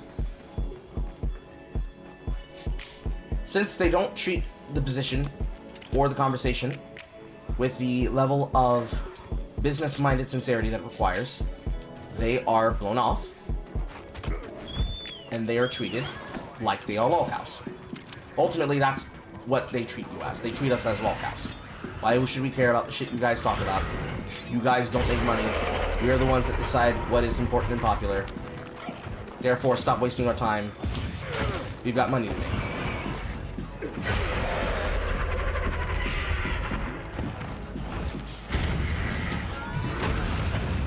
Wow, that actually works.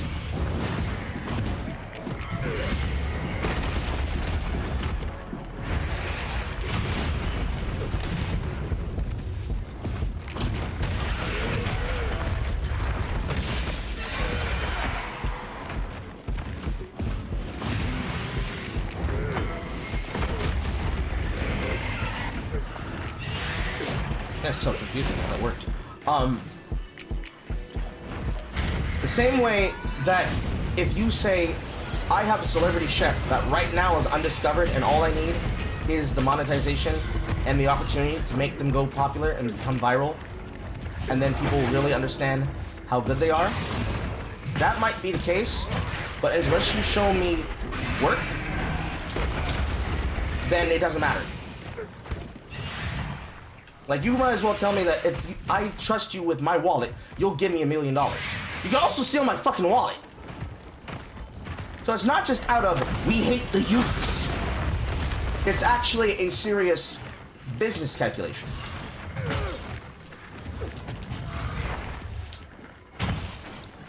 God damn it. Let me cut your tail!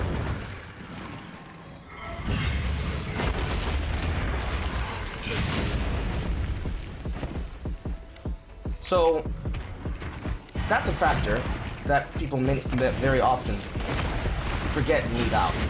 And it's one part of the conversation. But it's probably the most important part, because this is a creative field and space. And we have to make money. We have to make money.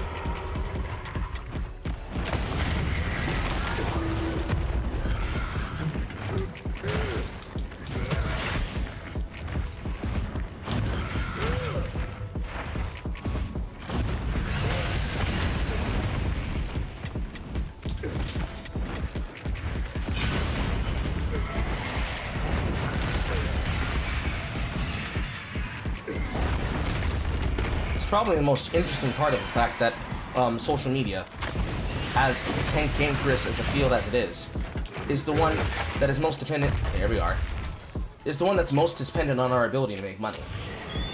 Because there are so many people who are killing it right now, and you're never gonna hear them. Because their fans are not big, well, I wouldn't say they're not big enough. Their fans are not able to speak on the level of access that most of these figures are communicating on.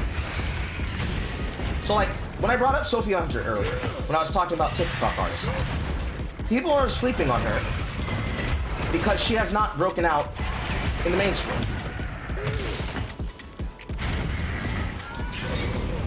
So,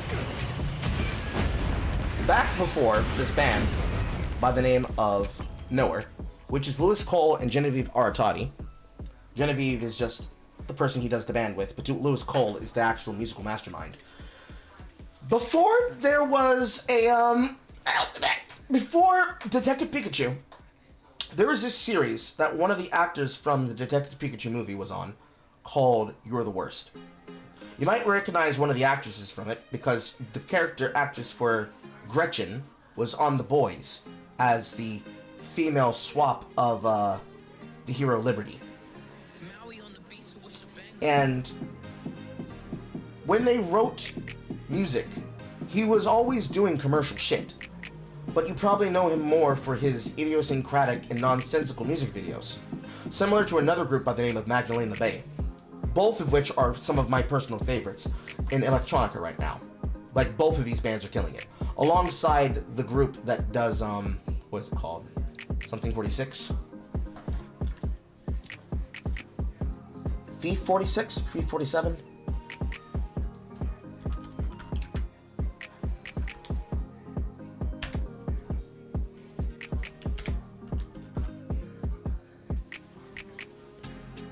trying to remember the name of the goddamn band.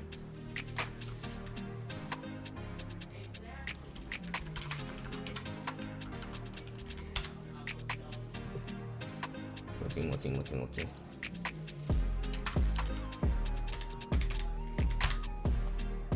53 Thieves. I'm getting the numbers and the fucking plural wrong.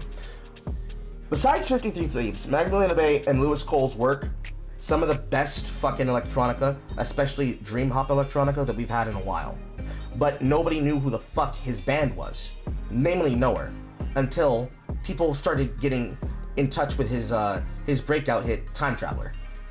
And then you go from there into The Government Knows, into his old shit, and then into his band session recordings. He does a lot of bombastic music projects. But before his music popped, he got one feature for one of his songs on an episode of You're the Worst.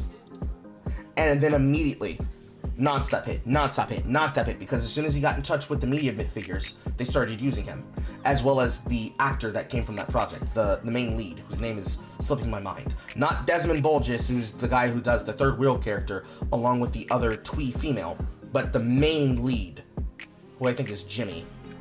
That guy in Detective Pikachu was the actor who was representing the human that was being mimicked by a Ditto. But that actor and that musician and his music didn't get discovered until they saw the effort. And at the time, and still kind of is, because ever since Shameless US went off air, all those people went to go watch The Bear, because they are obsessed with Jeremy Allen Scott. Dear fucking Christ. They're as obsessed with him as they are obsessed with Timothée Chalamet edits of Dune. They became so entranced with the work because now it's like rediscovering an entire new branch of a new hyperfixation, and they just dive straight into his music. So it's the same integer and it's the same monicum. But when you are in the right place at the right time with the right people, and you finally honed and refined your talent to the point that it can finally pop, then once it finally does blow, then everything is easier and everything is simple and all the streets are paved. Rather than if you don't have everything going for yourself, then you're just fucked. Because even if the fucking audience knows your shit slaps, it's not until the mainstream recognizes it slaps. And really, this entire conversation is about people who are in the counterculture being annoyed at people who are trying to come from the mainstream to claim pieces of the counterculture as their own when they've never paid their dues. So yeah, it's that's really what the core of that is, honestly, at the end of the day.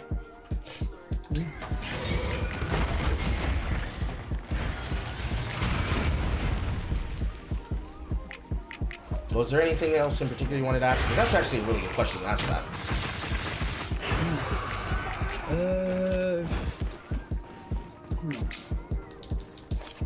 Other than that, I'd say so you already went over a lot of the DMC stuff. All I want to say is that even as someone who knew about DMC for a long time, but had never really delved deep into the games, as someone who's actually trying to do that now, and even watching the original DMC anime and actually liking it, what I've seen and what I've discussed with other friends about the new intro is that even though on a technical side of things it works really good, and I don't actually hate the use of Limp Bizkit's Rollin', it's not a bad song, it's a bit tone deaf. What we've seen, even the few instances of like knowing that, hell, I even have it on my Discord side, my own little joke name about Dante is the quote-unquote sad pizza boy. That's in reference to the meme that other people like think of him. It's like, no, I know better. Like, Dante only eats pizza when he's actually sad. Like, that's something I learned not only from a friend, but from the anime itself. It's like, damn. When you piece that together, it makes Dante a lot more sad, a lot more tragic. And he can be fun, absolutely. That's why we like him. But looking at the intro and how they almost seem to glorify that fact, like he's a fucking one of the Teenage Mutant Ninja Turtles, is kind of disgusting. Just something like that. And I'm not, and I'm trying to emphasize that I'm not even like really deep into the lore of things. I only know some of the memes and jokes, but I'm getting context for them. But that's as deep as it is. And even I'm like, this is just disgusting.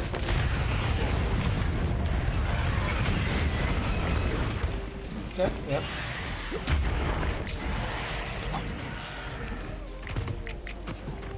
I've been trying to get into DMC more and more. Because I just started playing DMC 3, just streaming it with friends of mine in Discord, just to get the hang of it again.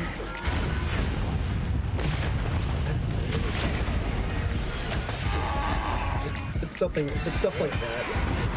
Kind of hit the nail on the head though, especially for people who like have different starting points or try experiences and said, wow, this isn't DMC at all. And you look at there's tourists and they go, what do you mean? What's the ones? It's like, no.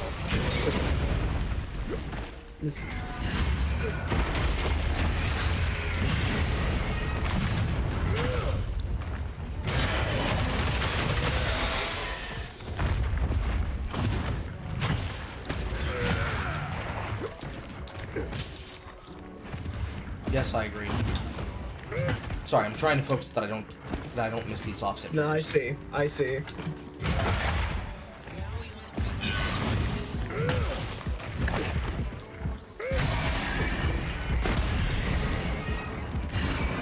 been chasing him for a little while, haven't you? Yes. Got him on the road, it looks like.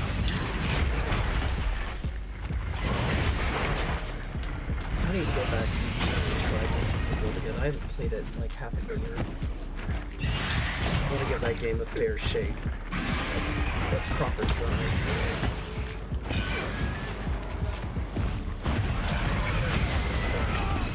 That should have been a fucking offset. Fucking back leap.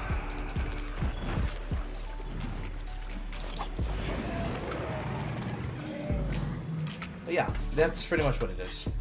It's the different. Your opinion is a reflectant of how much you have consumed my content, and thus you have come to see the things that I talk about. So to you, it's like piecing it together, and simply all the moving parts and how I recognize them is starting to affect your content and how you consume media, which means I'm doing my job correctly. How does it feel to be indoctrinated? Well, I mean, this juice does taste pretty fruity, but I'm liking it so far.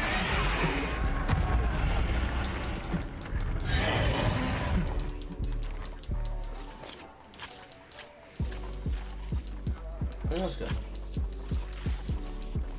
Honestly, the amount of growth in which you've had, and since you've been a part of my audience, has been very impressive. You've learned very quickly. That is actually one thing I've been meaning to thank you. You have helped me grow a little bit as a person, more and more. That's something even my own therapist, my own mother's comments is like, damn, ever since you joined this group of this community, you've shown a lot of growth, and no other group I've had have done that, have that effect on me. So now we get to the $1 million question. When you finish, let me talk to your mama. Well, no, seriously. Well, I don't think she's saying anybody. Boy, you know what I'm talking about. Yeah, I know. You're trying to get me stabbed by Star? I like having sex, okay?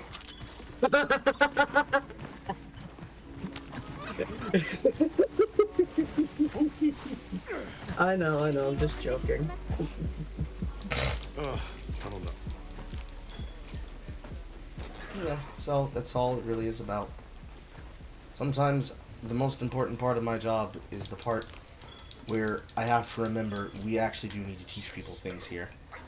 I can't just say niggas in 5 different variations 27 times and then stick my hand out and say give me money. Carl said flippantly, as he already does not do this.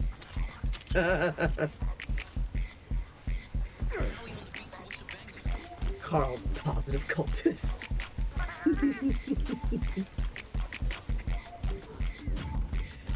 But how is this gonna end? Is this gonna end like Jacobstown, or is this gonna end like Waco? That's the one thing I'm scared of. Because either way, if I'm joking, of course. I'm joking. I'm out. I'm joking. I'm just ripping off that closet.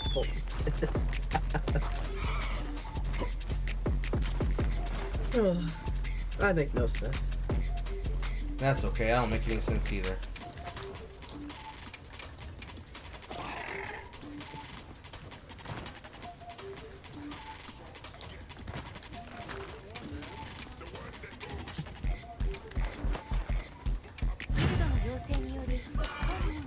But what's more important than just making sure that you feel like you're in the moment is making sure that everything.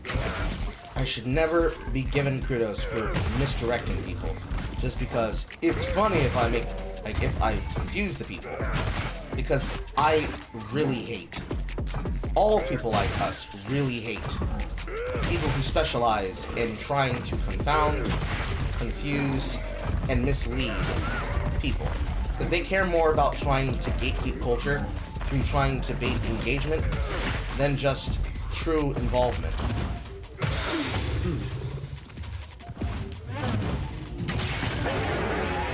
And the fucking guys.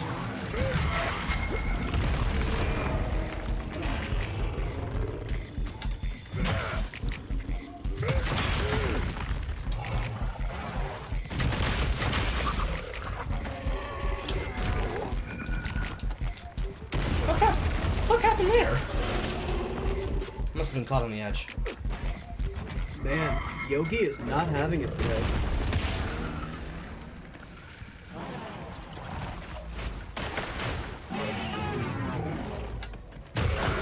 Storm Yogi is not having it. That just gave me the idea of what if you took like Cartoon Network characters and smashed like his ultimate bosses. What the hell would that look like?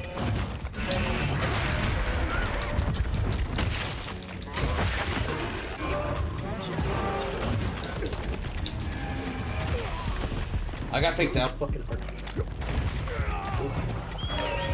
you be the fucking victorious Elden Ring looking boss in this fictional universe.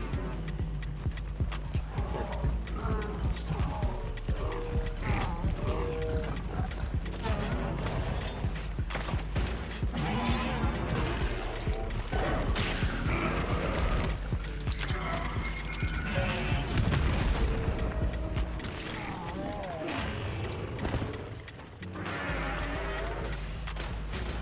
Hey, motherfucker.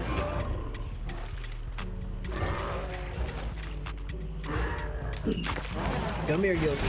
I'll hit you right in the picnic basket. Come here. I was on the side of him. How did that connect?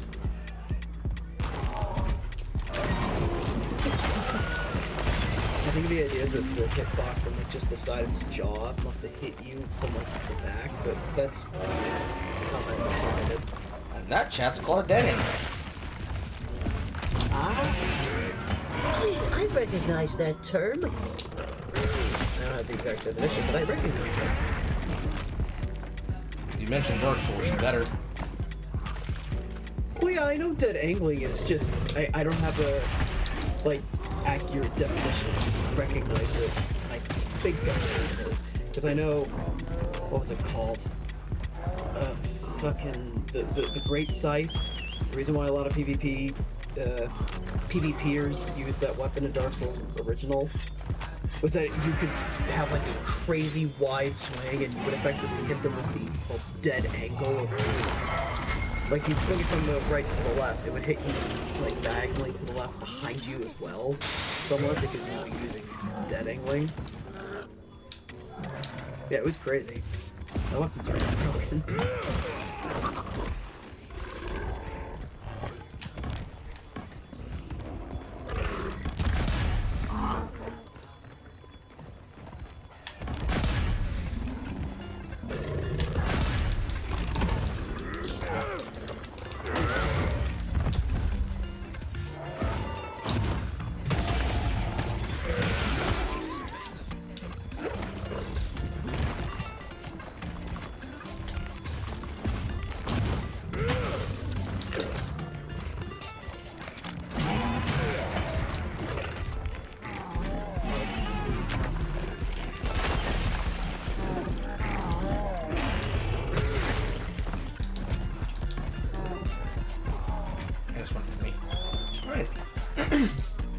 Yes, you're right. For a second there, I was going to ask you if you need me to help you define dead angling. But you described the mechanics, so you're fine. I don't mind getting a definition. It's just, it's not, like, I don't have a Cambridge, Webster, University, whatever accurate definition. It's just, I recognize it's not about you being, kind of like, give an explanation. It's not about you being encyclopedically accurate. It's just making sure that you understand the short layman's term definition. Like, you describe the mechanics, but a dead angle is any attack that can hit behind your block. Ah. Anything that hits behind the block, anything that hits behind the counter, hits behind the riposte, and denies the riposte while also allowing the enemy monster or the enemy attack to go through. It's like, if you don't have a good stability or shield against Artorias, his overarching swing when he does that chop can actually cut right above the shield block unless you're basically wielding Havel's shield. Like, you can't block his attack, you have to dodge all the way. If that's a good example, just like recognize that. Yes.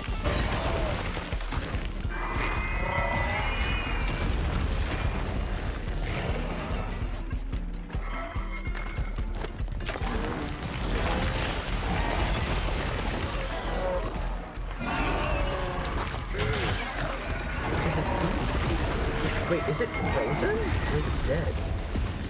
It's not frozen. It's artificial. Oh, they're artificial. Oh, that's cool. Because I was gonna say, it's like, wow, did it like just like pale away into like bush?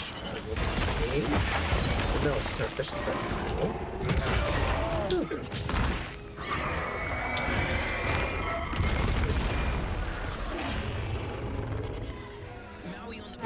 Damn. But Lou is not having it. Where's Bagheera weed? Taking me up from this salute.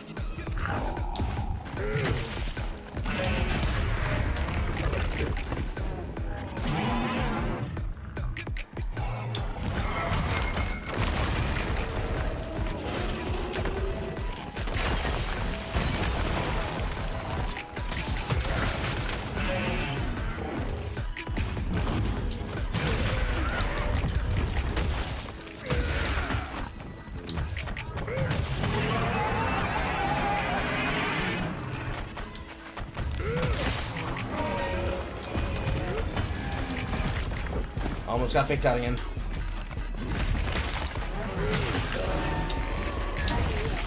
That did not release that. No, these crystals, do not ask me what these crystals are called. These crystals are refracting the elemental energy of the pods I'm shooting at him. And what he's doing is creating crystals that then absorb the energy that I'm then exploding to make them pop on him. He doesn't have any elemental attacks like the Rathalos, so he's not able to ignite them like I can. And this is only when standing on top of this energy source of the Wilk energy.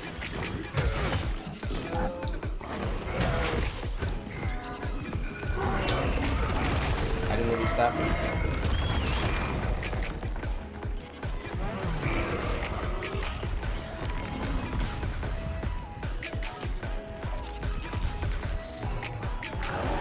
Sharpen the goddamn sword. Yeah, that's actually one big problem I had with some of the user interface. It's like, you have to like click it, but not hold it down, or then release it immediately. You have to like give it a second. I don't know why it does that.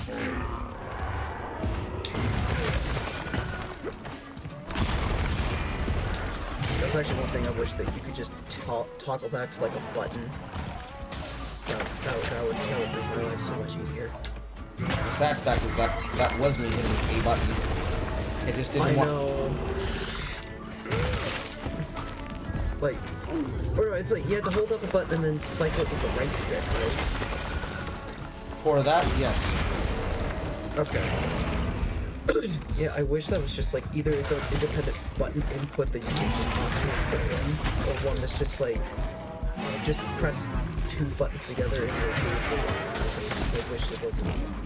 Because you're like, when you're in the heat of the moment, you gotta focus, make sure you're highlighting the right one, make sure you highlight it correctly. But not, you can't hold it, you have to like release it, let it pop, and then the animation starts. It's like 3 degrees of separation have happen. And it's just annoying. Like, I wasn't used to it. And even if you're used to it, I meant that's still like, because when you're in the heat of the moment, you really need that wet start, or you need that potion, or what have you. Granted, it's a bit of a minor difference, so it's just a little annoying.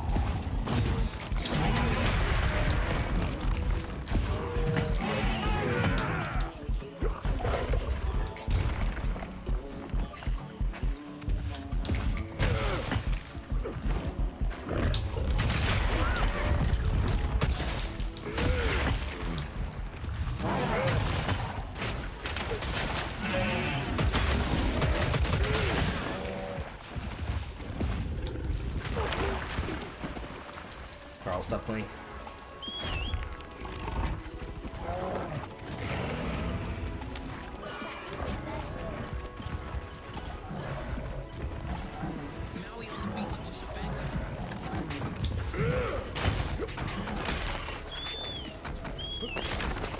Why knock a piece off you? Yeah. You get it. Is there anything else you want to talk about? Not really sure. I'll give you like a minute to sort your thoughts. Okay. I can't answer that question, Snorkin, how you haven't found an LBG with slash ammo. I don't know. I think it's that good old streamer luck coming through for me.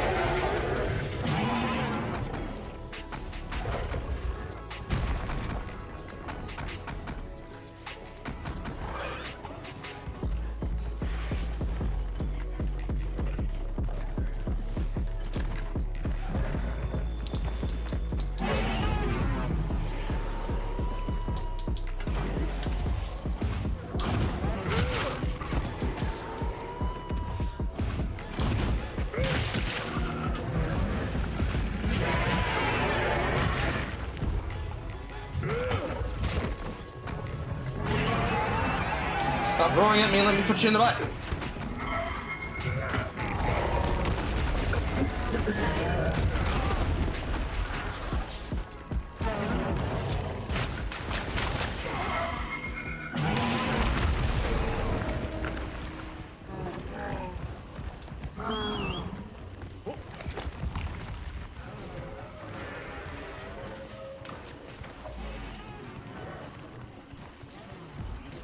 Why is my admin still up there? Oh, he is defense down at me.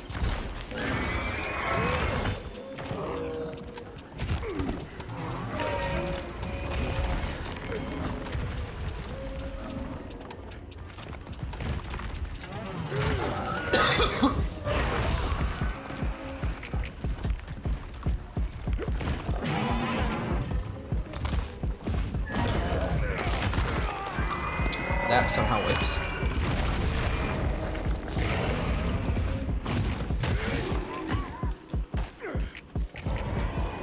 touch thoughts together? Well, I do have. It may not be exactly the subject we talked about, but it's one I've been thinking about, and I know I must have asked this at some point. But as someone who I'm still trying to get stuff set up to start streaming, but would you recommend for someone like just me starting in a place like YouTube or Twitch, Yes. multi-streaming, and why necessarily? Like, 'cause I've heard some different opinions on the matter, but I figured I'd just straight up ask you because I feel like I must have asked this before, but like a while ago. I can't quite remember. Yes, no, and yes in that order. Yes, you should start on YouTube. No, you should not start on Twitch. Yes, you should multi-stream. Okay. I've already mentioned a bunch about the media group Novo and its owner, Devin Nash. Definitely watch his content if you haven't, because you're going to need to, because it's going to be basic advice that you're going to reach in your career that you're going to need to reference, and you're going to ask the question, should I do this? And the answer is more than likely yes. Not only should you do it, your content should be based on it, your content should work around the concepts and how you apply them to yourself, blase, blase, blase, blase, blase, blase, blase, and you should refine the work that you're working on so that you are then confident that you are putting out the best product you possibly can do, warrior style, for what you're focused on doing, not focused on trying to monetize the curb, but in trying to do what you need to, and then every once in a while doing something for fun, if it happens to be in the zeitgeist and relating it back to your work, blase, blase, blase, blase, blase. Okay. All that. Because the major reason why I ask, and oh my gosh, she is a baddie. Anyway, that's not of me. The reason why I ask is that I've made a couple friends recently, and we're running. They're running a D&D game. It's like they also stream on Twitch. Two of them do, and they tell me it's like, no, you probably shouldn't go on something like YouTube because in the algorithm it'll be harder for your content to be seen on Twitch. Well, it's made for streaming. Like, it's designed for that sort of thing. And the only really thing I could clap back was like, well, at the very least on something like YouTube, if I'm multi-streaming, which they also said wasn't recommended, is that even though, you know, Twitch is designed for it, on YouTube, if I do make some semblance of money, it'll be a 70-30 split, typically. And I don't mind having that, even if YouTube is a bit the money I do make, at least I'll be making a little bit more. Does that make sense? So I'm just thinking of that measures, like what am I getting back, what am I putting on, that sort of thing. Your friends are working on behind the times information, was my first starter. Okay. YouTube is literally designed to have the algorithm work on picking up your content.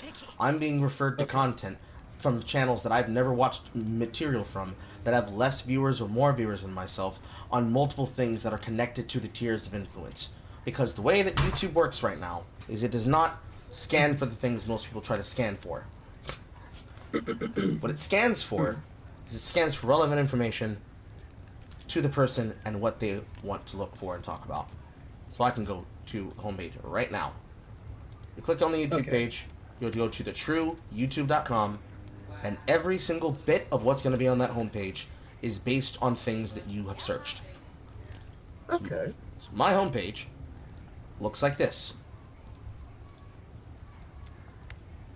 Whoop. Gaming, music, Riot Games, podcasts, League of Legends, Balatro, Monster Hunter Wild, live, comic books, mixes, superheroes, movies, audio commentaries, Warcraft, sound recording, reproduction, loops, gadgets, action adventure games, click next. Recently uploaded, watched, new to you. Most of the content that people get served is new to them. You see here, there are multiple people. You've got people doing memes about Animan Studios, which is the gay porn content creator. You've got Mahler as an objectively bad critic from a person who wants to be in offense of what he believes is bad takes. You've got old Your Movie Sucks clips about James Earl Jones's voice not being the same it used to be.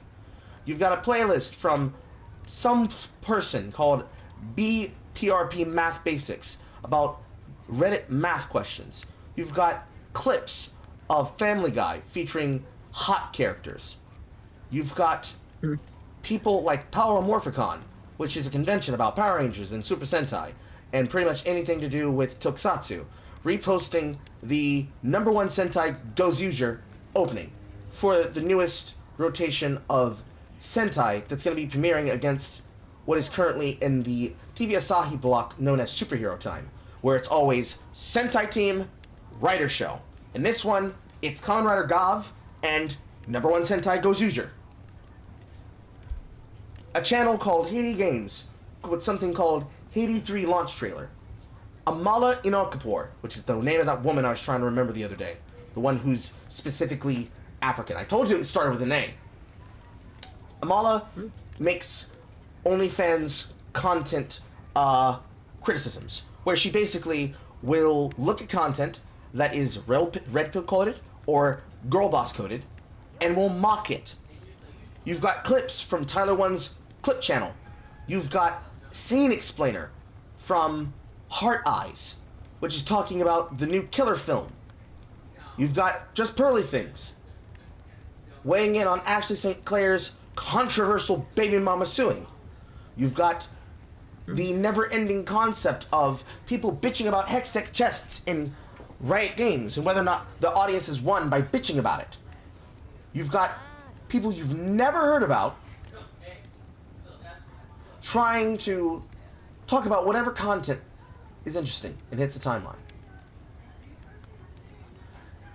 And yet, when it sorts for all of it, because it pulls from all, it's going to sort you towards pretty much any and everything.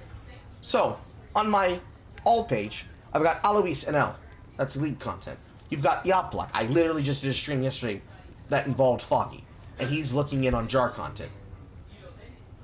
You've got the liquid drum and bass mixes that I often play in the background. You've got a video from that same person who is criticizing the other content creator, now having a video criticizing Grums. You've got a person who's playing a Infinite Bravery build in League of Legends. You've got the Scarlet Autumn Delta OST rules card mix that was popularized by Etika. You've got a person with only 44 views on a video from someone called FU in Orbit, which I'm pretty sure this is something from the Fail Daughter cycle that I've been consuming content from to make my mannequin review, that says be good and retrieve a mood that peeps understand. So, woman-coded sympathy core content. A video from Raffle Light. A video from War should just wait. Okay. When I say just wait, I don't mean like just wait and then let me keep talking. Just tell me that it's that the internet's dropping. Anyways. Oh, okay. Because I figured that must have been what it is. I just thought, oh god, is this also like technical issues? I didn't know. So now I know. Yeah. So ultimately, my front page is full of the content that I consume. So whether or not your content is picked up by the algorithm, that's a non-factor. All you need to do is make. All you need to do is create. So you'll have a backlog, and then you'll have your on-stream live shit. Because if they're talking about you being able to be found in the algorithm with discovery, there is no fucking discovery on Twitch, and they should know that. Okay. And there's certainly no true discovery with TikTok, because TikTok is full of so many people doing the exact same shit. You'd think it would get you discovery, but actually it does not. Because as often as people are searching you up, the algorithm decides whether or not you'll be relevant and viable on there. And the algorithm will immediately try to fucking pigeonhole your content. Because there will be people that either you're not progressive, so they're going to try and outright silence you, or you're just not interesting enough for those people who are watching. And they have horrible attention spans. So if they're going to go to your stream, and they're watching on Twitch, then if they want to see a backlog of your work, or anything else you're producing, they're going to go to your YouTube. Period. And you're going to build your audience from there. Whether or not you just get discovered, it's based on whether or not people are watching your shit. If they say, wow, this channel's so cool, bet I never see you, it means they're not watching your shit, and they need to watch more of your shit. Because if they just click on one fucking video of mine, they'll get multiple pieces of my content suggested in the algorithm. Okay. That's how it works. It's how it's worked since Susan Wojcicki, and it's entered into this phase after her tenure, where if you don't see them on the side in subscriptions as being live, then you should go and see if they're toasting content. So right now, if I click on my subscription feed for Shut Fat Otaku, if my screen fucking loads. Hopefully I'm not dropping again. If I click on his channel, I can clearly see that he's doing the weekly sip, as he usually does on the weekends. And there are currently 63 people who are watching. That means, of the people who are concurrently watching him, that's 63 people who are not watching me, because we're streaming at the same time. Streams conglomerize against other streams. It's very hard to watch multiple streams at one time, because it's stream of consciousness. You're going to miss out on things if you're not paying attention to one chat over the other. But videos? Oh, did you see that new single-player Carl video? Yeah, but I'm watching this stream right now. Bro, what do you mean? It's a fucking video. Put it on in the background while you're watching this. Or, when you finally are not consumed, yeah, or if you're not consumed with watching someone's content, wait, watch the video. Or, but, well, Carl's live on Twitch, and, you know, I can't see the VOD there. That's bullshit, too. People will watch the rebroadcasts on live streams. We literally have one of the most active members of ours being somebody who, on his night shift or going to bed, actively comes in and checks in. Or, if you want to be like Callum, I turn on the stream, Carl is streaming. I go to bed, I wake back up, Carl is streaming.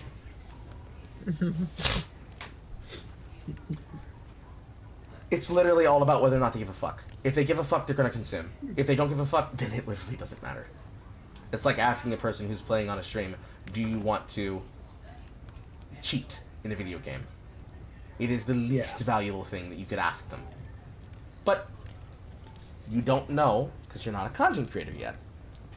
So, as someone who's asked themselves that question, yes, you literally should. At the very minimum, if you're gonna put accounts anywhere else, you have to have an account for almost every major website.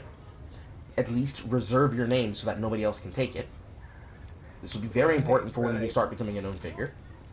Have a YouTube, and at least have one other output alongside Twitter. Because you're gonna need to have Twitter to stay aware of the zeitgeist. While you might not want, while you might not want to focus on the mainstream, you do want to know what they're talking about and what they care about, so that you can look into it to see if it's interesting to you. And if there's something interesting in there that you want to talk about, then you talk about it. If there's not, then when they zig, you zag. That's how you stand out from the pack. Okay. Because the advice they're giving you is to be a regular Twitch content creator. You're not interested in being a regular Twitch content creator. You're interested in being you. Yeah. Whatever the brand... That was one thing... Sorry. Whatever... Just take a 10 count. Whenever you hear me take a pause, take a 10 count in your head before you reply. Whatever Aqua Gulp is as a content creator, people are going there to watch Aqua Gulp. They're not going there to watch Aqua Gulp do an interpretation of Single Player Carl. Right. Or Single Player Carl do an interpretation of Short Battle Otaku. Or so on, and so on. Be unique. Good. Because the big thing they brought up was like, what was it? I don't know if she said it directly. I don't think she said it's like you can be you can find you can find recognition easily on Twitch, which is not the fucking case. But it was like it was more the place was designed for streaming content, even though yes, backlogs are an issue. That's why she has her own separate YouTube channel to alleviate that. But other than that, I don't like I'll trust their word, but the big issue they were having, especially during that session, is like I had to be very fucking careful with what I was saying, in general, because these were not. I don't want to say anything bad. It's just they were pretty sensitive to certain things, like rightfully so. I'm not saying like oh they were weak and feeble. No, I'm just saying they were pretty sensitive to certain things. But in general, it was more so. It's like.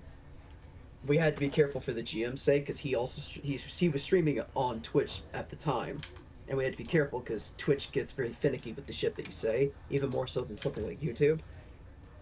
I know that just for me watching your content, it's like yeah, it's a pain in the ass, which is why, honestly, despite how bad YouTube can be with that sometimes, I'd rather deal with that than with what Twitch is, because that's more like.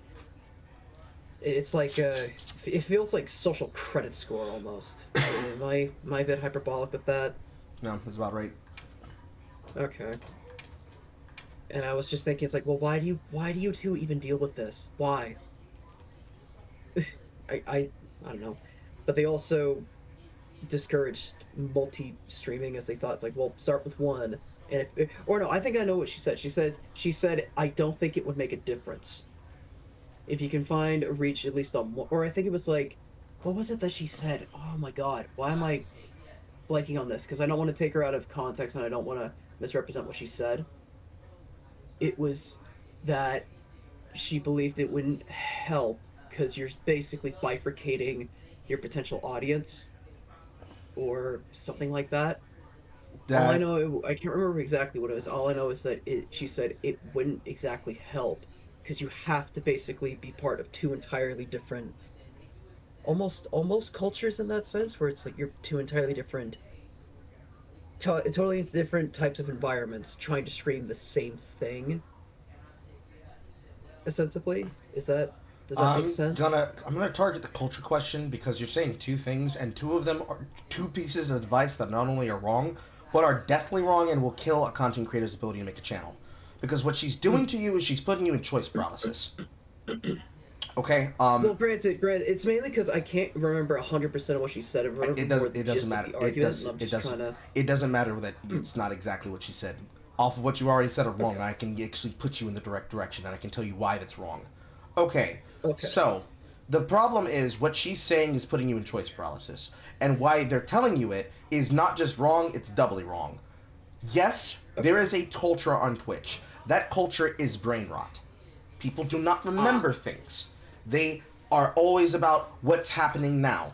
If you go to a Kai Cenat stream, you will see what I am talking about. There are different kinds of content creators that curate their chats differently, and they have different types of cultures in their communities, and different types of cultures amongst those viewing audiences on those platforms where they watch. People on Twitch love to talk about numbers. They do not pay attention to what your content is producing. They want to see why other people are watching you, and if they get bored, they are very quick to drop you. The Twitch culture that we've all denounced over the years is a culture that rewards you for brain rot because they care less about you having a conversation and care more about you talking about things that they think are more important than what you're talking about, because they do not care if your material involves work and effort that is similar to what you are already dealing with or talking about. They care about the work that presents them the most interesting thing that they want to have at that time. They are not capable of judging, the Twitch audience, not your friends. They are not capable of judging quality content when it's happening because they have to actually be paying attention. So, for the amount of time in which I had been talking to Struggler about the entire mechanisms that are at play in the conversations, Twitch has no ability to pay attention to that. They would just be complaining and complaining and complaining that the streamer is not talking about the thing that I want to talk about. They are actually a part of the reason why people are stuck in that cycle, because they care about talking about people rather than about concepts and events. They are very small-minded. Oh. They're extremely small-minded. They're the people who want to gossip and take the sort of parasocial dynamic of the streamer and chat to an almost disgusting degree. Right! Almost. So, because they are focused on being parasocial and almost being responsible for manipulating and hostaging the chat by one-guying it repeatedly, because the streamer is not talking about what I want to talk about. The streamer isn't talking about what I want to talk about. The streamer still isn't talking about what I want to talk about. They are incapable of being able to make space and hold attention on something that isn't recorded in front of them, because they will forget it the second you fucking say it. They will forget a point that you say the second you fucking say it, because it's on to the next thing, on to the next thing, on to the next thing. Viral clips are what dominate Twitch. But the propagation for those clips is not happening on Twitch. It's happening on Reddit. Reddit is controlled by leftists. Oh. In fact, some of the biggest subreddits, namely the biggest being livestream fails, is controlled by people who decide that your favorites are not good enough to be on the platform. So, if it's not a person that they know of size, if it's not some meteor figure streamer, or some high-level streamer, they're going to ignore it. Because if it was important, I would have heard about it from someone else. They are two different cultures that are separated from Twitch. Because on Twitch, you can say and do anything and probably get away with it. Because no one's going to really judge you for doing so. But on YouTube, you actually have to have a higher standard. You not only need to be able to talk about something, you need to be able to talk about it well. And your ideas need to flesh out once you are done talking about said thing. If your opinion and your content effectively requires you and someone else to be involved in something that has almost literally no spatial benefit, then to that Twitch viewer, why should I give you my attention when I could go watch something else that's going to pay attention to me? It's very egotistical in that way. But it's not so much the viewer's fault, because a lot of that is informed by how other people taught them culture could be. They are following what their favorites told them was acceptable. Their favorite content creator is probably bombastic and loud, and probably has a lot of in-jokes. Their favorite streamer is possibly also somebody that is idiosyncratic, and a lot of them copy them. That's why wouldn't you want to copy your favorite streamer? We have some people who are like here, who are like that, like in here, in my audience. The problem, at the end of the day, is that when you start talking about cultures, the culture of Twitch doesn't exist. It's been dead. Ever since the site was bought in 2014, it became less about the video games and less about the gaming culture and more about the most popular thing that's being discussed about at the time. It's never had a culture since, unless you want to say the culture of the website is the culture of just talking a bunch of shit about nothing and nobody. Or rather, paying attention to the most wild thing somebody who is on Twitch has done recently. Which basically means Hassan. It means whatever is the most viral thing at the time. Is it e-girls? Is it a political commentator saying extremely wild and crazy things? Is it a YouTuber that also streams on the platform making a new milestone for progress and development? Do we hate them? If not, bro, what do we care? If you do, oh my god, did you see that guy? He's crashing out! Is it an e-girl? Oh my god, this girl's making so much money off of these people. Where's the help for the kids? Yeah. No matter what the topic is, it's whatever is the hottest new goss. If you've never seen... Whatever the hottest tea to spell. If you've never seen a guy by the name of Perez Hilton, he is probably the best media figure gossip blogger to the stars. And Twitch has become PerezHilton.com. Except, instead of crazy right-wing takes about turning the fire hose on kids, you can tune into a live stream and hear about the content creator currently promoting an unironic terrorist campaign. Oh. Okay. And then maybe somewhere in the corner of the website, there's one person who's playing video games, but they also happen to be the friend of a friend of a friend who is married to that streamer, and she makes porn. In other words, not real shit. Or, if you want to just refer to my video about Hillboy and how I comment on people like FD Signifier, they ain't being for real. They think they're talking about something that's important, but they're not actually being for real. Nothing they're saying is relevant to any zeitgeist that they're involved in. They're just worried that they're in the same room with somebody else and that they're talking about something that can be considered important or interesting to whatever group. So, like horror, but the wrong way. And by like horror, I mean they're bored and they're looking for something interesting to watch, but they can't find anything interesting to watch because no one's interesting. So they pass their time looking through the content on the platform until the content creator that they want to watch is streaming again. Because streamers, by nature, don't make videos. Or if they do, they make videos referring to content that they did on camera. So if you're watching a lot of VTubers, you'll probably watch the VTuber live, but you're also probably watching the VTuber for the opinions and takes that they have about a certain topic. Now I'm asking question with a question. Who in our audience is actively posting things to Printing Press Express? Well, let me take a look. There's an easy short answer, but I'll let you look it up and see if you can find out the answer is. For fuck's sakes, I gotta resize my... Bear with me for a second. I know you are, I know Ace Detective is, I know Saffronet is, I know Blitzshed is, Jack, I know Horror posts a few things on here, X, Foster, Lucas DeFron, like, mostly you. There are other people A there. lot of posts from you.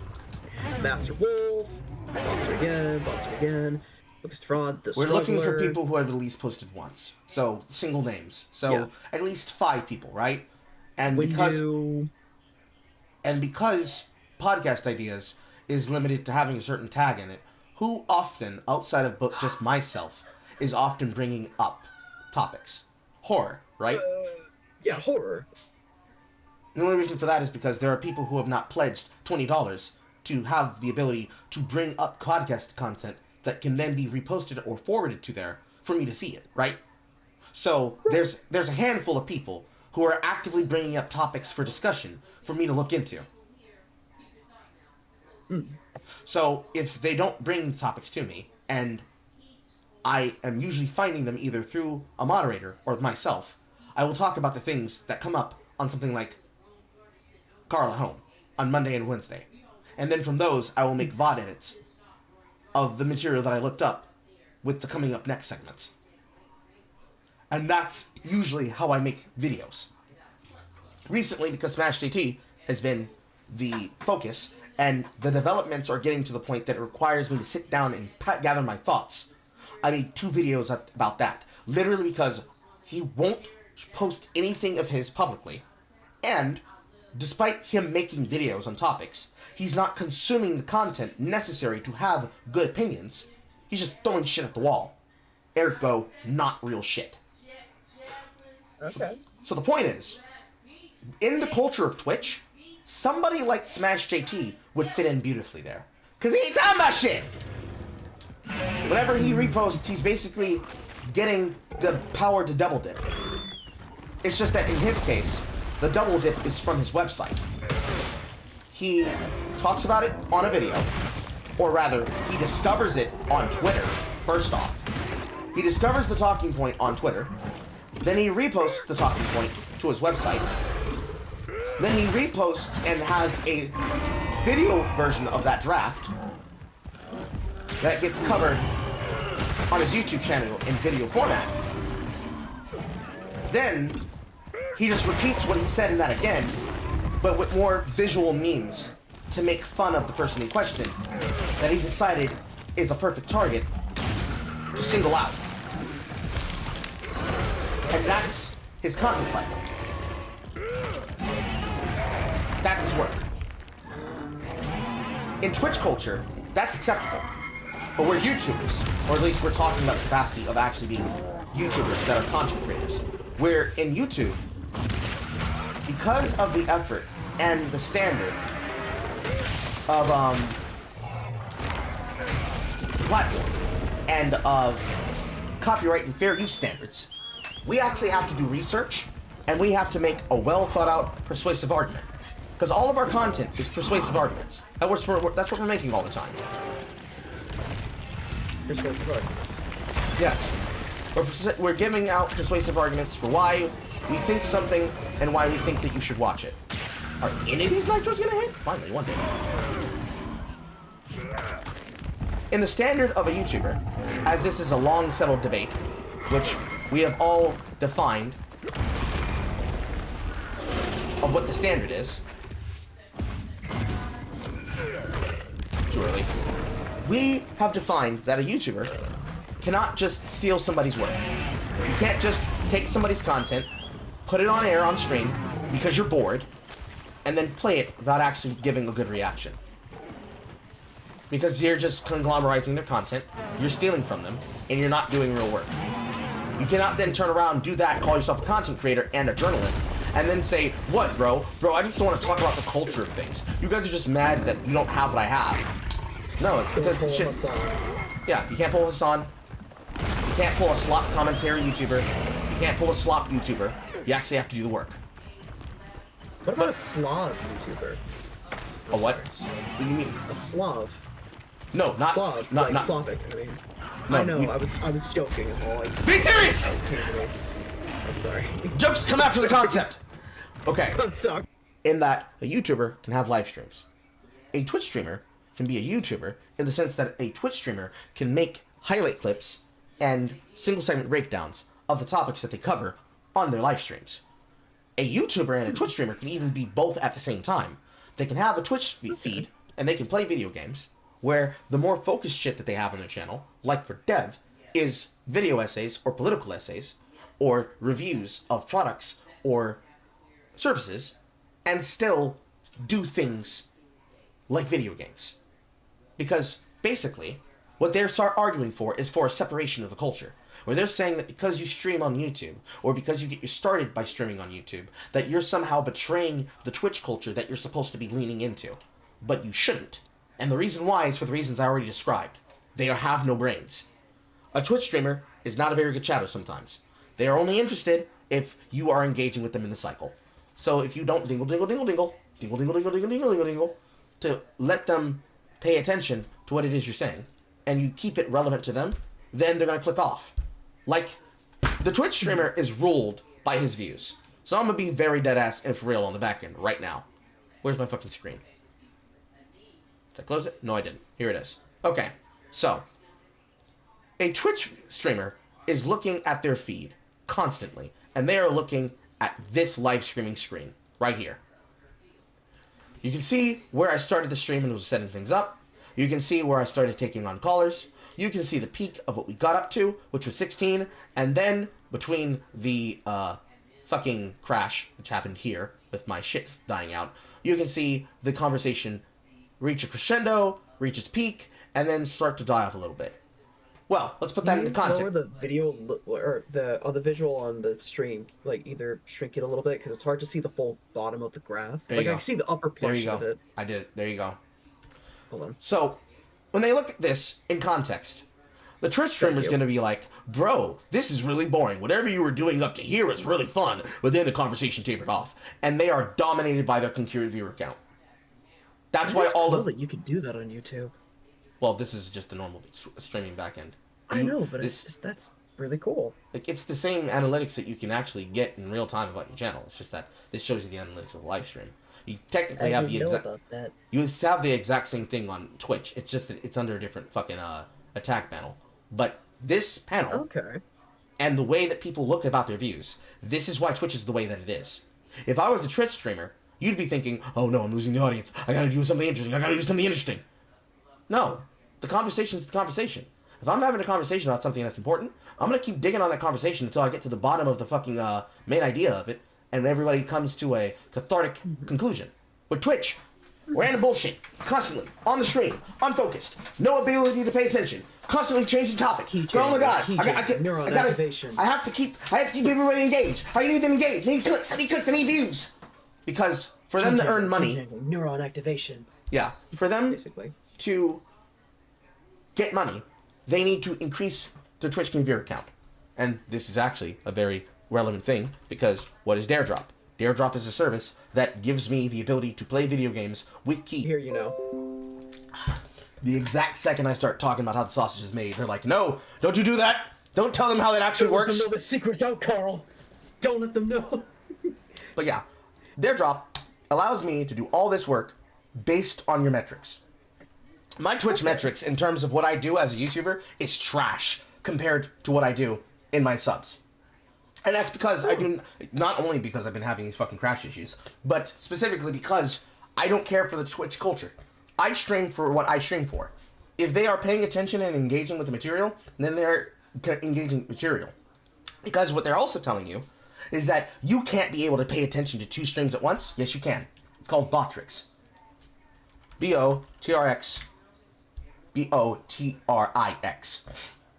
It combines a Trovo chat, a Twitch chat, a YouTube chat, and a Kick chat, and sometimes your Discord server chat, but I think that's going to be a paid feature in the future. It's similar to what I was already using before, which was I was using Restream. Botrix? Botrix. Technically, it's Botrix, but Botrix. Botrix. Yes, Botrix.live. There it is. Much like Restream, it is a tool that allows you to unify your chat rooms and also stream to those platforms, or in this case, just the chat room. Restream, you'd be able to restream onto another platform, but you get up to 2 connections. You have to pay for 5 basic for $20 a month. Using a multi-streaming tool, like the one that I'm using right now, you can stream to multiple platforms, which is what I was testing out at the beginning, or rather towards the end of last year and the beginning of this year. And you can stream to Twitch, YouTube, and Kick. That's 3 sites right there. You can have 3 different connections right there and start building on 3 platforms at the same time. And technically, and if you have a multi-streaming tool, like the alluded multi-stream tool, you can then also stream onto X. You have to pay for Twitter in order for you to have the ability to do it, because Destiny's fucking conservative killing ranting meant that now you cannot just stream if you have the ability to stream. You have to pay to stream. So it locks the feature away from people who are not paying. And Twitter already doesn't really allow for your posts to go viral and be picked up by people who are not watching your feed if you do not pay for the algorithm. Because Elon's entire algorithm is basically a fucking nanny sensor that's telling you that you have to put out good vibes always. You have to have good positive posts that keep people on the platform. And the way that Twitch is designed is to keep people on the platform in the same way. So it's the exact same fucking system. But people who are going to be watching your shit, they're going to come from communities. So more than likely, you're going to use this alongside at least a Discord connection, or at least using the YouTube community posts. Because otherwise, you'd have no other way to talk to a community directly. Because the most insular community you can get is to a Discord server. Because it's the more popular product being used right now. Before this, we had Skype. Before that, we had TeamSpeak. Now it's Discord. So you could use a Twitch, you could use a YouTube, and you could use a Discord. And then also X, which would be 3 connections. You could drop Kick entirely if you didn't want to use it, because on this platform, that is a bit out there. That's where the people who get banned from Twitch go. But you can also restream to it as well. It just has a different culture as well. Which that would be another factor on that culture. But what they're trying to tell you, basically, is you can't watch 2 websites at once and understand the culture of both and move in the culture of both. And that is a lie. Yes, you can.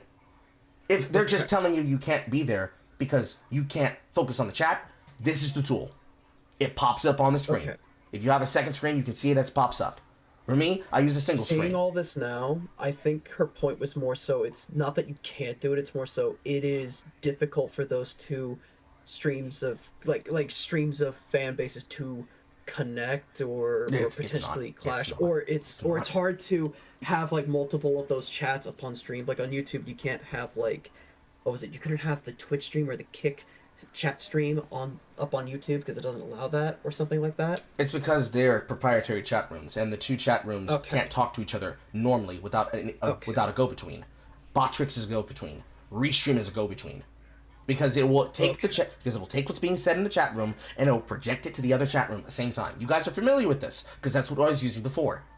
We also had the ability to talk to each other from inside of Discord. So people who weren't even on the stream could see what the chat was talking about and could interject. But you see, the more factors that presents, the more trolling opportunities that presents. Somebody who doesn't like people want to say something, so it gets projected to the internal chat stream. Or they want to go raid the server, and they want to go to the part that is open to the public before, which is why we pulled it away from the public now, to go to that chat relay, to go spam the fucking thread from inside the Discord, and basically troll it for the fun of it, or whatever the fuck.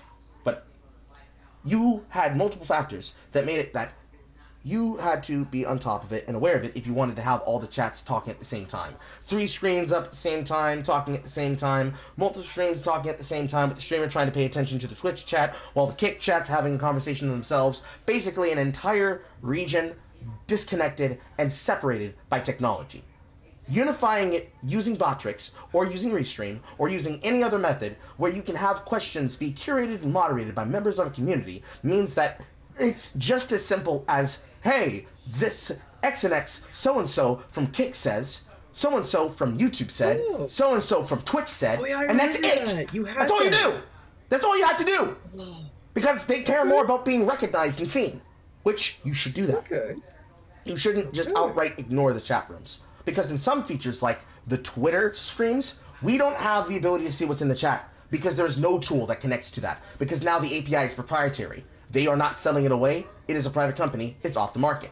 We would have to get the API from Elon in order to make bots that would work with that. And we don't. So the only way that we could is that we would actively look at them. And sometimes, on things like this, I do look at them. If there are multiple stream connections going, it's more or less going to be there for the people who are going to be scrolling through the timeline, because I will post a tweet that directs them to where the live stream is, so that it's one of the 3 places that I will see the chat rooms unified. And then the other one goes to people who are on Twitter. I will usually post like I do for Yapping with Carl. Also the official name of this is going to be Yapping with Carl, because I don't like call in, and Yap-In is much more funnier, because I'd steal the joke away from people. Because yes, I do yap. That's my fucking job. Anyways, I post on it a link that then brings them into this room. And if they really have a burning question that they are desperate that I hear, or some stupid joke that they are desperate that I hear, then inside of the tweet that I post, just like the post that I put out for today, it'll be right there in black and white on the timeline. It's Sunday for the week of March 2nd, which means it's time again for yet another Yapping with Carl. Ask all your burning questions of the week, only on Carl2 Network. Gives them a link to go to the YouTube stream, which is on the main platform that I look on, and the building I'm building for, and then a link to the Versus chat room. So if they go and click on this, they will now be in the server.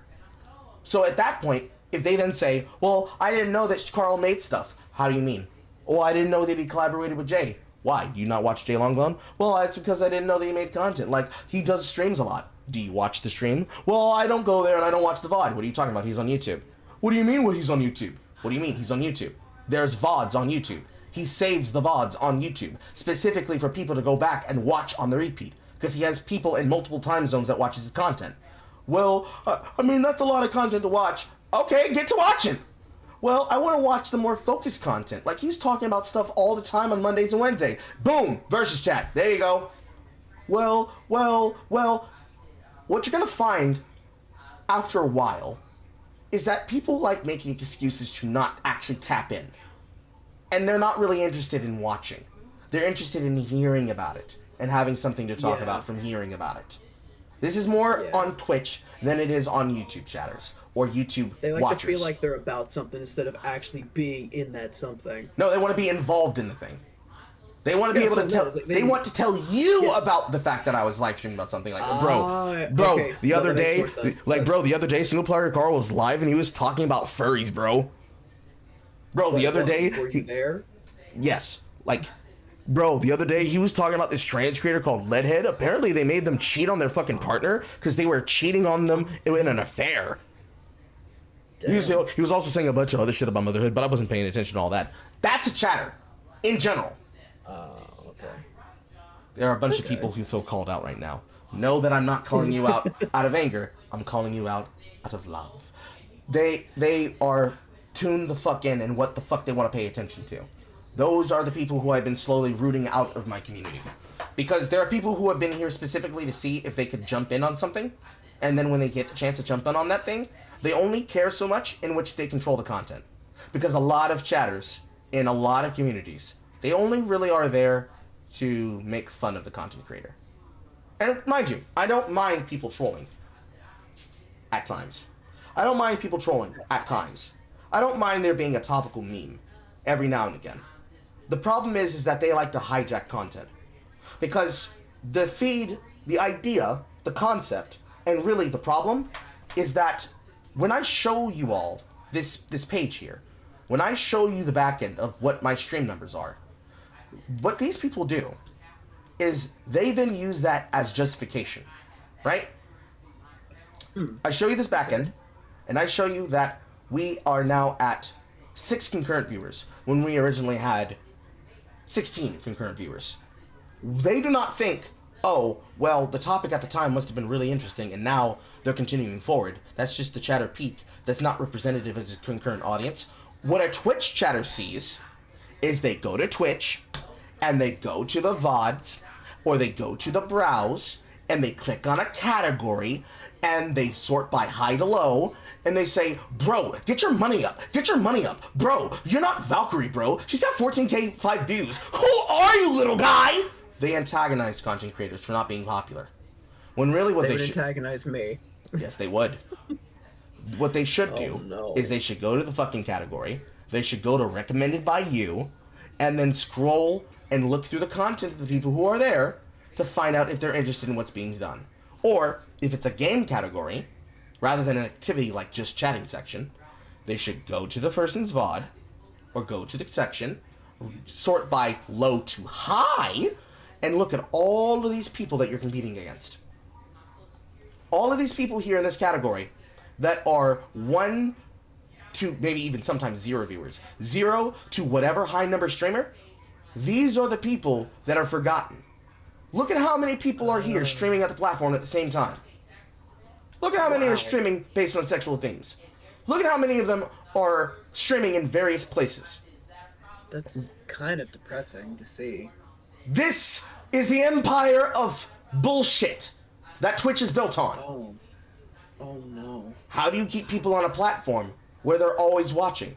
By having a content creator that can go watch. But how do you suggest to them who they should go watch? I know. We'll push them to the discovery page. Well, they're not on the discovery page, so they must not be an important person.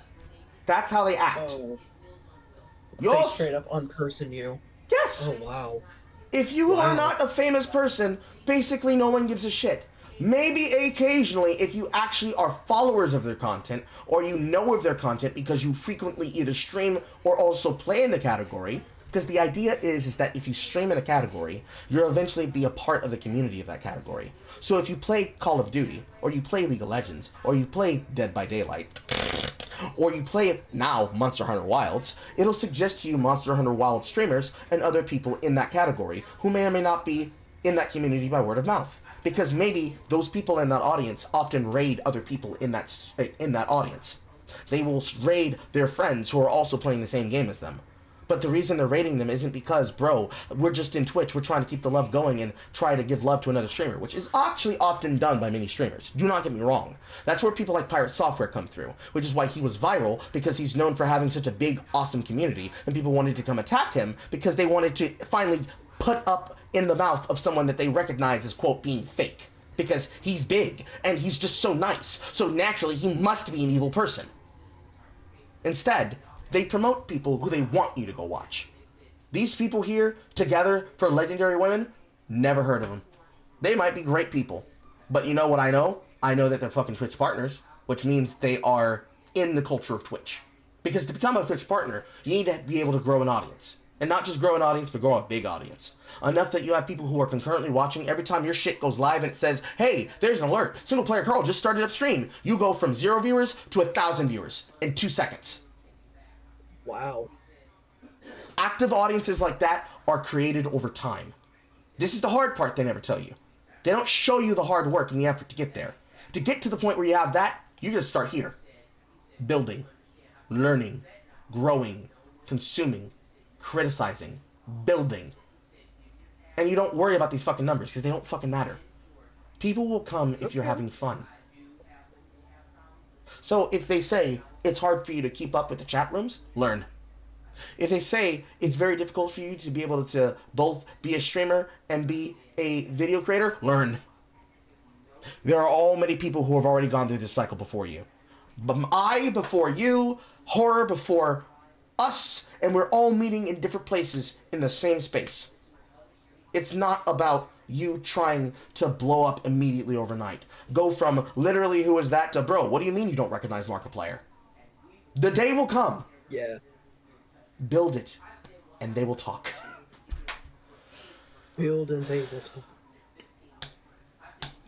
Anything else is immaterial. Because what it will cause you to do is it'll make you second guess every single thing you do. It'll make you second guess your personality. It'll make you second guess what makes you who you are. It'll make you think that you have to crush down who you are. And instead of mining down to the quality of your best content creative skills, you're instead trying to be safe and soft and bland. And you'll stop being able to be a content creator and you'll be just another fucking streamer. Yeah. So, I'm going to say that your friend's advice is very short-sighted to you. Okay. And I'm not saying that you should ignore them and say, well, my friend single player Carl said that you're dumb and you stink and you smell like elderberries. What you should tell them is that this streamer, who I am in the audience of, says that while you have a point, it is actually going to be a mark against me if I try to ignore all these things that are very important for me to be able to grow as a content creator. And what I should do is I should first focus on building the damn thing instead of worrying about who's going to be in the content of what I'm making for, so I can discover myself. And then, once I discover the content and what I want to do with it, then I can worry about what audience I'm building from my work. Because if you focus on the small shit, you're going to end up in what we call choice paralysis. I have too many choices. What do I do?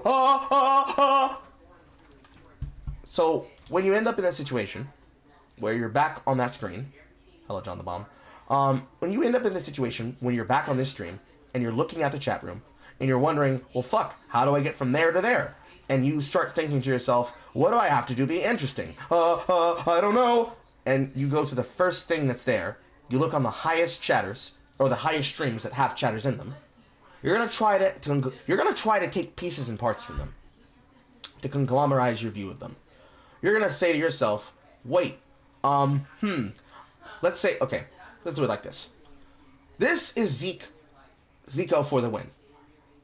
Zico for the win is one of the players that came from the OnlyFans event. Or excuse me, OnlyFangs. F-A-N-G. OnlyFangs event from Hardcore WoW. He was the mage that everybody was saying that Pirate Software should have been playing like in order for everybody to live in that situation. He is now playing the game League of Legends. Specifically because he is known for playing WoW. He's one of those guys that's been playing the game for years. He needs to shake up his content. How does he shake up his content? Well, how about a 12-hour marathon stream currently going? 12 hours, 52 minutes, and 44 seconds and counting. The title, 20x number one, 20 times number one WoW mage player, a gamer relaxes brain with easy 4-button mobile game. Because basically at this point in time, League of Legends is a mobile game. Basically. So, he stops playing his main game, and he goes and makes variety stream content. And he starts playing League of Legends. Because Tyler's from League of Legends. What's the bit here? What's the thing that's supposed to be connecting us to giving a shit? The WoW player that was a part of the guild that was connected to Tyler 1 is now playing League of Legends. Whoopee! Content! Whoopee! Because not only is he making content by the fact that he's playing a game he probably has never played before, but he's also making content in the sense that the event he is doing it in itself is material.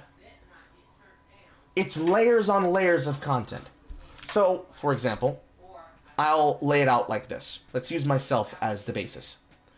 My content is based on consumption, description, and breakdown, based on audience engagement and interaction.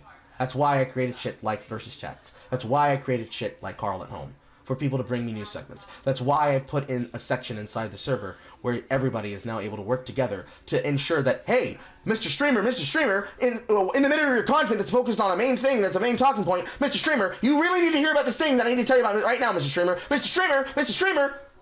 If it's not a talking point, or it's not a piece of conversation, it can go inside a Printing Press Express. You can do an entire breakdown of every little intricate piece of that event. And then, if they also give money to me, they can say, Mr. Streamer, $20 pledge to here. I wrote a thread inside the server that I want you to look at about this event that's currently happening right now. Or, if it's a trusted member, like Horror, where it's like, Carl, there's something happening right now. You should go watch it. Carl, and I'm not being distracted by focusing on a video game way too much by vegging out. Then, that gives me the ability to jump on that news story. And that's how you get videos like my edit about the David Jaff interview. That's how you get my VOD cut of the H3 Hassan hit piece. That's how you get my 4-hour VOD about the fucking militant Christian bronies that are furry Darkrai lovers, and the never-ending missiles hitting Destiny and his audience, the Dalaban, over and over again, because he can't stop being unhinged. That's how you get Forbidden Clopping, the multiple videos of Dansburg Studios getting felted by Foggy, and me seeing the context behind why he's fucking crazy. It's how you get videos that are talking about Jimquisition, not understanding gamers. It's how you get every single piece of every event where we learn another cringe thing from Brian Mullins the Fox. That's how you get videos like that. Because the audience is not just helping the content creator, and rather than audience capture, trying to steer the content creator to act as a vehicle where they can watch the thing that they want to watch. Mr. Streamer, why are you trying to teach us about how the business works? Why don't you just talk about this completely bane-rutted subject matter that I say, and then say Poggers Swag Gangnam Chink at the end of it? Instead, I'm showing you and making for you the content that I would consume, because I'm the one that's creating the content. And by teaching you the culture of the work that I create, we're pushing you in the direction where all this work that I produce, whether it be a 7-minute and 25-second recap of a 26-minute, 36-second video, can exist for you to be there, to be caught on to the subject matter, or a several-hour VOD of a live stream being done not only as a bit, but also as a commentary of a person being incapable of being responsible for their part in creating that content. So, 16 hours of 14 pages. That is a 16... Well, I don't even remember how long that VOD is. The missing segment that came from that stream where we went over the 12-hour section was 5 minutes and 58 seconds. If I look here, that live stream was... I think I remember it. It was like almost 16, 18 hours or some shit, but the video itself was only locked to like 12, maybe 14. Yes, because this is a quirk of YouTube that you'll learn. The VOD recording stops recording properly up to the time of what you're doing when you've crossed 12 hours. So 11 here, 25 here is probably about 16, because I listed it as 16 hours of 14 pages, because I made a rough estimate of how much time it would take me to watch the entirety of his fucking content. So this stream here is a perfect case example of exactly making something to entertain people while also making the equivalent of a political statement. The point of that stream was Dark Viper AU is annoying and is verbose and is getting what he deserves because he's a lolcow, and I'm going to show you why. And in this live stream, while reading his talking points and mining them down the same way that I did every single time, I'm pretty sure I still have that Obsidian note. One second. Taking his ideas, mining them down as far down as you can go, giving the best effort that I can. It's not lazy. It's not boring. I'm actively voicing the opinion of the reasons why people don't like him, and I'm giving sources as to why we would continue to not like him. Here it is. We give him the air and breath to see the content. So we view the content and we work with the content. Then, as we hit the talking points, we explain the references as to why his case example of what he thinks about fair use is the way that it is. And then from that, I, more in the capacity of a comedian than just a media critic, am making fun of him. But it's like a show presentation of a comedy special. Just a comedy special in this case that never fucking ends.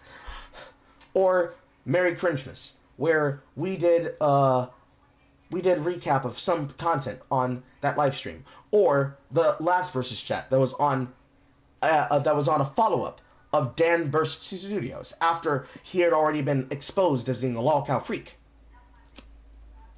All of this content is produced from having consumed content and then presenting content for other people to consume.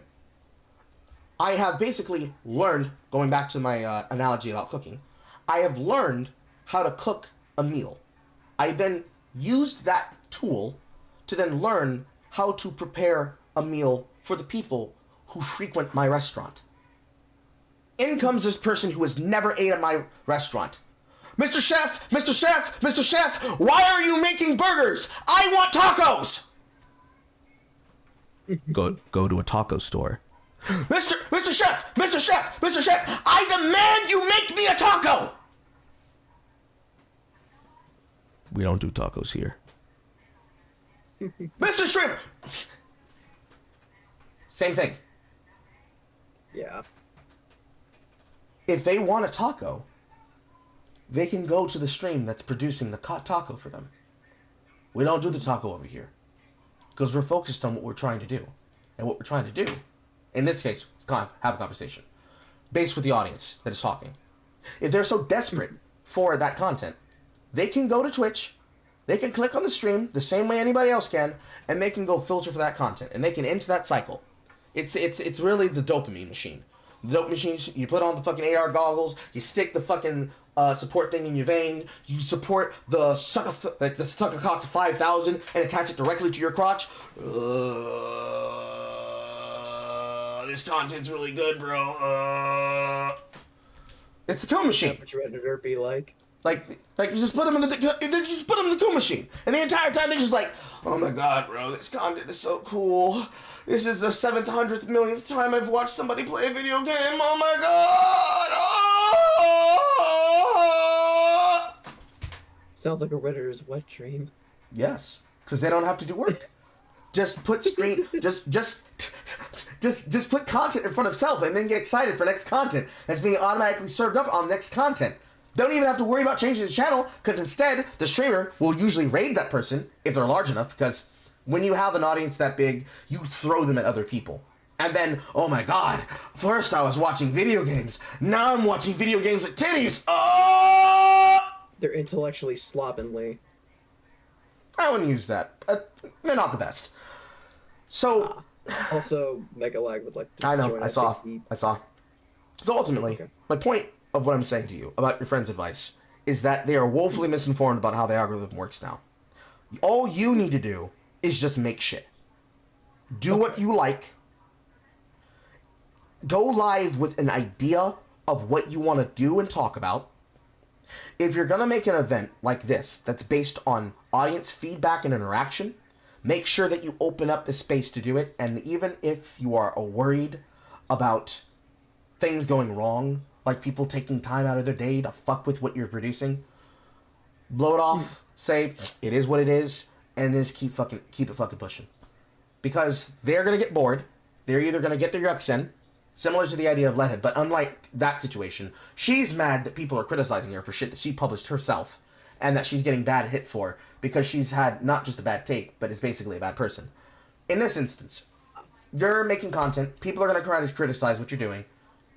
You need to do what is important to you, because like exercise, your exercise and your prep work and your reps are only going to make sense to you. If you're focused on working on chest and you're trying to do chest exercises, you don't need to worry about legs. You don't need to worry about a guy that's going like, hey bro, you're missing leg day. They're not important. Stay focused. That's it. That's all you gotta do. That's literally all the content creation. Stay focused, do what you want. From there, it's literally about fun and money. The money comes with the fun. Technically, money comes with the size, but people usually like to be around you when you're having fun. Okay. Hopefully that is helpful. Because Megalac does deserve his turn, and I think we got out. Stretching. Oh, my solar plexus. My God. And I think we've got to a good point on something that is not just useful for the topic that you wanted to talk about and that you wanted to add on to, but an entirely separate topic that now gives people a lot of things to understand for it. Because your topic is actually very central to the heart of what I was talking about with Struggler. Because that's the meta conversation that's happening at the same time, you see. That's why I need to have graphs. You have two cultures, at the very minimum, based on the thing that you are worried about. You have two cultures that are interested in two different things. Twitch culture is just interested in flicking through channels like, bro, what's on? I want to watch something exciting. The YouTube culture is more interested in having a conversation and seeing people have a conversation. about the content in question that they are excited by. Both of these groups cannot get what they want at the same time. Because both of these groups at their extremes have the worst outcomes. By that I mean, YouTube at its peak, where you have high audience interaction, with high audience follow-through, but with very little rules and restrictions, leads to YouTube apocalypses. Because the content that some people want to watch might be content that is then responsible for creating a hate mob. So, internet blood sports. Where content creators are talking to other content creators on live stream, and people are making joking threats, but then people who are consuming that believe that that means that threats are okay on the platform, so then they actually start making real threats, not idle threats. It starts as idle threats, then it becomes people jokingly calling in swatting events to their homes, and then somebody dies, and then now we have rules about swatting. On Twitch culture leads to audience mobbing, because the audience wants to watch content.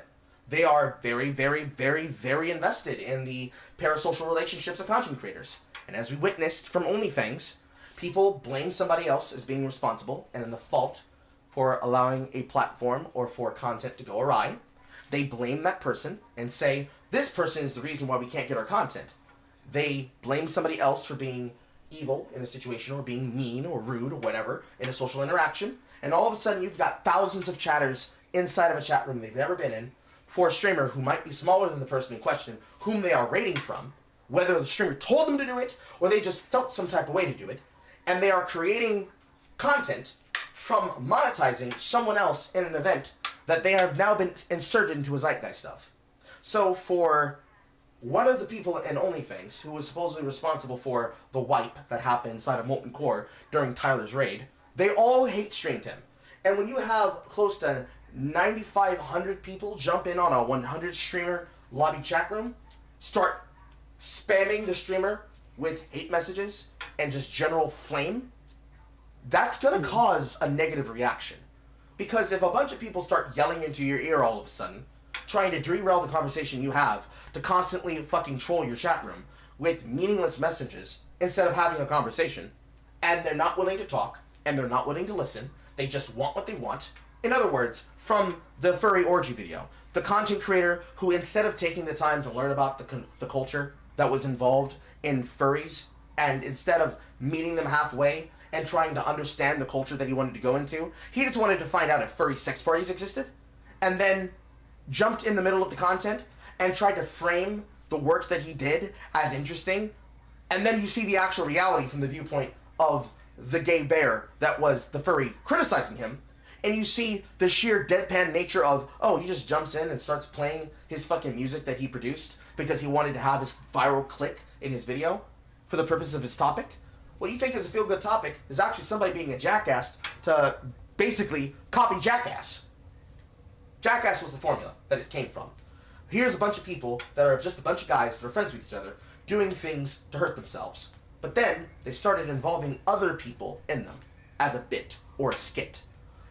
Johnny on the street, instead of involving people in the violence, it's like they're doing shit to themselves where other people can see it. Then you get to the impractical jokers side of it. They're now involving people in the practical joke and being like, bro, calm down, it's just a prank. Now we advance to the point where the audience is the ones that are behaving as though they are the prankster. Whether or not they are leading from a lead prankster, or they all just decided, it'd be really funny if we shit on this guy. And all of a sudden, now you just have people saying, bro, why are you so upset? It's just a prank. Bro, it's just talking. We're just chatting. But the energy in which they came in for, and the direction in which they decided to monetize that for, was instead to try and do everything possible to just throw shit at the wall. And as they throw shit at the wall, they're also throwing shit on the person who is now considered the target that's acceptable to attack. And so, that chatter, or that streamer, now will react accordingly. So, if 5,000 people were to randomly jump into my chat room right now and started saying, single player Carl, you're a cuck, you'll never be a dad, what do you think my natural reaction is going to be? They're just gonna straight up show a picture of your kid. You don't even have to say anything at that point. Good question. My reaction is whatever I think is funnier in the moment. Remember, I'm a comedian. That too, that's better. Now, realistically, what my actual reaction would be is if somebody comes in to a conversation or comes in into an argument trying to talk about something that is not the focus of the argument and that no one is interested in talking to them about, we're going to ignore them. Now, they don't like being ignored, so the next thing you're going to do is they're going to be more annoying. Now it's not just going to be, well, single player Carl, I'm coming to your chat room to make fun of you. Now I'm raiding your server to try and talk about, who is this guy? Remember, when I play League, what their behavior is? Who is this person saying that he knows so much about the game? And my normal reaction is to ban them, because then when I showed what happens when you have a conversation with that person, well, I want to talk about this play that you didn't do. You weren't playing optimally, bro. Bro, you weren't playing optimally. Well, I was playing optimally. Well, the optimal choice is the one that I kept telling you to do, but you ignored it. Well, your play was garbage. Really? Let's look at the bot. Is this you spamming your ultimate into nothing and then dying as you run down mid lane, following a play that never was going to work in the first place? The more that you analyze down, the more that you have to consider whether or not the person who is getting upset at you or is having a comment is fair in their assessment. The one guy is the only thing that matters to Twitch culture. Whereas a person trying to point out something in your chat room, if they want to get your attention, they throw money at you. Namely, in the form of super chats. They just contradict the thing that you say with the super chat money. And maybe if you want to make money off of that, that will help you. But that's like a one-time thing. So, look at Lewis McClung's situation, right? He's trying to shit on Naked Jabot because he's trying to lock in his position where he acts like an asshole. And him and Cataclysms tries to monetize him to cancel him and take his audience away from him by convincing them that you should abandon him. And the entire commentary community mogs him the entire stream because we can clearly see that he's trying to be a socialite bully. He's not getting away with it because we're not letting him. And then, when Cataclysms abandons him, he has no leg left to stand on because his entire audience is being directed by him as to who the acceptable target is. But then he became the target. And because he's not a good content creator, his reaction was to ignore them, to pivot, and try to right the ship, but the ship still sank. With actual content creators, we are supposed to be entertainers inside of the confines of the 4 camera space walls that denote our webcam, and whatever it is we're displaying on screen. So whatever is most interesting, or is the point of the conversation, you need to treat it like an auditorium full of people watching a comedy special. If a heckler stands up in the middle of my fucking bit and tries to derail my jokes by trying to heckle me from my audience, my natural reaction is going to be to get them the fuck out of my auditorium. So my actual reaction in a situation where 9,500 people come to try and interrupt me with content creation is I'm just going to direct them the fuck away from things. Technically, because I'm also who I am, I know that I have an intellectual eye. And part of making content is recognizing content opportunities. Leaning in rather than pulling away. Banning those people would be a moment to pull away. If I lean into the bit, I now steal the energy. Because really, what we're talking about is an angry mob.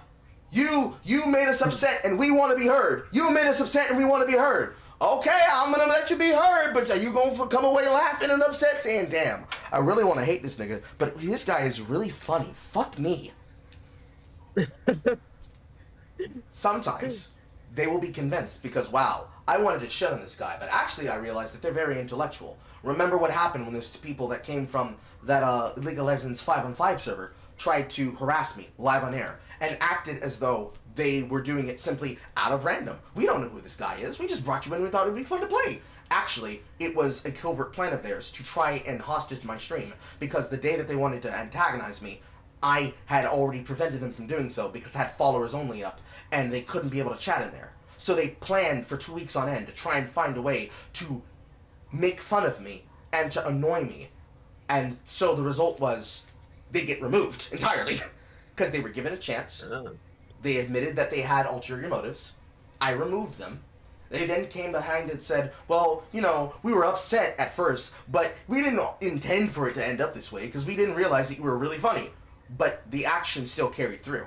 Those would be the people who'd be thrown out because they don't really give a shit. They just care. They care that they got caught. And they want to be able to still have access to continue saying the annoying thing.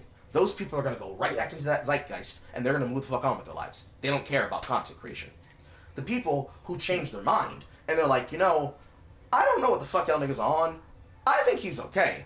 Maybe you don't like him, but that's you. Me, I want to hear what he says. And at that point, you have two cultures that are now conflicting against each other because they don't like either of the two. YouTube has never played nicely with Twitch because Twitch users do not like YouTube users because they think that they're better than them. But again, most Twitch users are also Redditors.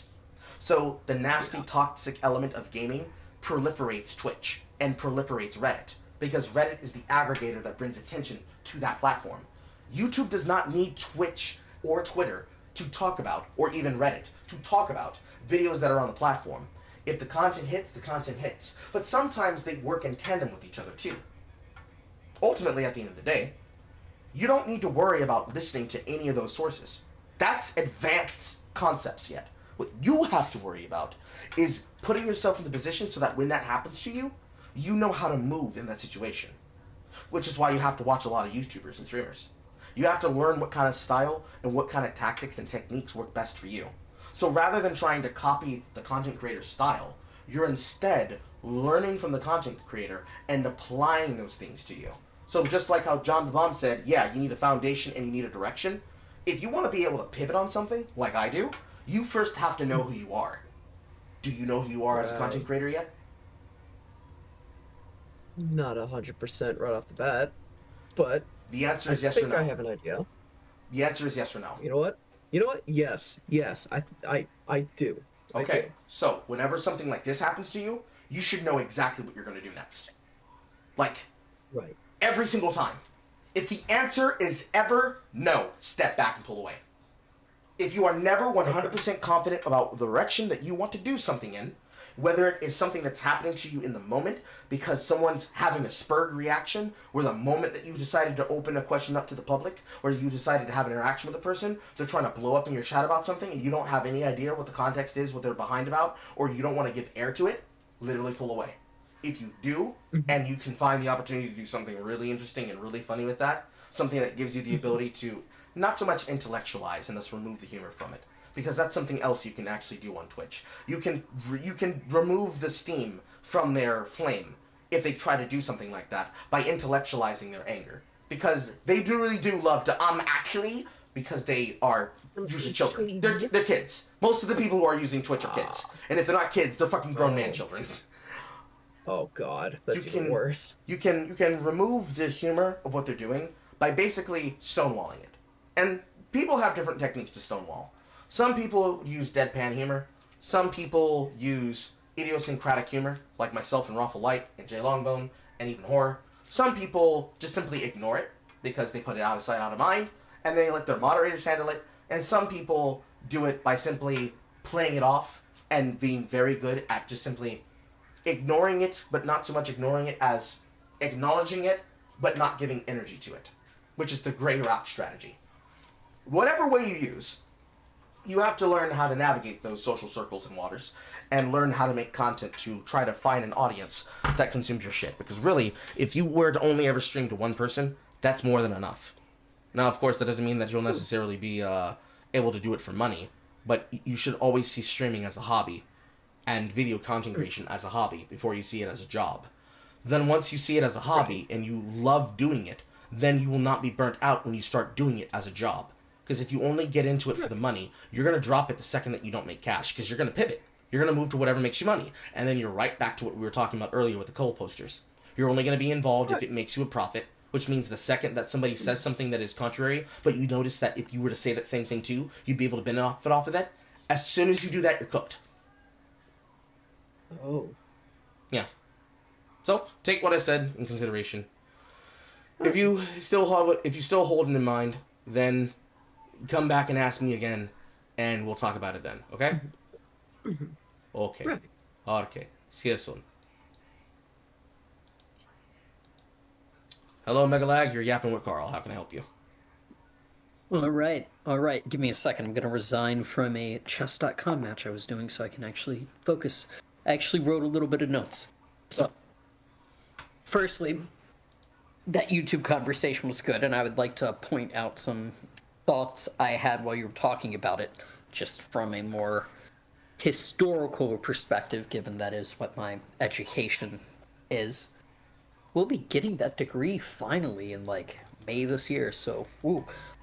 But, besides that point, firstly, on a comparison on like YouTube statistics versus Twitch statistics, which don't really relate to Aqua at the moment because he's not on the level where it's like this, but back when the Dream SMP was actually a thing, whether cringe or not cringe, that's not really up for me to decide.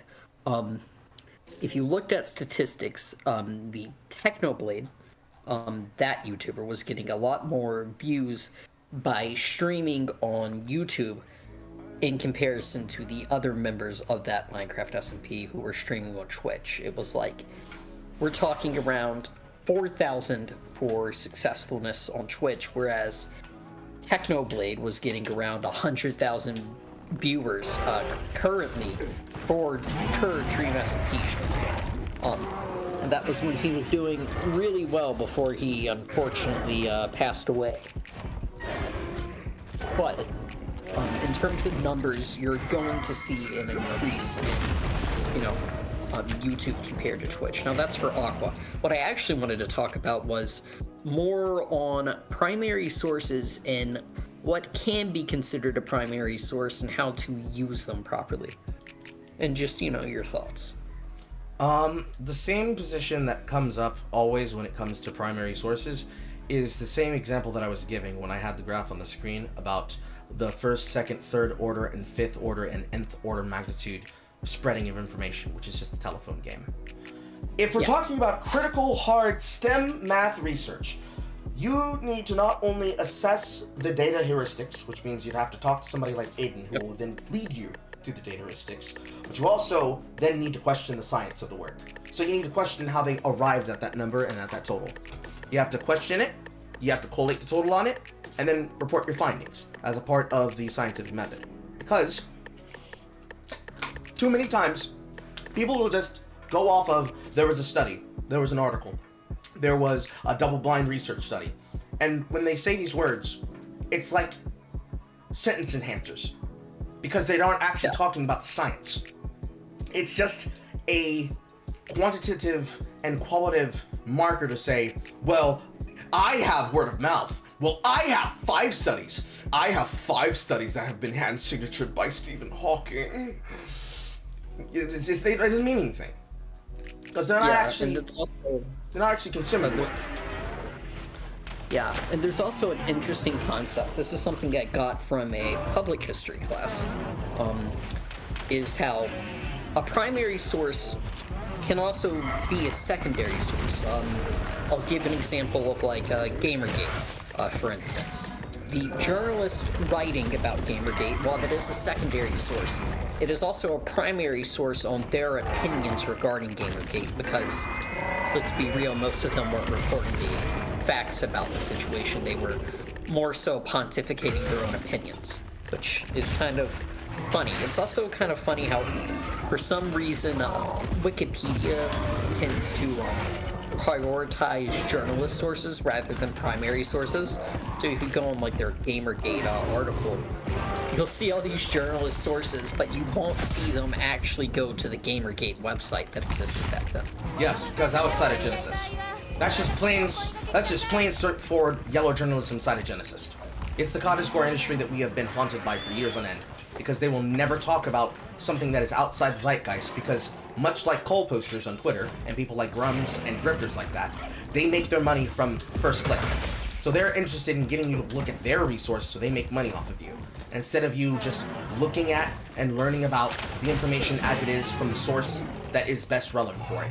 So if there was 2 sources, really it's any number of sources, but if there was 2 sources that could be referenced for an activity, and you had to choose between one that made you money and one that didn't make you money, every single time, every journalist demonstrates that they would always choose the one that makes the money. It's never about informing the public and making them aware of information that would then make them better learned on the subject matter, so they can be able to assess their biases as services such as Ground News, backwards. Newgrounds is the good website, where Ground News exists to give you for. Because their entire business model is, I want you to learn about the real subject matter of conversations. I want you to learn about the real subject matter of the work that is being discussed, or the topic, that is being discovered. Because if you don't look into it yourself, then you're likely to come across something that expands your biases. As we all have them, no matter what resources that we consider ourselves to be educated on.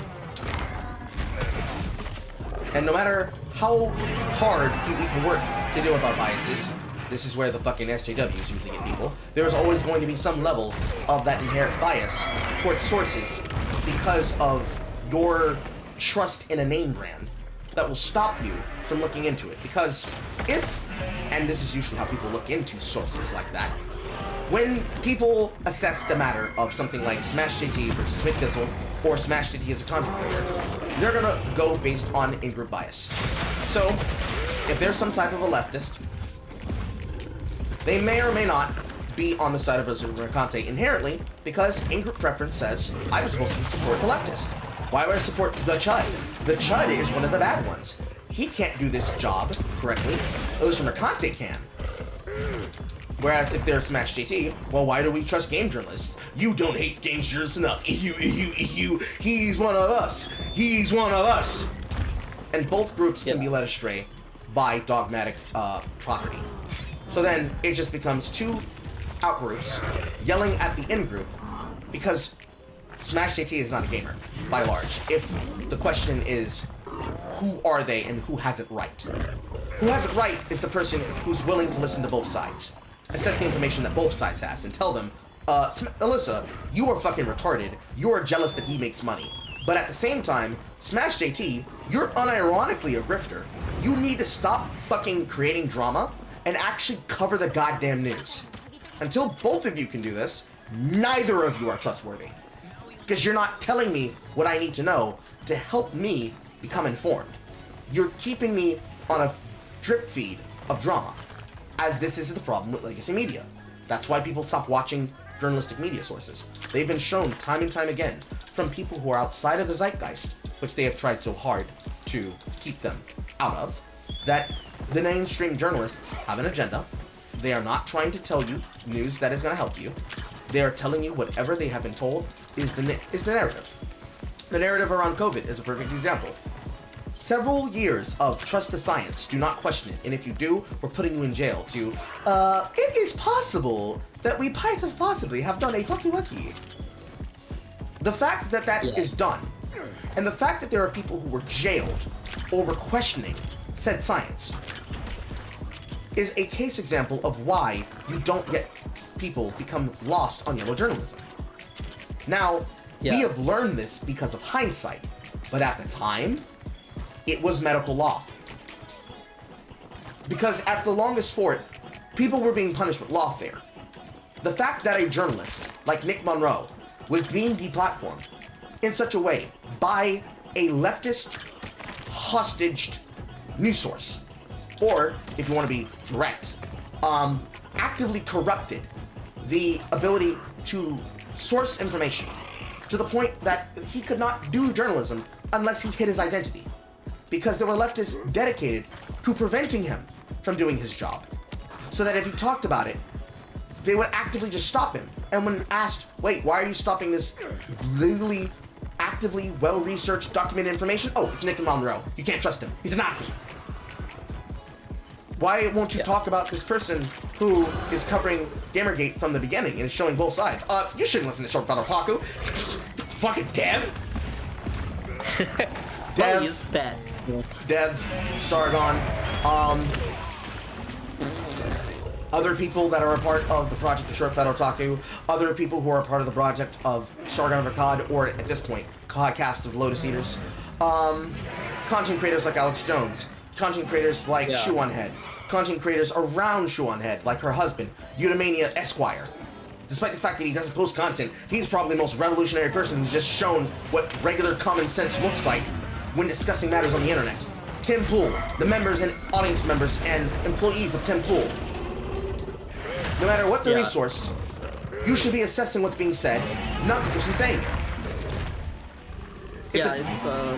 very much like that. And speaking on the COVID thing, this is a take that actually got me in trouble with a bunch of libtards, if you will, when I was in high school, because you have to remember, I was in that generation where my junior year got ended early in the second semester because of COVID, and my senior year was not active, and I got sent to a principal's office for making the point that no, I don't like these politicians that are shutting everything down, because there's a whole zeitgeist where, as a society, we want to plant a tree that the youths or the generations after us will experience that we won't experience. And for the first time in my lifetime that I could experience, it seems like a society as a whole did the opposite of that, where they didn't plant the tree so the youths could enjoy it. They cut down the tree so the older folk can benefit from the profits of the tree. Mm-hmm. And that was it's like a complete reversal of how you would think it's supposed to happen. And straight up, because, everybody got a bit insane with it, I got put in a principal's office, ISS for a week, which is really insane that they actually have in-school suspensions. Don't even know why I remember this. For basically pointing out the obvious fact that this is damaging to the younger people, and it's not damaging as much to the older people, the senior citizens who don't want to get COVID. And while that's understandable, it's why are we sacrificing the development of children for people whose days gone? Put it mildly, and I don't actually think, that we should let them die. That's not really what I'm trying to get here. It's just, I was about to interject and say, well, if that was the way that you phrased it, then they were more worried about the antagonistic nature of what you were saying rather than the point that you were making. Because the point that you're making is we're understanding that we need to worried about the people and the populace, but we seem to be putting the cart before the horse and throwing the baby out with bathwater, just because we're trying to do what we believe is our due benefit for the people in society. But seemingly, everyone is suffering and no one is benefiting. So why are we doing it? Yeah, it's like there was no benefit for anybody. COVID was still spreading like a wildfire, so it's not like you were going to slow it down, in my opinion. And then it's 2 straight years. You can't do that and expect people to, develop normally. There are still kids in high school that straight up just act like middle schoolers in their senior year because they had their development just stabbed right through the heart. It's an insane concept to consider, or how literacy rates for school children is actually going down. There was a article, a journal, although the methods are shoddy because it keeps citing anecdotal evidence without any real quantifiable evidence, but that there are a lot of students in Harvard that just don't sit down and read books. They just don't have that ability. Now, you could make the case that it probably has something to do with cell phones, maybe, but I'm not going to pontificate on that because I'm not a social science. I'm science type. I'm literally in the humanities, so you know how it is. But with that, back to what I was discussing beforehand, because I kind of was chasing a rabbit there. With the journalists switching their point, their way they have done things, it appears that in journalism and other similar fields in the humanities that theory has gone down the gutter into the range of pure postmodernism, where we don't have objectivity. You can't find objective facts, and essentially because that theory that you can't be objective and you can make anything mean whatever it wants, because that theory is jank, then the practice of what these journalists, historians, or anybody in the humanities is doing in terms of their writing is also jank. So their theories are jank, and then their practices are jank. It's just not something that works in terms of being practical, because while I don't think we can ever fully establish something that's objective 1,000 years later, or even some things that are currently going on because we can't read somebody's mind, we can strive towards objectivity, and these people don't seem to care to strive towards objectivity. If they ever did. Yeah, I mean, and it looks like they probably never did want to strive for objectivity, which is a even bigger problem in the long run, because we gotta have objectivity, especially in journalism. You know, with facts of the events that are going on now, you know, I would say that a journalist is way more important than, you know, a historian or a history major like myself can ever be, because, look, I'm just writing about stuff that happened in, like, the 60s or the medieval ages.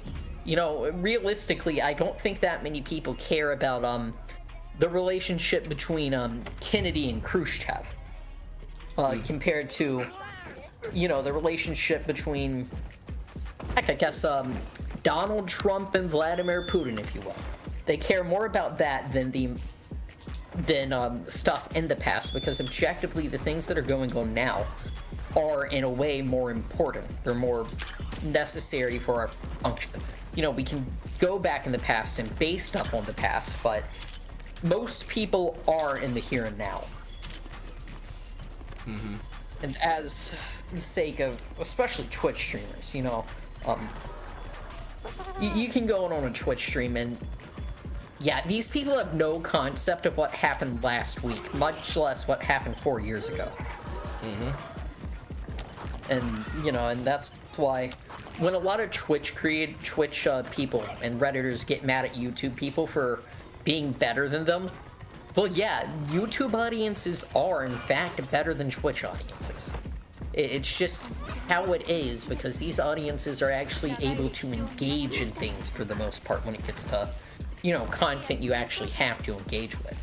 Yes. A lot of Twitch people, no, they want to see wild black man doing wild things in the case of Kai Cenat, or, you know, some random other, you know, YouTuber like that, or Destiny saying he thinks a firefighter deserved to get shot and killed, and stuff like that. They'd rather be there for the fun drama rather than the, you know, actual, oh wow, this actually made me think, or oh wow, I didn't think I'd enjoy this, but here I am watching a 5-hour video on some random film I've never watched.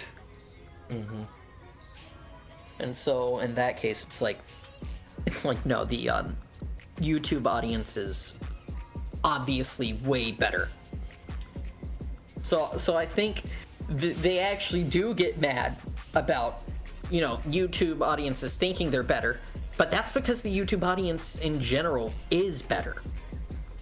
Now, a lot of that has to do with the fact that, like, most of the YouTube audience, well, YouTube audience and this specific sort of thing, I wouldn't say the majority of people on YouTube are like this, but most of the YouTube audience, well, they're not 19-year-old, well, actually even younger than that, they're not 16-year-old kids that think somebody like, I don't know, take for instance, this one's a callback from a few years ago. They don't think Call Me Carson having, you know, mildly inappropriate DMs with a fan at 19 while she was 17. Yeah, most people in the YouTube drama scene don't view that as, like, pedophilia. Sure, it's stupid and probably shouldn't have been done. But if you compare it to, like, the Twitch audience and the Twitch stans, nah, they were going in on the guy. They were, like, calling him a pedophile, saying he shouldn't be trusted around any child. It's pretty insane. And while, you know, I mean, obviously, you know, you probably shouldn't be DMing anybody under the age of 18, even if you're barely 19 yourself. Realistically, he shouldn't have been doing that. That was pretty stupid on his part. It's not like he's some grave immoral type. And then what's even more crazy is the stuff that they're able to excuse. Like, they can excuse Hassan Piker literally having basically a terrorist on his stream, but they can't excuse somebody else having mild drama that's, like, stupid. And I think it has to do with a lot of the progressiveness. If you're not a progressive leftist, then they're not going to run cover for you, and they're going to be on you for any mild thing. Because if there's any group that has a gatekeeping sort of deal, honestly, I would say it is the leftist on Twitch. I would say they gatekeep even better than furries do from the furry stream. Okay, that might actually be a stretch, admittedly, but you know where that is. Yes, gatekeeping via burying. They have mastered the ability to Thanos and then, what is the word? They have mastered the technique of being able to, one guy successfully and meme away any question, if not outright burying a person through making them persona non grata. It is their preferred tactic, because as long as they don't have to talk about it, then they can be able to say, who? And as long as nobody else knows what they're talking about, then they can play it off, because they lead by example. If the biggest figures basically say this person is not fetch, then they are not fetch. Then that is how it's going to be. And there's not a single way that you can change their mind, unless you have somebody who's bigger than them that is going to then discuss it and prevent it from happening. Because if they decided that you're a rapist, you're a rapist. What if we find evidence that exonerates him? No, he's a rapist. Why? Because the first piece of information that I was told is that he's a rapist, so he's a rapist, he did it! But we have him on tape being nowhere near her when she said that he had to be on top of her. In fact, we have evidence of the event in question. She literally admitted that she lied because she thought nobody watched her stream because she was a literally who, and people discovered the clip of her doing it, and then they found her reacting to it in real time as they brought it up to her face. Did you not hear me? What are you, a fucking male femme? They will do anything they can to shirk responsibility, and they will say anything to continue attempting to bury it, because they've gotten so used to being in control of the levers of power that they understand even better than right-wing people do, namely in the sense of the rhinos versus the Democrats. Or rather, the GOP versus Democrats. The rhinos are a different party entirely. A subfaction of that faction. They understand even better in right-wing, left-wing distinctions that they would rather have control of the narrative sources and also be able to control who is able to refer to the situation than just simply the conversation itself outright. Because most people don't even realize that Twitch is a left-leaning platform, because they don't have to be confronted about politics. When you end up hearing about it, it's just something that comes out of nowhere. You'll see all of these different opinions and all of these different viewpoints being platformed, and you won't think about, that's very interesting, I wonder why they think that. And then when you start asking those questions like, I don't know, Mr. Content Creator number 5667, what do you think about the topic? And all of a sudden you find yourself banned and and removed, and you go to ask them, well, what did I do? They can't tell you. And then you hear on a clip of a VOD, well, you see, we banned that person because, you know, they're one of those. And you sit there saying, one of those? You end up doing the classical meme of, well, nigga, what the fuck did they say fuck me for? And there have been plenty of times that have happened on multiple people's audiences, even in my own audience. But of course, that's over time of learning and growth, right? We're talking about the concept of a person doing it, and they were a part of that zeitgeist. So, MSNBC, who was that person that they just got rid of? Joy Reid? Yeah, Joy Reid. Yeah, I saw that today. That she finally got left out, though I think that's pretty old, though. Yeah, but we'll use Joy Reid as a jump in, right? For someone like my mother, I can't talk about things like this with her, because I know too much about the topic. I have a sister that herself is a VTuber. I will not mention her name explicitly on purpose, but she watches my content. I don't talk about politics with her, because I'm not going to have an argument with my family member. I prioritize the peace of my home and allowing her to have her opinion, because in terms of age, she is older than me, so she has more world experience. But in terms of the knowledge that I have on the things that I am smart on, I am 100% solid on my knowledge of Twitch culture, YouTube culture, because I lived it, I grew through it. She's lived and grown through it too, but she's the generation that lived and grew through it with Felicia Day. in the era of Felicia Day, that's a person who was basically a gamer, who chose to sell away her stake to instead go with the zeitgeist. And now, while she might be a mom, and she is involved in all these different businesses, the same way that Ashley Birch and her brother Anthony might have been.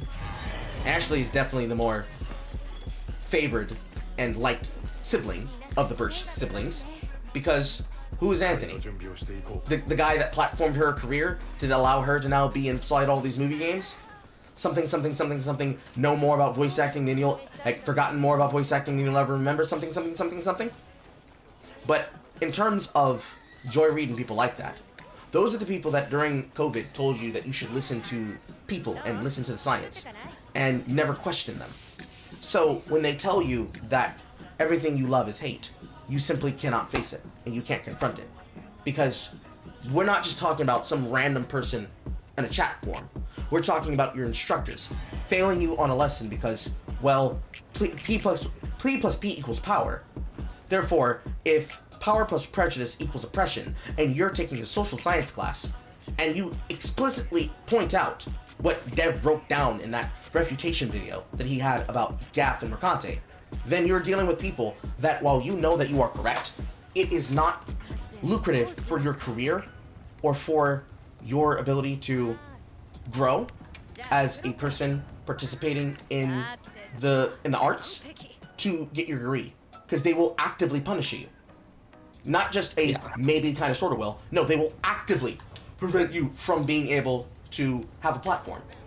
So, do you prioritize being right, or do you prioritize peace and survival? The most crashed... Yeah, and so on and so on. The most crashed out of us would be like, yo, we absolutely would. I'd show her what for.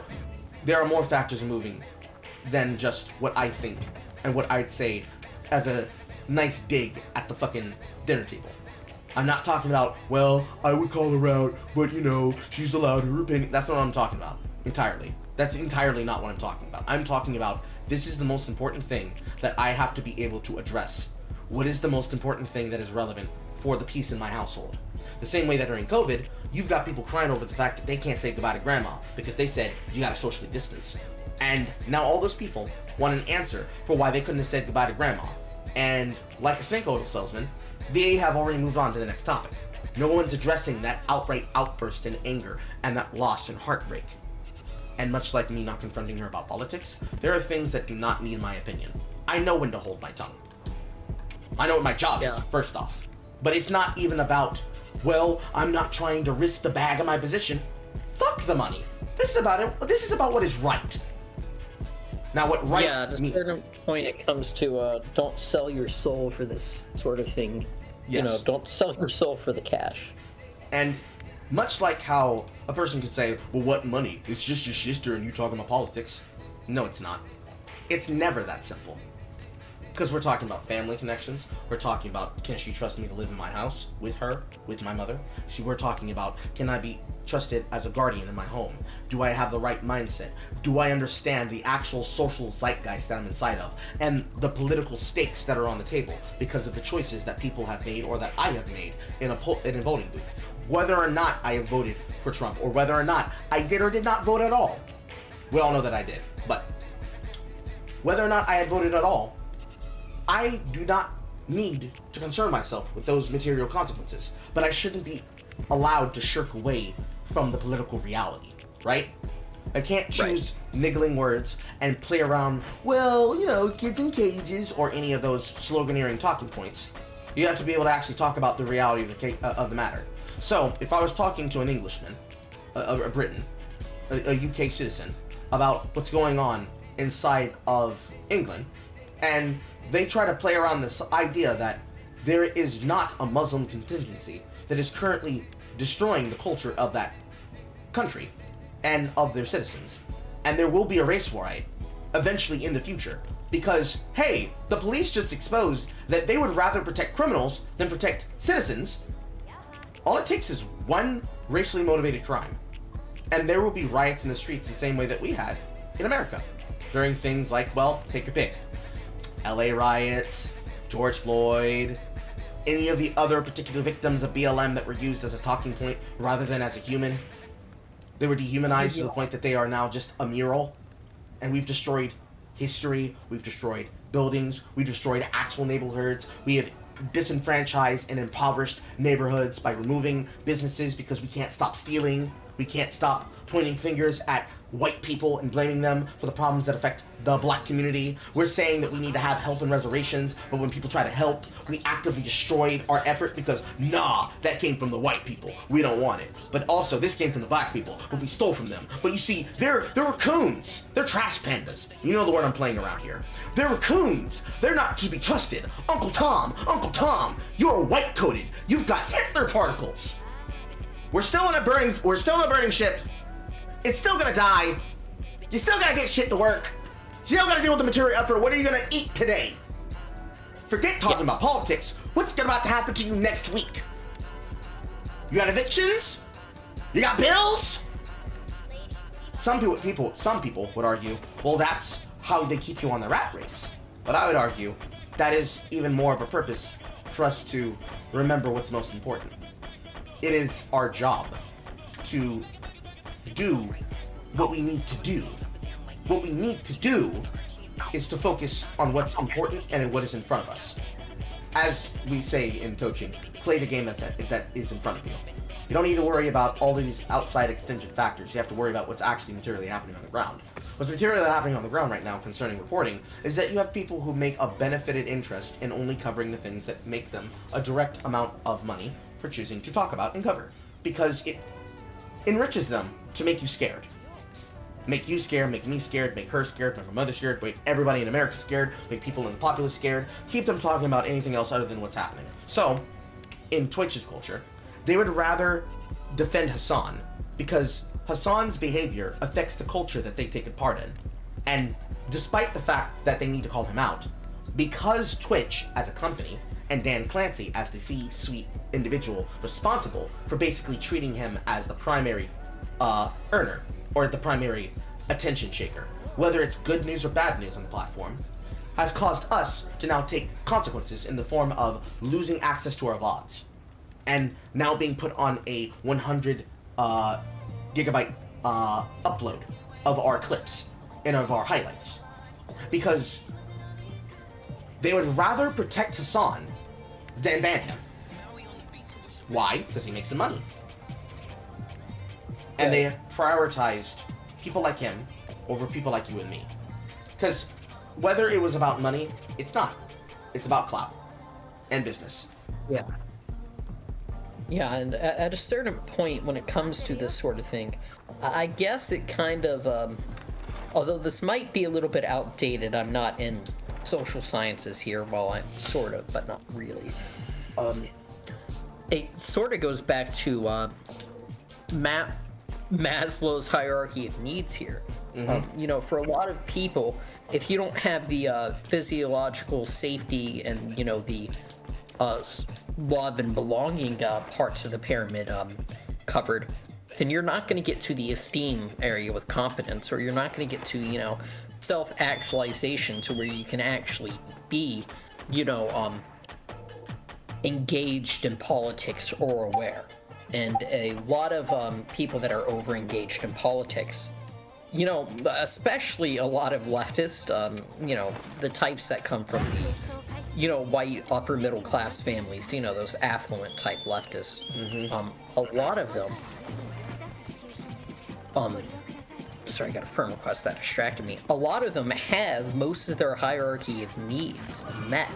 So a lot of them are able to get to it, and the political section is literally just to film the esteem section because they don't view themselves as having a purpose. So they have to be a revolutionary, and they have to invent some sort of suffering inside their head. Otherwise, well, you're just a person that has no esteem, and you're never going to get to the self-actualization part of the Maslow hierarchies of needs. That's their open thoughts on it, if you will. It's, well, not really open, but it's more, if you look a little bit beneath the surface, that's truly what you find with a lot of these leftist types. They need to feel like they're you know, a suffering revolution that's being put down by the man with, you know, acting like the man is, you know, Tsar Nicholas II rather than, you know, just needing to get a job so you can't starve. One of those is far more aggressive than the other, and I think it's the dead guy from Russia than it is, you know, having to go find a job so you can actually pay for food and pay to live. It's not really that insane to need to work to live, because in reality, in any society that is not a utopian myth, is basically the fact that you're gonna have to do this stuff to do it. So a lot of these people don't feel as though that they are having purpose, and so they find these obscure ideologies, and they have to push the ideology at all costs for the sake of their mental health in their mind.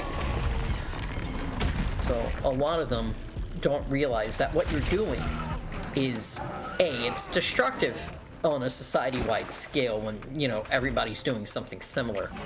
But B, it's way more destructive on themselves in the long run than it is for their short-term need for purpose. Mm-hmm.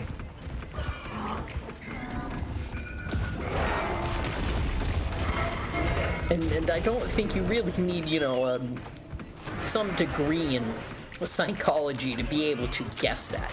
It's pretty obvious when you look at some of the things that a lot of these, you know, rightoids are doing, or these leftoids are doing. You know, like some of these rightoids, in the case of Kingdom Come Deliverance 2, you know, like to imply that Hans Capon of Perkstein is a minor, when in game he probably isn't. His model is that of a young adult, probably around 19. Sure, in real life, yeah, he was probably 15, 1403, though that actually is very hard to confirm, because the thing about old history stuff, especially the medieval age, is, yeah, births are all over the place on accuracy for a lot of this stuff. So we probably don't know how old he was in 1403. We can get a rough estimate within 5 to 10 years of, you know, where he might have been based off of some data, but everywhere there's contradictions. And when you're in a minor portion of a house like that, which that character in real life would have been, you're not gonna know. So they're pushing this whole take that he's a minor, or oh, it's bad because it's woke, because they feel the need to push this ideology, because really they don't have anything else that's giving them purpose in their lives, it seems. Yes. Or for, you know, other people that push, well, I'll take something that's more in my memory. A lot of these leftist types like to push that. I'm gonna bring up Jim Sterling here. Because honestly, there's so much to make fun of that guy for. Holy crap. Like, there's so much you can just rag on him for. But I'll give you one. So this was around 2019 or maybe 2020. This is in regards to the Five Nights at Freddy's indie game franchise. And what was in regards is I knew this drama was happening. I used to be really into the 6 years ago. Holy crap, that's a while ago. But basically, it was discovered through not really doxing, just going over public records. A bit out of your way to do it, but by some leftists who knew that Scott Cawthon, the creator of the map, was a Christian conservative. So they looked and see if he donated to Trump, and lo and behold, he did. And Jim Sterling, being the radical leftist that I'm not sure if they're trans or not. I don't really like to go to that channel, because, you know, that channel's not really what it used to be, if it ever was what it seemed like it used to be. Mm-hmm.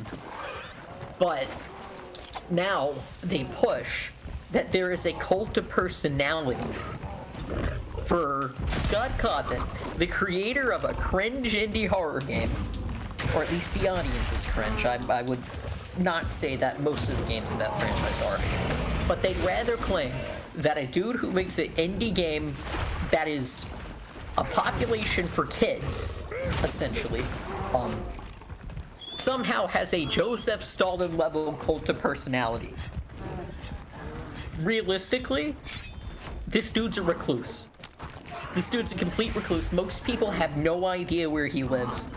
Because this guy's, if you'll allow me to make a music reference to another reclusive guy, he's a John Deacon level recluse.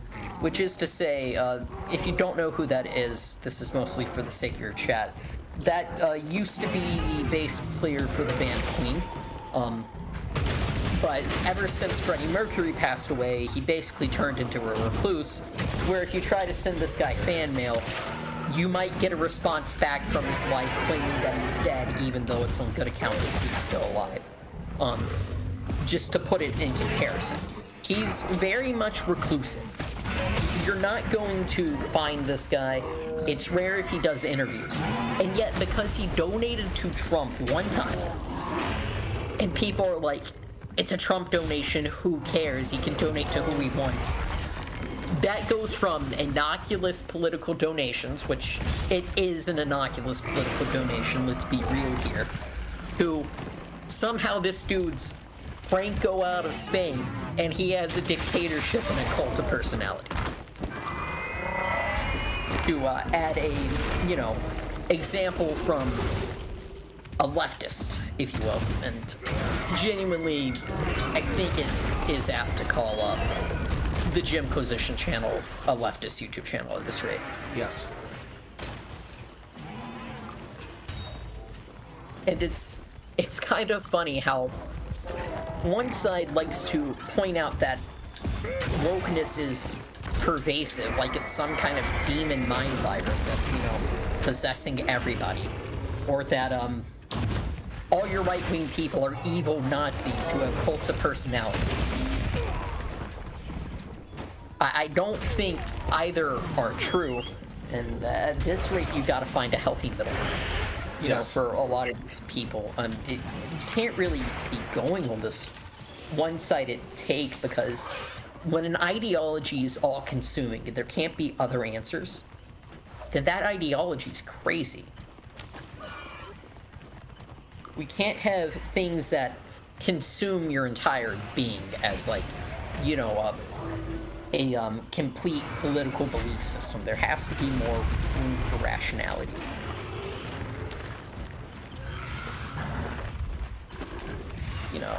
Something of that sort. I'm not exactly sure where I'm going with it, because at this point I had notes earlier, but I ran out of the notes at this point, so we don't have them. But what it amounts to is people seem to struggle nowadays to find that middle ground of reasonability.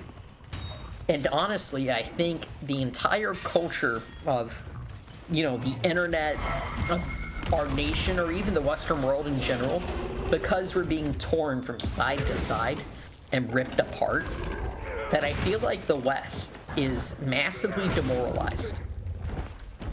And, that might be overthinking it. It very well could be. I mean, I'm a almost 23-year-old college student. We're prone to overthink things. But I think that something is there. I guess the real question is, what are your thoughts on that? Well, the first thought is that you're definitely going to beat the troll allegations with this one. My second thought on that is that there is a lot of that has to do with the reason why many people are finding themselves annoyed with and constantly telling them, we don't care what's in the video game. We don't care what's in the book. We don't care what's your actual opinion. Because I think, for myself, the most annoying factor... What is all this shit behind my fucking Switch key? Is that from my hand? That's weird. People are getting tired of being told that someone else said that this opinion is verboten because somebody else said that this person is evil. And they want to actually know what people have to say. And in an audience trap full of people who themselves are audience captured, where if they say the wrong thing, they will literally lose their audiences overnight because they dipped way too far into politics, where instead of just informing people of, hey, this is my opinion, this is my political side, yet despite this being my political side, I am open to hearing from the other side, meant it, stood by it, and then continued to create. Instead of answering the Gothic's question of, are you going to shut up or are you going to make? Many people chose to keep yapping, and have now made things so tribal that the instance of attempting to do that job is seen as a lie. You can't possibly be willing to do that thing that nobody else does. Nobody does it. Despite the fact that they are speaking from the point of confirmation bias and actual ignorance, because they might not have actually considered or looked into said sources. And unfortunately, the biggest problem with people being able to beat the allegations is that they need to actually have audiences that are aware of all of these mechanisms in real time. Otherwise, without having the musculature rigidity of culture, tradition, and the tactics on how to navigate conversations, then they find themselves locked in a perpetual cycle of having doors closed in their face. To the point that I had to invent a word to describe what happens when a person tries to hold the door open, which is door stopping. Because when you hold open a gate, the only way you keep it open is putting something in it to block it, like a wedge. When a person does that in the action of gatekeeping, to hold the door open to let more people in, we didn't have a word to describe this happening. This was the basis behind Goobergate, of course. I keep calling it Goobergate because I do not take Gamergate seriously, despite the fact that one of the content creators that I know and personally talk to is a person who reported on it. Because much like the movement around DEI Detected, also originally known as SBI Detected, people did not care about whether or not Sweet Baby Inc. was making video games that was corrupting the zeitgeist of content creation. They were interested in where the energy in that movement was going, and where it went was nowhere. Or I guess in this case, when a content creator no longer was interested in serving up the zeitgeist that they decided was most important, they went to the person who was willing to serve the slop that they wanted. The slop itself was basically antagonism of the out-group. So, gamers had already been ostracized and denounced as evil and not deserving of business or engagement. Yet people who still work in a business that requires us to be willing to talk to them continue to benefit from our works. This obviously cannot out. So, he chose to go in the direction of choosing to antagonize others, because, hey, I was antagonized, and I asked, what the hell? Why did you say fuck me for? What do you mean gamers are dead? Is my money not good here? And when they were spitefully told, yes, now get out! They had the door slammed in their face. Yet when they tried to naturally rebuild and build the parallel society that now exists to the counterculture, there were people who entered into that society, first because they were let in, and then when people were not looking, they pried open the door with a political crowbar. So people like Anita Sarkeesian, people like Chelsea Van Valkenburg, aka Zoe Quinn, and others such. I wouldn't say they're all grifters, but I would say that they are conmen in the sense that they are confidence tricksters that were selling people a philosophy rather than selling them an actual cure or panacea for one or many social ailments. And then decided that the alternative to their position was the devil. So, for people like Jimquisition, whatever Jamantha, as he chooses to identify himself as, he keeps saying that he's trans, then he also keeps falling back on femininity when it suits him, but then falling back on the work of Jimquisition as he wants by still using the same name.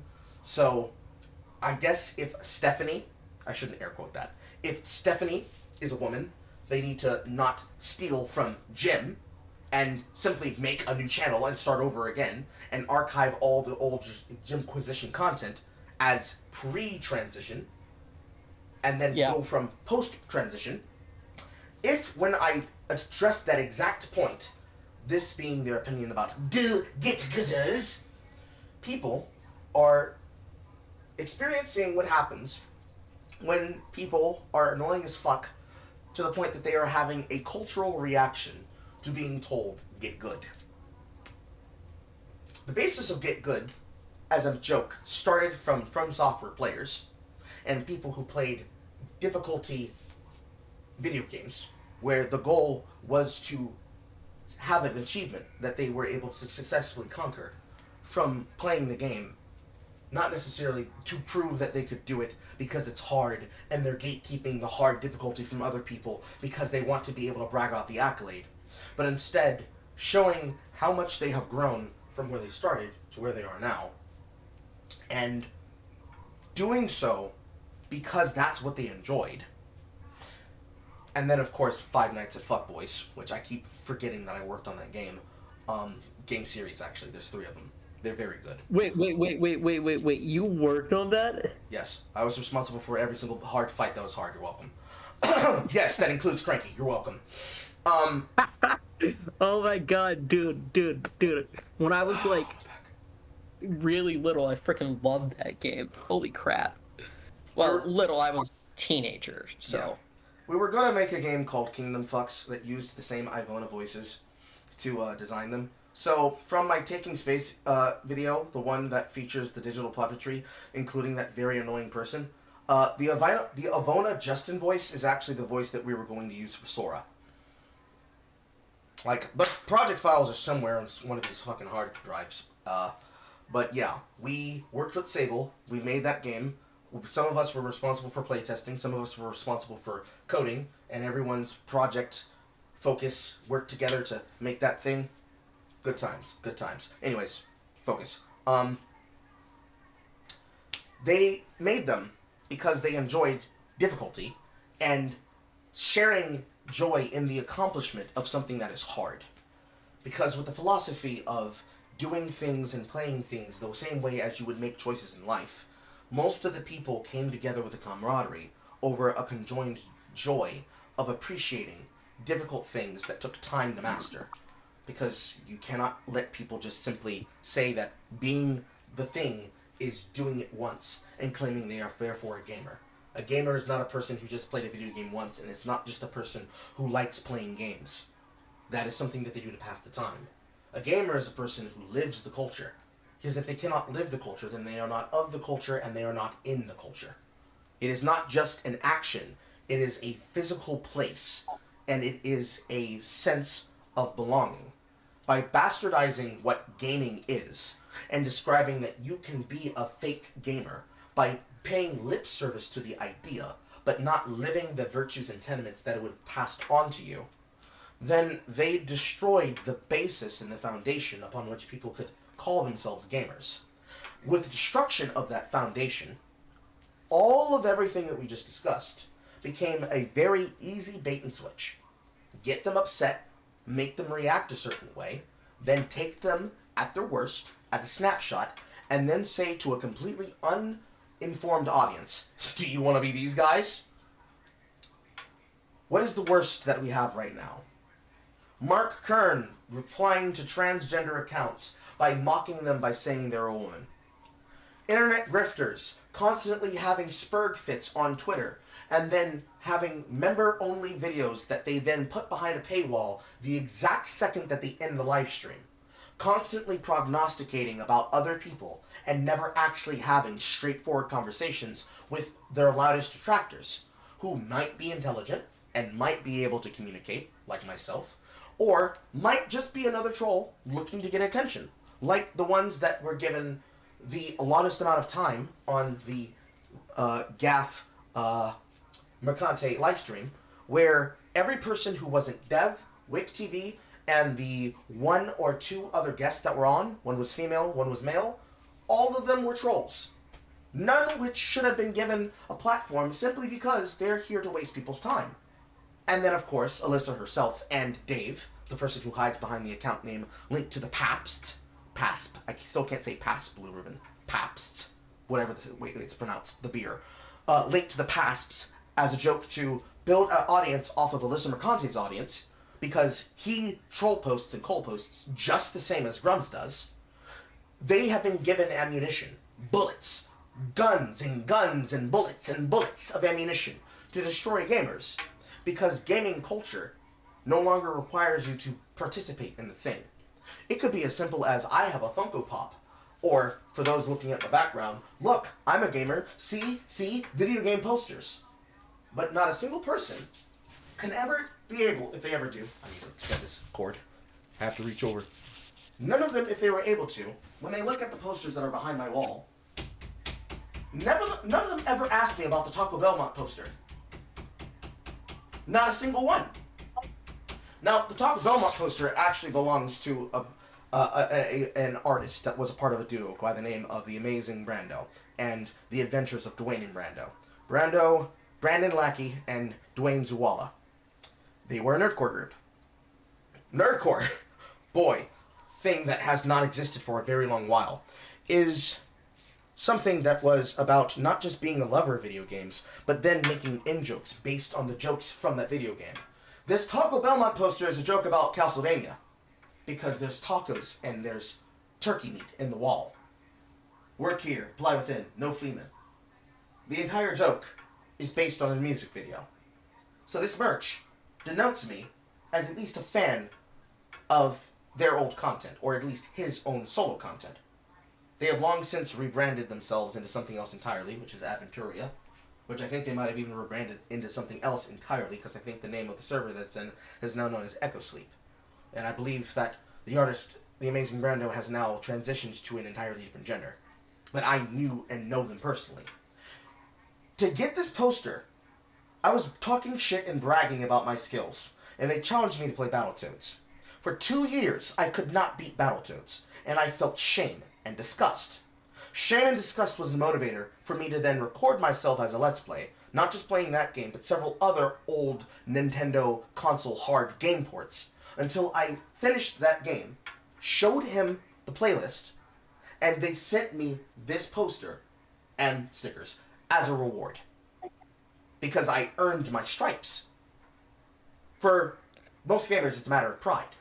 For most people, culture is always a matter of pride. It's a form of tradition, just like anything else. So, gamer tradition was broken, and they were insulted, embarrassed, and then the worst representation that could have ever been used of them was constantly used to tar and feather them. In another timeline, they could have gone the way of being like Republicans, saying that they don't know how to win. They don't know how to take wins when they're given them. They always feel that they can't capitalize on the moment.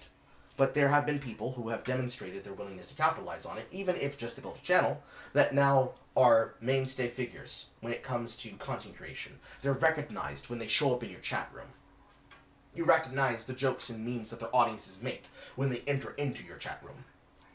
But, for the most part, they still cannot come to agreement on basic shit that has now been settled and done as fact, because they are forever stuck on the culture war that they have been a part of. Because for some of those people, that culture war was and is their culture. Because when we first thought of these terms to describe people, when we call them social justice warriors, it's because it's akin to the phrase social justice shaman.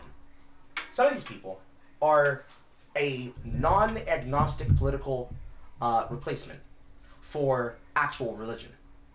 Because in the place of religion, you have a God-shaped hole, and you have to fill it with something. For some people, they... It's that Augustine of Hippo quote, I think. I believe so. Some people fill that God-shaped hole with politics and the essence of trying to fight the good fight. Some of them literally living their politics. Some of them, the most honest ones at least. So when they say, yes, that's what we should do, to reference to a little bit of DevCord drama right now, how all of you are struggling with the growth of having Puritans trying to control the culture of a group that they don't truly have a claim to because they haven't been there long enough to assimilate, or rather, they refuse to assimilate into the culture and then understand it from within, so that even if they have a personal reservation about the puritanical roots that they are trying to enforce upon the rest of you, as the people who have been there longer, they can at least come to appreciate why it exists and will instead respect the tradition, and simply, when there is something like that going on, they leave the room, instead of trying to complain to the janitors that they need to remove it for their sensibility and their needs. That is a good example of exactly that. That was a crazy weekend, mind you. I feel like it's still going on, regardless. For things like that, that is one example. I feel like that for gamers, what's currently happening is that you have people who live the quote, I don't really care about what's going on. I just like to fight. You've got people who are so used to fighting that they don't want to stop. Because not even just for money, they don't want to stop fighting because they don't know how to. They've always been told that they have to resist, that they have to be counterculture, that they have to be everything possible to speak to some level of interest that is not relevant to just greater conversation. They can't learn how to agree to disagree. They can't learn how to let bygones be bygones. Anything that could be seen as weakness, they will never do. Because the moment that they perceive themselves to be weak, they see every single opportunity of some concession as a loss. We can't lose. We have to win. We have to fight. We have to crush them under our feet. But what becomes of the culture as they keep fighting is that it becomes associated with that pattern of behavior. That's why we mocked SJWs. They are known for trying to prioritize the niceties of the world and dressing up the most bizarre and brutal of actions with the most flowery language. They are not fit for form and purpose for leadership because a proper leader for culture should be capable of telling you the truth. Whether or not your mom just died in a car fire, or everything you know and love just went up in smoke, but it's okay, we got your Funko Pops out. You have to be capable of navigating those troubled waters like a leader should. And for some of them, they were legitimate leaders, thought leaders, school leaders, business leaders. But much like something like, say, Gamergate, or more ironic and accurately, Comicsgate, from which people like John Delarose and J.F. Trent originate from, J.F. Trent and John Delarose and Elnie Mack and others like them, they see themselves as people who can be the new stone upon which to hone the knife. Unironically on some Dune, may thy knife chip and shatter type shit. Because, in Comicsgate, it's a consumer revolt. Just like in Gamergate. The consumers want good books. They do not care for what the big three, which is Image, technically anything that's amongst the indies, Marvel and DC are producing. They want something that they consume, something that is fun, something that gets them energetic. They then turn. That's reverse. Yeah, they then go to those new indies. They support books like Common America. They support authors like Ethan Van Sciver and his Cyberfrog book. They support Jawbreakers and your boy Zach, which was before we learned who his name is, but I don't care to repeat his name. It's public knowledge, but everybody should know who your boy Zach is. They support him in his Savage Jungle book, and people like Dan Fenn, what is her name?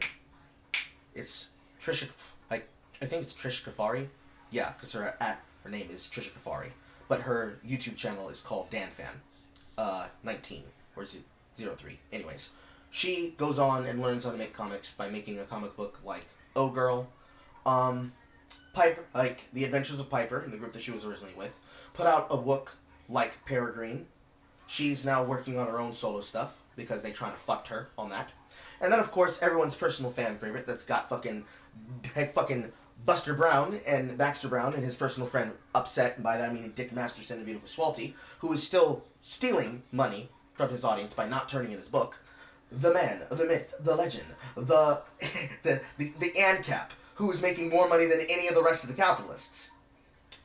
Your boy. Young Ripper, the 5'9", which is to say Eric July.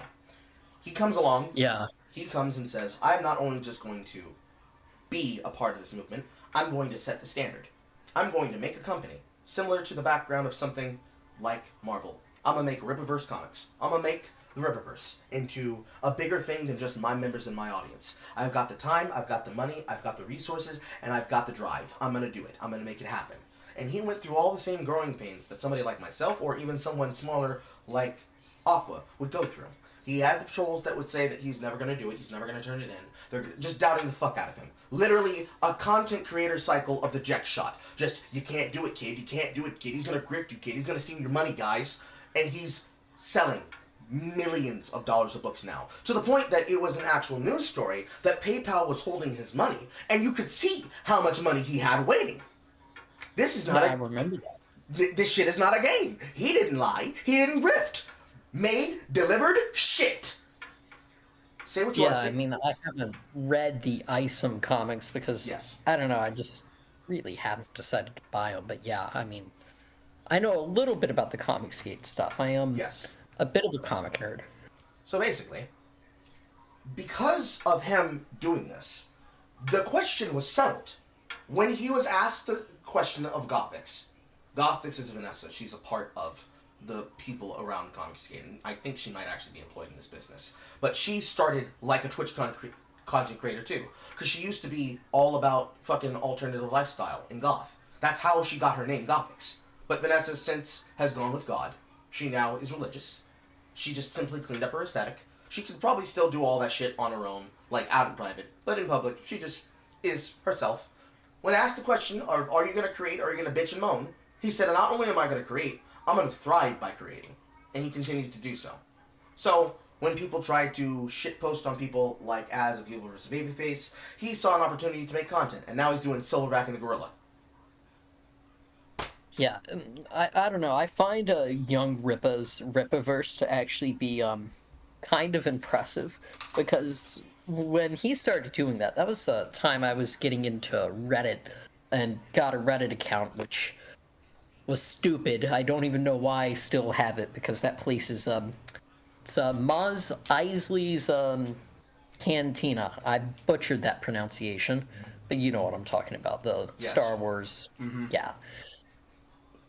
I remember getting banned from r/comic books for mentioning Rippaverse. Just like in passing. And I thought that was wild. Why are you guys going out there for something new that could be a massive improvement for the comic industry? Because at the moment, even with Rippaverse out there, the comic industry is having its lunch eaten by the manga industry right now. To the point they keep trying to call their comic books manga, which they're obviously not. And doing so poorly that they're trying to put QR codes, secret hidden Mickeys in their content to try and sell you on Marvel Unlimited. So digital comic book scans. Not even the physical book sent to your house, but digital comic book scans that you could get on the internet for free! Because they made Marvel into a lifestyle brand instead of making it a comic book company, as most people are wont to do. Now, technically, you could say that Rippaverse Comics itself is actually a lifestyle brand, because he's not just selling the books, he's also selling the merch. But you can't say they ain't turning in the books, because every single time we hear about somebody scamming somebody about a product, they always say, well, see, he didn't turn in the product, he didn't turn in the product. One of the biggest criticisms of both Chuck Tingle and Zoe Quinn is that they still have yet to deliver that book. She stole the money and ran. Tropes vs. Women, in terms of what they were promised and what they were delivered, that was a scam. And she's still getting business and still getting talking fees and still working. Anita Sarkeesian. But can't say he scammed him. He turned in what he was doing. Even with content creators like myself and YouTubers of the like, can't say that we're scamming you. I'm an entertainer at the end of the day. Technically, me, I'm a voice actor on demand at the end of the day. You want me to do something funny? Put money in my hand. No. Nigga, no. Brain rot. You might have seen Clerks too, actually. Anyways. At the end of the day, my job is to entertain people. So, if I find a way to create edutainment, where I'm not only just teaching you something, but I'm also entertaining you while being comically funny, there's going to be slow moments and there's going to be big moments. In the terms of the zeitgeist, because whatever bleeds leads, and it's about attention and giving it, people like myself are not going to naturally be in the middle of that zeitgeist unless there's somebody who's willing to actually slow down and listen. So, in terms of this current culture war, somebody like myself can be considered a classless, clanless Myrmidon. I have no ties to anyone. I take and make based on what I'm paid and sold, and my loyalties lie either in the opinions that you may or may not believe I actually believe in, or that I have definitively proven and held to time and time again on content as who I am. And who I am is somebody who can't be bought and sold to fight in a never-ending phlegm war.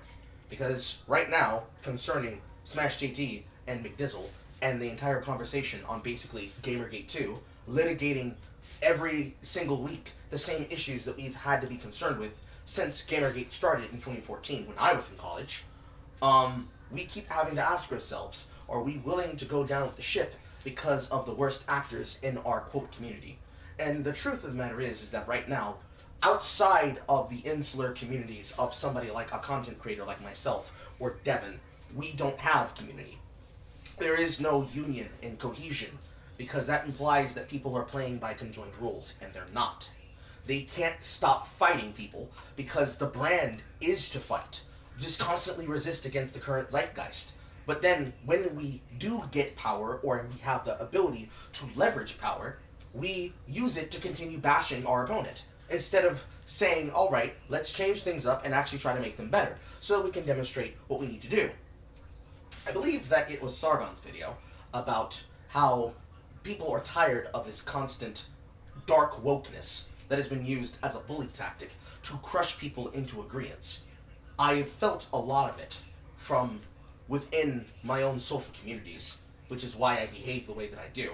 And I try not necessarily to silence opinions, but simply show the opposite of their opinions. And the only time where I will be so litigious as to crush a conversation from happening is the ones that happen to be the most toxic, where they believe we should do the most worst thing we can because it'd be funny. And it's like, yeah, it would be funny, but that's not what we do here.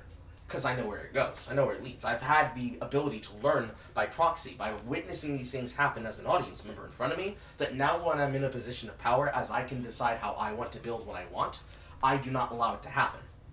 And what has happened is that me, boy, I love me a bar brawl, but this is not just a bar brawl. This is literally an open case example of why movements like Gamergate are never going to function and work. Because in order for it to happen, everybody has to be on brand and on message. Because one of us represents all of us at our worst moment. Yeah. And I feel like a lot of people don't realize that, and that's why this is a very sad thing to say, and I don't like saying this because I wish it didn't go this way, but the Gamergate movement lost. They lost the first, I guess, Gamergate culture war, if you will. Yes, we've been lost the war. Like, yeah.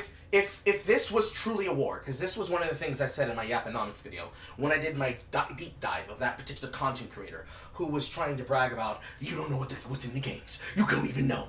We do know. I know what's inside the development shit. I went to school for it. I know exactly how they're going about it, and I know exactly how the fucking people are talking to them. It's what we've learned and discovered over the writing of Kill the Justice League. Every single prediction, it's like watching Westworld again. Every single prediction that we made, they tried to zigzag, saying, no, it's actually not that. It's actually something else.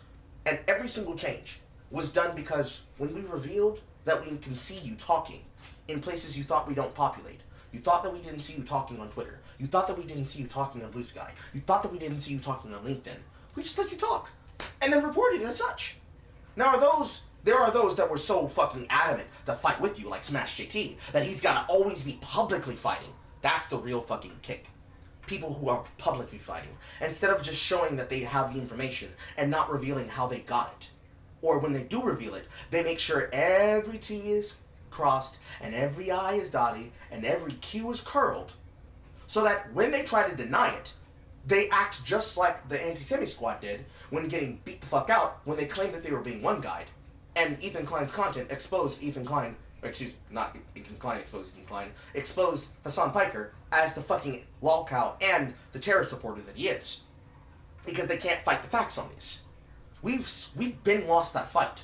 Because the industry has been owned by leftists ever since 2008. Technically 2009.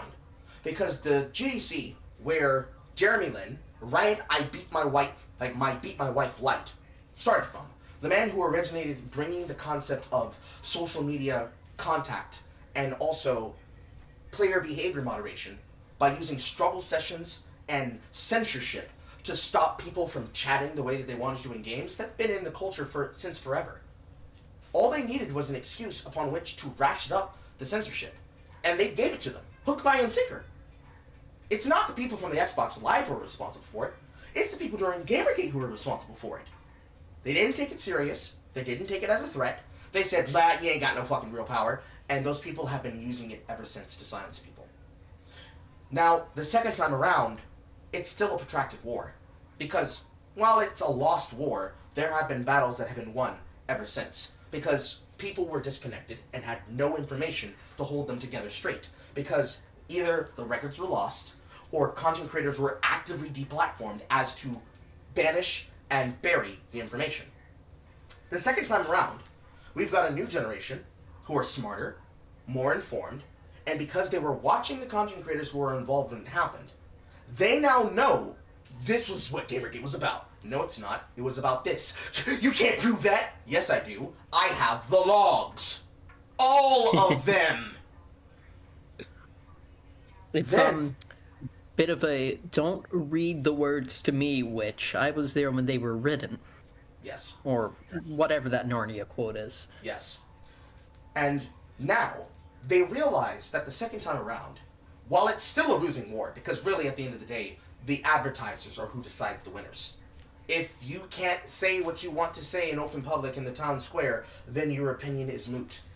You have so many base creators, but they all have to stream on Rumble for some reason. I wonder why. Not that they have a separate page for Rumble for the spicier content that the YouTube bot would censor. They can only be on Rumble. I wonder why. I wonder why that is. Why is that? And now we're relegated to boring slob fence sitters, like...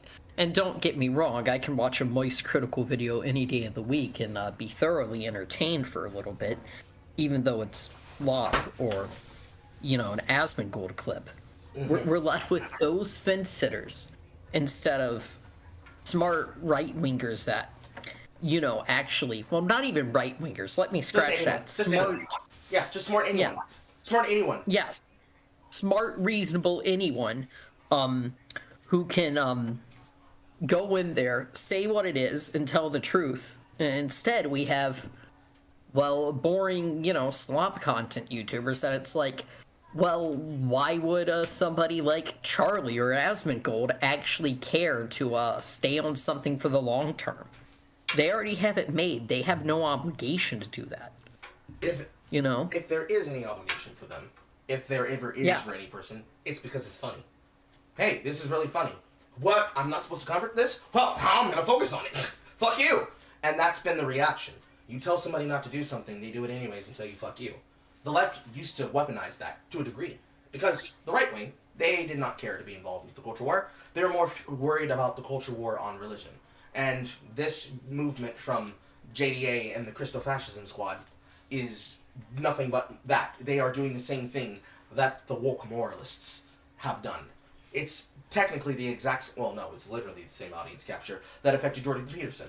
Because when he needed to lock in, when his wife's life was on the line, because he was dealing with his addiction and then dealing with her recovery, he just simply leaned into what was easier. Because people wanted to antagonize him for all those pieces of advice that he gave, and he leaned into what was easy.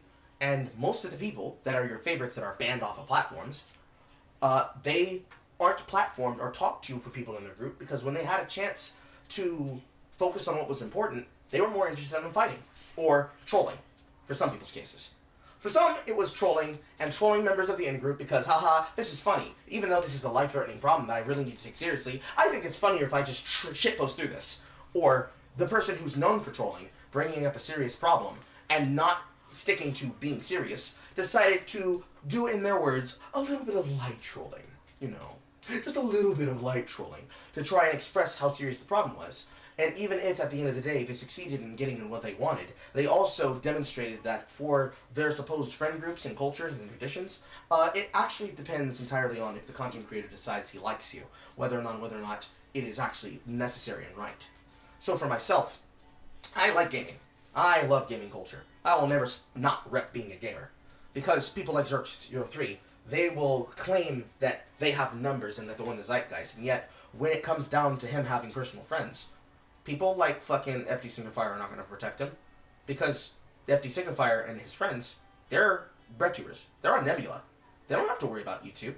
They can post all the content they want to that platform and be paid for it, because they have people that are so locked into their culture war they will be on their side no matter what, because they built that platform. And it's a testament of success, honestly, that you have a bunch of people who will sign up willingly to give money on Patreon to someone like H Bomber Guy, Empty Signifier, Moralities, A Foreign Man in a Foreign Land, Food Shops, Thought Slime, DJ Mule, and the hosts of Red Planet. All of these people who are always telling you, hate Republicans, hate capitalism, hate making money, but as the Vosh clip goes, they are choosing to prioritize their ability to fight in the zeitgeist by using the tools of the current system. But when they're supposed to be enriching their fellow countrymen or their fellow comrades, they seem to keep enriching themselves and going on high-class trips and vacations. It's so weird, bro. So weird. But in that culture war, in that zeitgeist, those culture warrior shamans, whose job it is to keep the pagan rituals of the Chuds, they don't have any rigid culture other than hating people for being not like them. And the purity spiral has already destroyed the majority of them. People like Xander Hall are going the way of the Dino, that even if he's a cringe loser who has no friends because he's obsessive over people like Keffels, he is at least an example of a person who was lost because he cared more about fighting and the fight than about his own principles. That's how he became a breadtuber. I remember when good old fucking Pig Puncher was not Xander Hall. I remember when Alexander was just another person listening to Sargon, listening to Dev, and listening to June.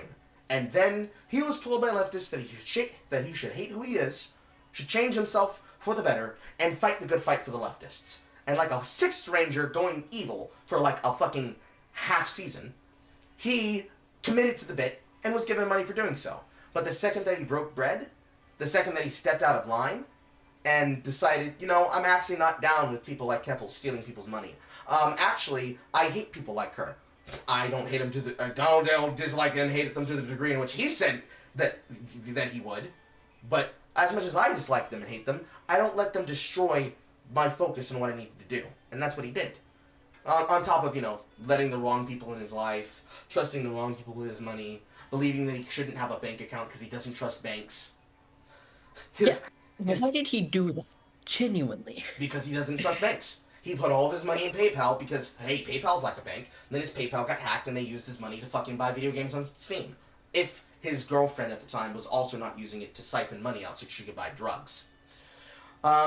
Alexander, Pig Puncher, or Xander Hall, for those who are in this timeline, people like that are the reason why the culture war has not yet stopped. No matter the phases or the waves, the generals change, but the battle tactics and the talking points don't. It just so happens So, how do we win a culture war? Stop, don't play. Literally the war game answer. You don't play. The correct answer is build a parallel society. They're destroying the culture. They're destroying their culture. Their culture is whatever is in the space around them. It's a bit like Asgard. Gaming is not a place. It's a people. You can connect to people with whatever the fuck you can connect to them to, because you meet them halfway. Down at the borderline is where they want to wait for you. And you build the parallel society, and you take stock of every single bad decision that was made, and the people who made them, and the people who were in power when they made them. And then once you've built that parallel society, once they've destroyed their society, and they come looking to try and grift into yours, you keep the fucking gate locked. And when they say, what you say fuck me for? You throw down a package that has all of the clips, all of the video links, and all of the examples of them showing that they prioritized money over people. And money over principles. And you keep them the fuck out. And when they try to doorstop by putting their foot in the door and saying, you're gatekeeping me, you should let people like us in, we're all gamers too, you have to actively tell them to their face, no the fuck you're not, you're a goddamn leech, and keep them the fuck out. Everyone that is on that list gets kept the fuck out. Because if they are so rich that the personal things that they cause to affect other people like myself doesn't affect them, then they were never about the, quote, movement for themselves. Because this is what the leftists call praxis. Not necessarily the gatekeeping aspect of this, because it's not a purity spiral, you see. They want a purity spiral because they need to try and fight for the lion's share of resources, which in this case we'll say money, but usually is views because views bring money. They need to keep themselves looking good socially because politically expedient, financially lucrative. They say what makes them money. What makes them money is reaching for the hatred. Every time they prioritize fighting instead of discussing, or constantly picking fights and never seeing them through, when they, for example, when Mark Kern decides to step on Colin Moriarty's toes of Sacred Symbols Plus and puts his business in jeopardy because he runs a rumor story that is confirmed in his face as a lie. He tries to run away from Colin, and Colin calls him out directly and says, "You're not a journalist, you don't know how to do your job, come onto my show and pay restitution for what you've done to me." And he sits there on Twitter saying, I'm not going to go on, I already said that I apologized, I already took my licks, you people just want to see me suffer. No, you didn't do what was right. And if you had been signed to a mainstream journalistic output, they would have cut you from the brand, and they would have shamed you in public by denouncing your yellow journalism. Every person who's ever committed that action, where we can sizably show for a fact that that is what they have done, they do not go into the new society. They will be left behind on the ark. Into the new gaming future, we will carry these new people. And they will then behave in this zeitgeist, knowing the sins of their past. Because we've been there, we saw it happen not once but twice now, and that will be what sets the culture and what sets the rules. Because in order for us to truly get there, we have to show that we cannot accept it from any side. Sure, dislike leftists because some of them can be evil and rude, but it can't be all of them. Like you said earlier, it cannot be all of them. It cannot be an all-consuming left-wing narrative that decides that they are the ones that have the correct take, and therefore they are the ones that decide who comes in. Because then it's just a left-wing group. It also cannot be the right wing that does it. It has to be bipartisan. Because if it ever becomes hyper-partisan or partisan down one line, it's going to fail again. Because the greed is what causes the corruption and the destruction. That's what caused Gamergate. The journalists preferred getting money without having to actually pay lip service to the culture. So they let the culture rot and die, because in terms of a cottagecore industry, if all you have to do to be a gamer is to play video games, then why does it matter that the person who's doing the review and who played the video game is not the same person who's reading it on camera? To quote Indiana Black, Frost Skinner, from her time on the Gamer Couch. Why do you care that the content creator is not the person who did the work and that they just simply used Spark Notes to refer to the work? It's because it's based on inherent honesty.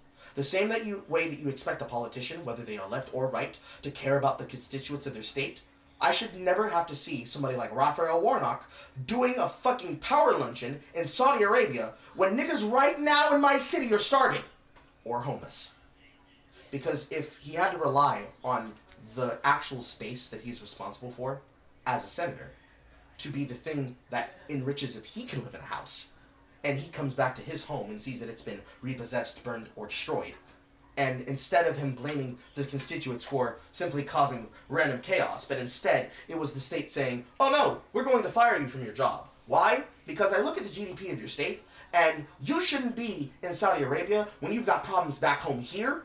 It's the same philosophy for solving problems in a community. In order for me to reach out and help somebody globally, I have to be able to reach out and help myself first. Then from my community, I can reach out with my tendrils and spread that goodwill, that power, that fortune out towards others, and others out towards me. This stand was a gift from my head mod. This microphone, a gift from a friend of a friend, because of people harassing her on the internet.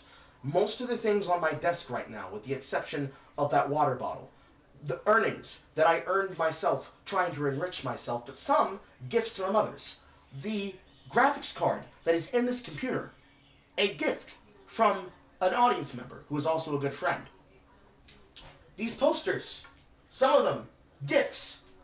This Taco Bell Nut poster, as already explained, a very big sentimental gift.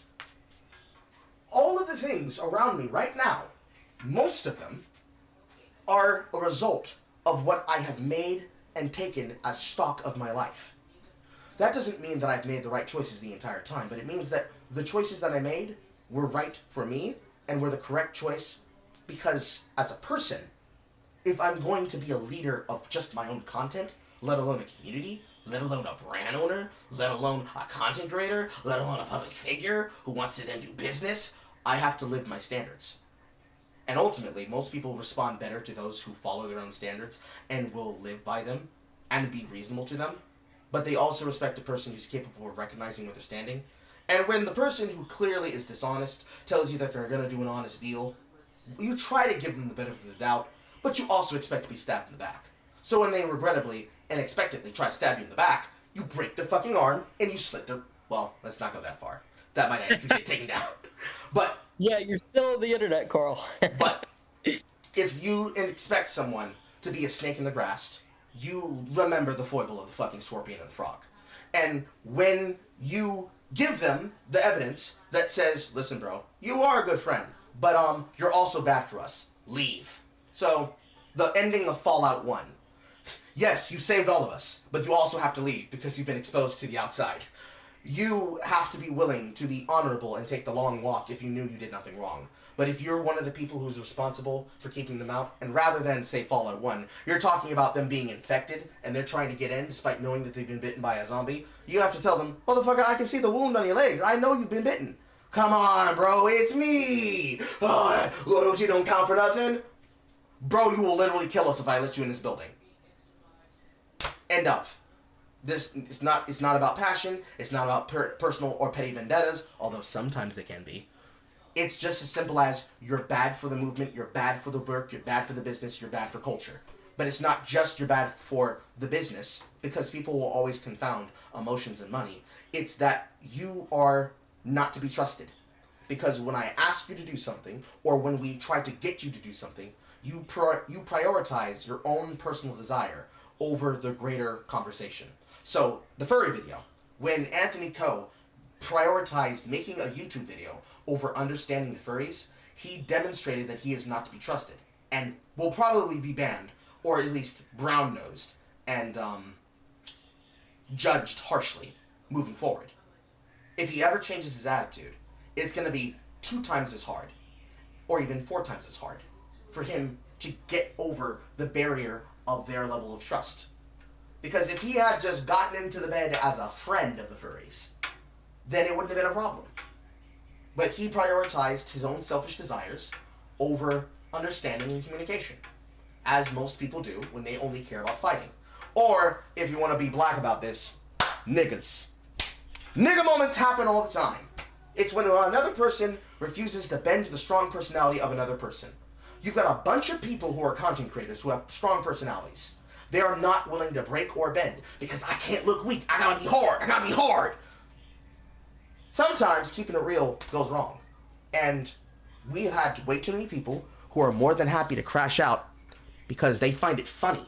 Like, bro, it was good drama. Who cares? Well, the building's bombed out and everybody that you know and love is dead. But hey, it was funny though, huh? That shit can't keep going on. Because you can't create shit if you're always in a state of war. You have to actually stop fighting in order to focus on what's in front of you. Now, in some cases, if we're gonna expand that out to something like, say, the fucking Palestinian-Israeli conflict, they're in a blood feud that has long been going on for years on end. That's a hard question. That's a hard conversation, too. Because some concessions would have to prove that we can't play world police. But, keeping in the scope of gaming, we can't play gaming police forever. It's not necessarily our job to fucking police every single fucking person. We can only care for the people who are in our orbit. If we don't hear about it, and we don't know about it, then something happens and we could have helped, then we're going to feel bad about that.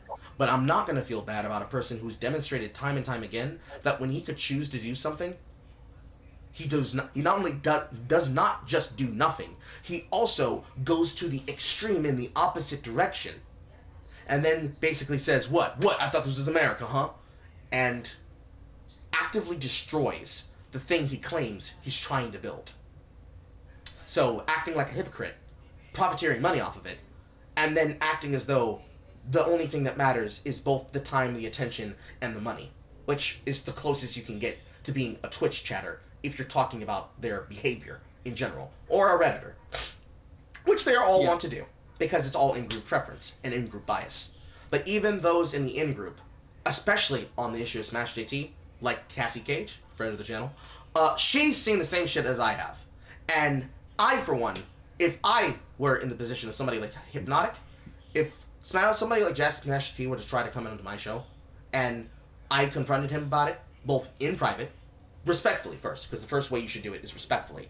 Because maybe if you try to give them some form of pushback through ostracization, because they've broken the tradition and the tenements and the laws of what it is to be one of these people, gamers, then they will possibly consider the error of their ways and realize what they've done wrong. You know, they'll be forced to sit with their thoughts, think about what they've done. And they'll realize, okay, I didn't see what you were talking about. Now I do. Maybe not even in the moment. Maybe later on, and then they'll come back and then they'll apologize. A truthful apology. A sincere apology. Where they then do not repeat the behavior. Because what we're seeing is repeated behavior. And the repeated behavior has worsened because they become more tribal. Once we stop doing that, then everything changes. But at the short end, while the war still rages on outside, we just simply shut and lock our doors, and we do the equivalent of keeping the rent prices down. And then we just let the problem solve itself. At least on this concern. We let the problem solve itself. They'll run out of steam. So it's let them both purity spiral themselves into oblivion then. Correct. Build this parallel society, let them destroy themselves into oblivion. We can only warn them so fucking much. It is what it is. If they don't listen, it is what it is. Can't blame me, can't blame them, it just is what it is. Because you can blame them. That's the problem. Also, we'll see when you see Aqua. You can blame them. It's their fault. They made choices, and they have to live with them. And you have to make them live with them. But you can't be bitter about it. Or rather, you cannot continue living in the bitterness. Because then you just keep relitigating the problems. You keep rediscussing the problems. You keep prognosticating about the problems. There's a French word for this. It's called esprit de l'escalier. I'm very bad with my speech right now. I've been talking for 7 hours straight. But it basically translates to the spirit of the stairs. It's what happens when you're in an argument with somebody and you come away from that argument trying to think about all the things that you would have said you would have done. The American linguist would call it shower thoughts. You come away with these things that you would have said differently had you thought of them at the moment. But we've been doing that for about a good, 11? About to be 12 years now? Come this year? It has to stop. We have to move forward in gaming culture now. There are too many games out here that need to be played, need to be discussed, need to be talked about, and need to be shown, and then reviewed, and then played until we're bored of them, and then move on to the next game. And then have evidence of us doing so. We can't just keep relitigating the same fucking problems over and over again. Because we know who's responsible for doing the shit. We see it in front of us every single day. Yes, Twitter is a horrible place, but that doesn't mean you need to conduct yourself like everybody else in the fucking pack. So yeah. Alright. That's what I think. Alright. I was going to have another question, but I think you answered it already. And I'm going to be real, I have a lot of stuff I need to study for midterms. Ooh, senior year of college be like. So anyhow, I'm going to leave the stage, but yeah, I agree with like everything you're saying here. Because it's, I mean, if you think about it, you're right, objectively here, I think. And I mean, because, I don't know, because I've seen this stuff occur, probably to a lesser extent than you have, because, I mean, when Gamergate was going on, I was 12, to put it that way. You know, I was 12 in 2014 when, you know, Gamergate really heated up. Mm-hmm. So, you know, I saw the stuff that you saw, just, you were more, I guess, conscious of it. Yes. Yeah, because I was more looking at it like, well, why are they doing this to, you know, I was, I guess, an infant in the gaming space at that point. You know, I was like, you know, somebody learning what it is to be a gamer. But I guess that's where I'm just gonna leave it at that, because I do need to study for midterms. Okay, no problem. I appreciate the question. I did not expect you to come to me with such an elegant and educated breakdown. You are in fact meeting the allegations. The troll allegations? Yes. Nah, it's just because I'm a loudmouth sometimes. Sometimes Alright. I'm joking, but sometimes. Not just sometimes, like it's probably a solid 70% of the time. There you go. Yeah, you're definitely beating the allegation. I would have never expected you to come to me with such a conversation. All right, well, thank you. Don't inflate my ego too much. The check will be in the mail. All right, you take care. Go do on your work.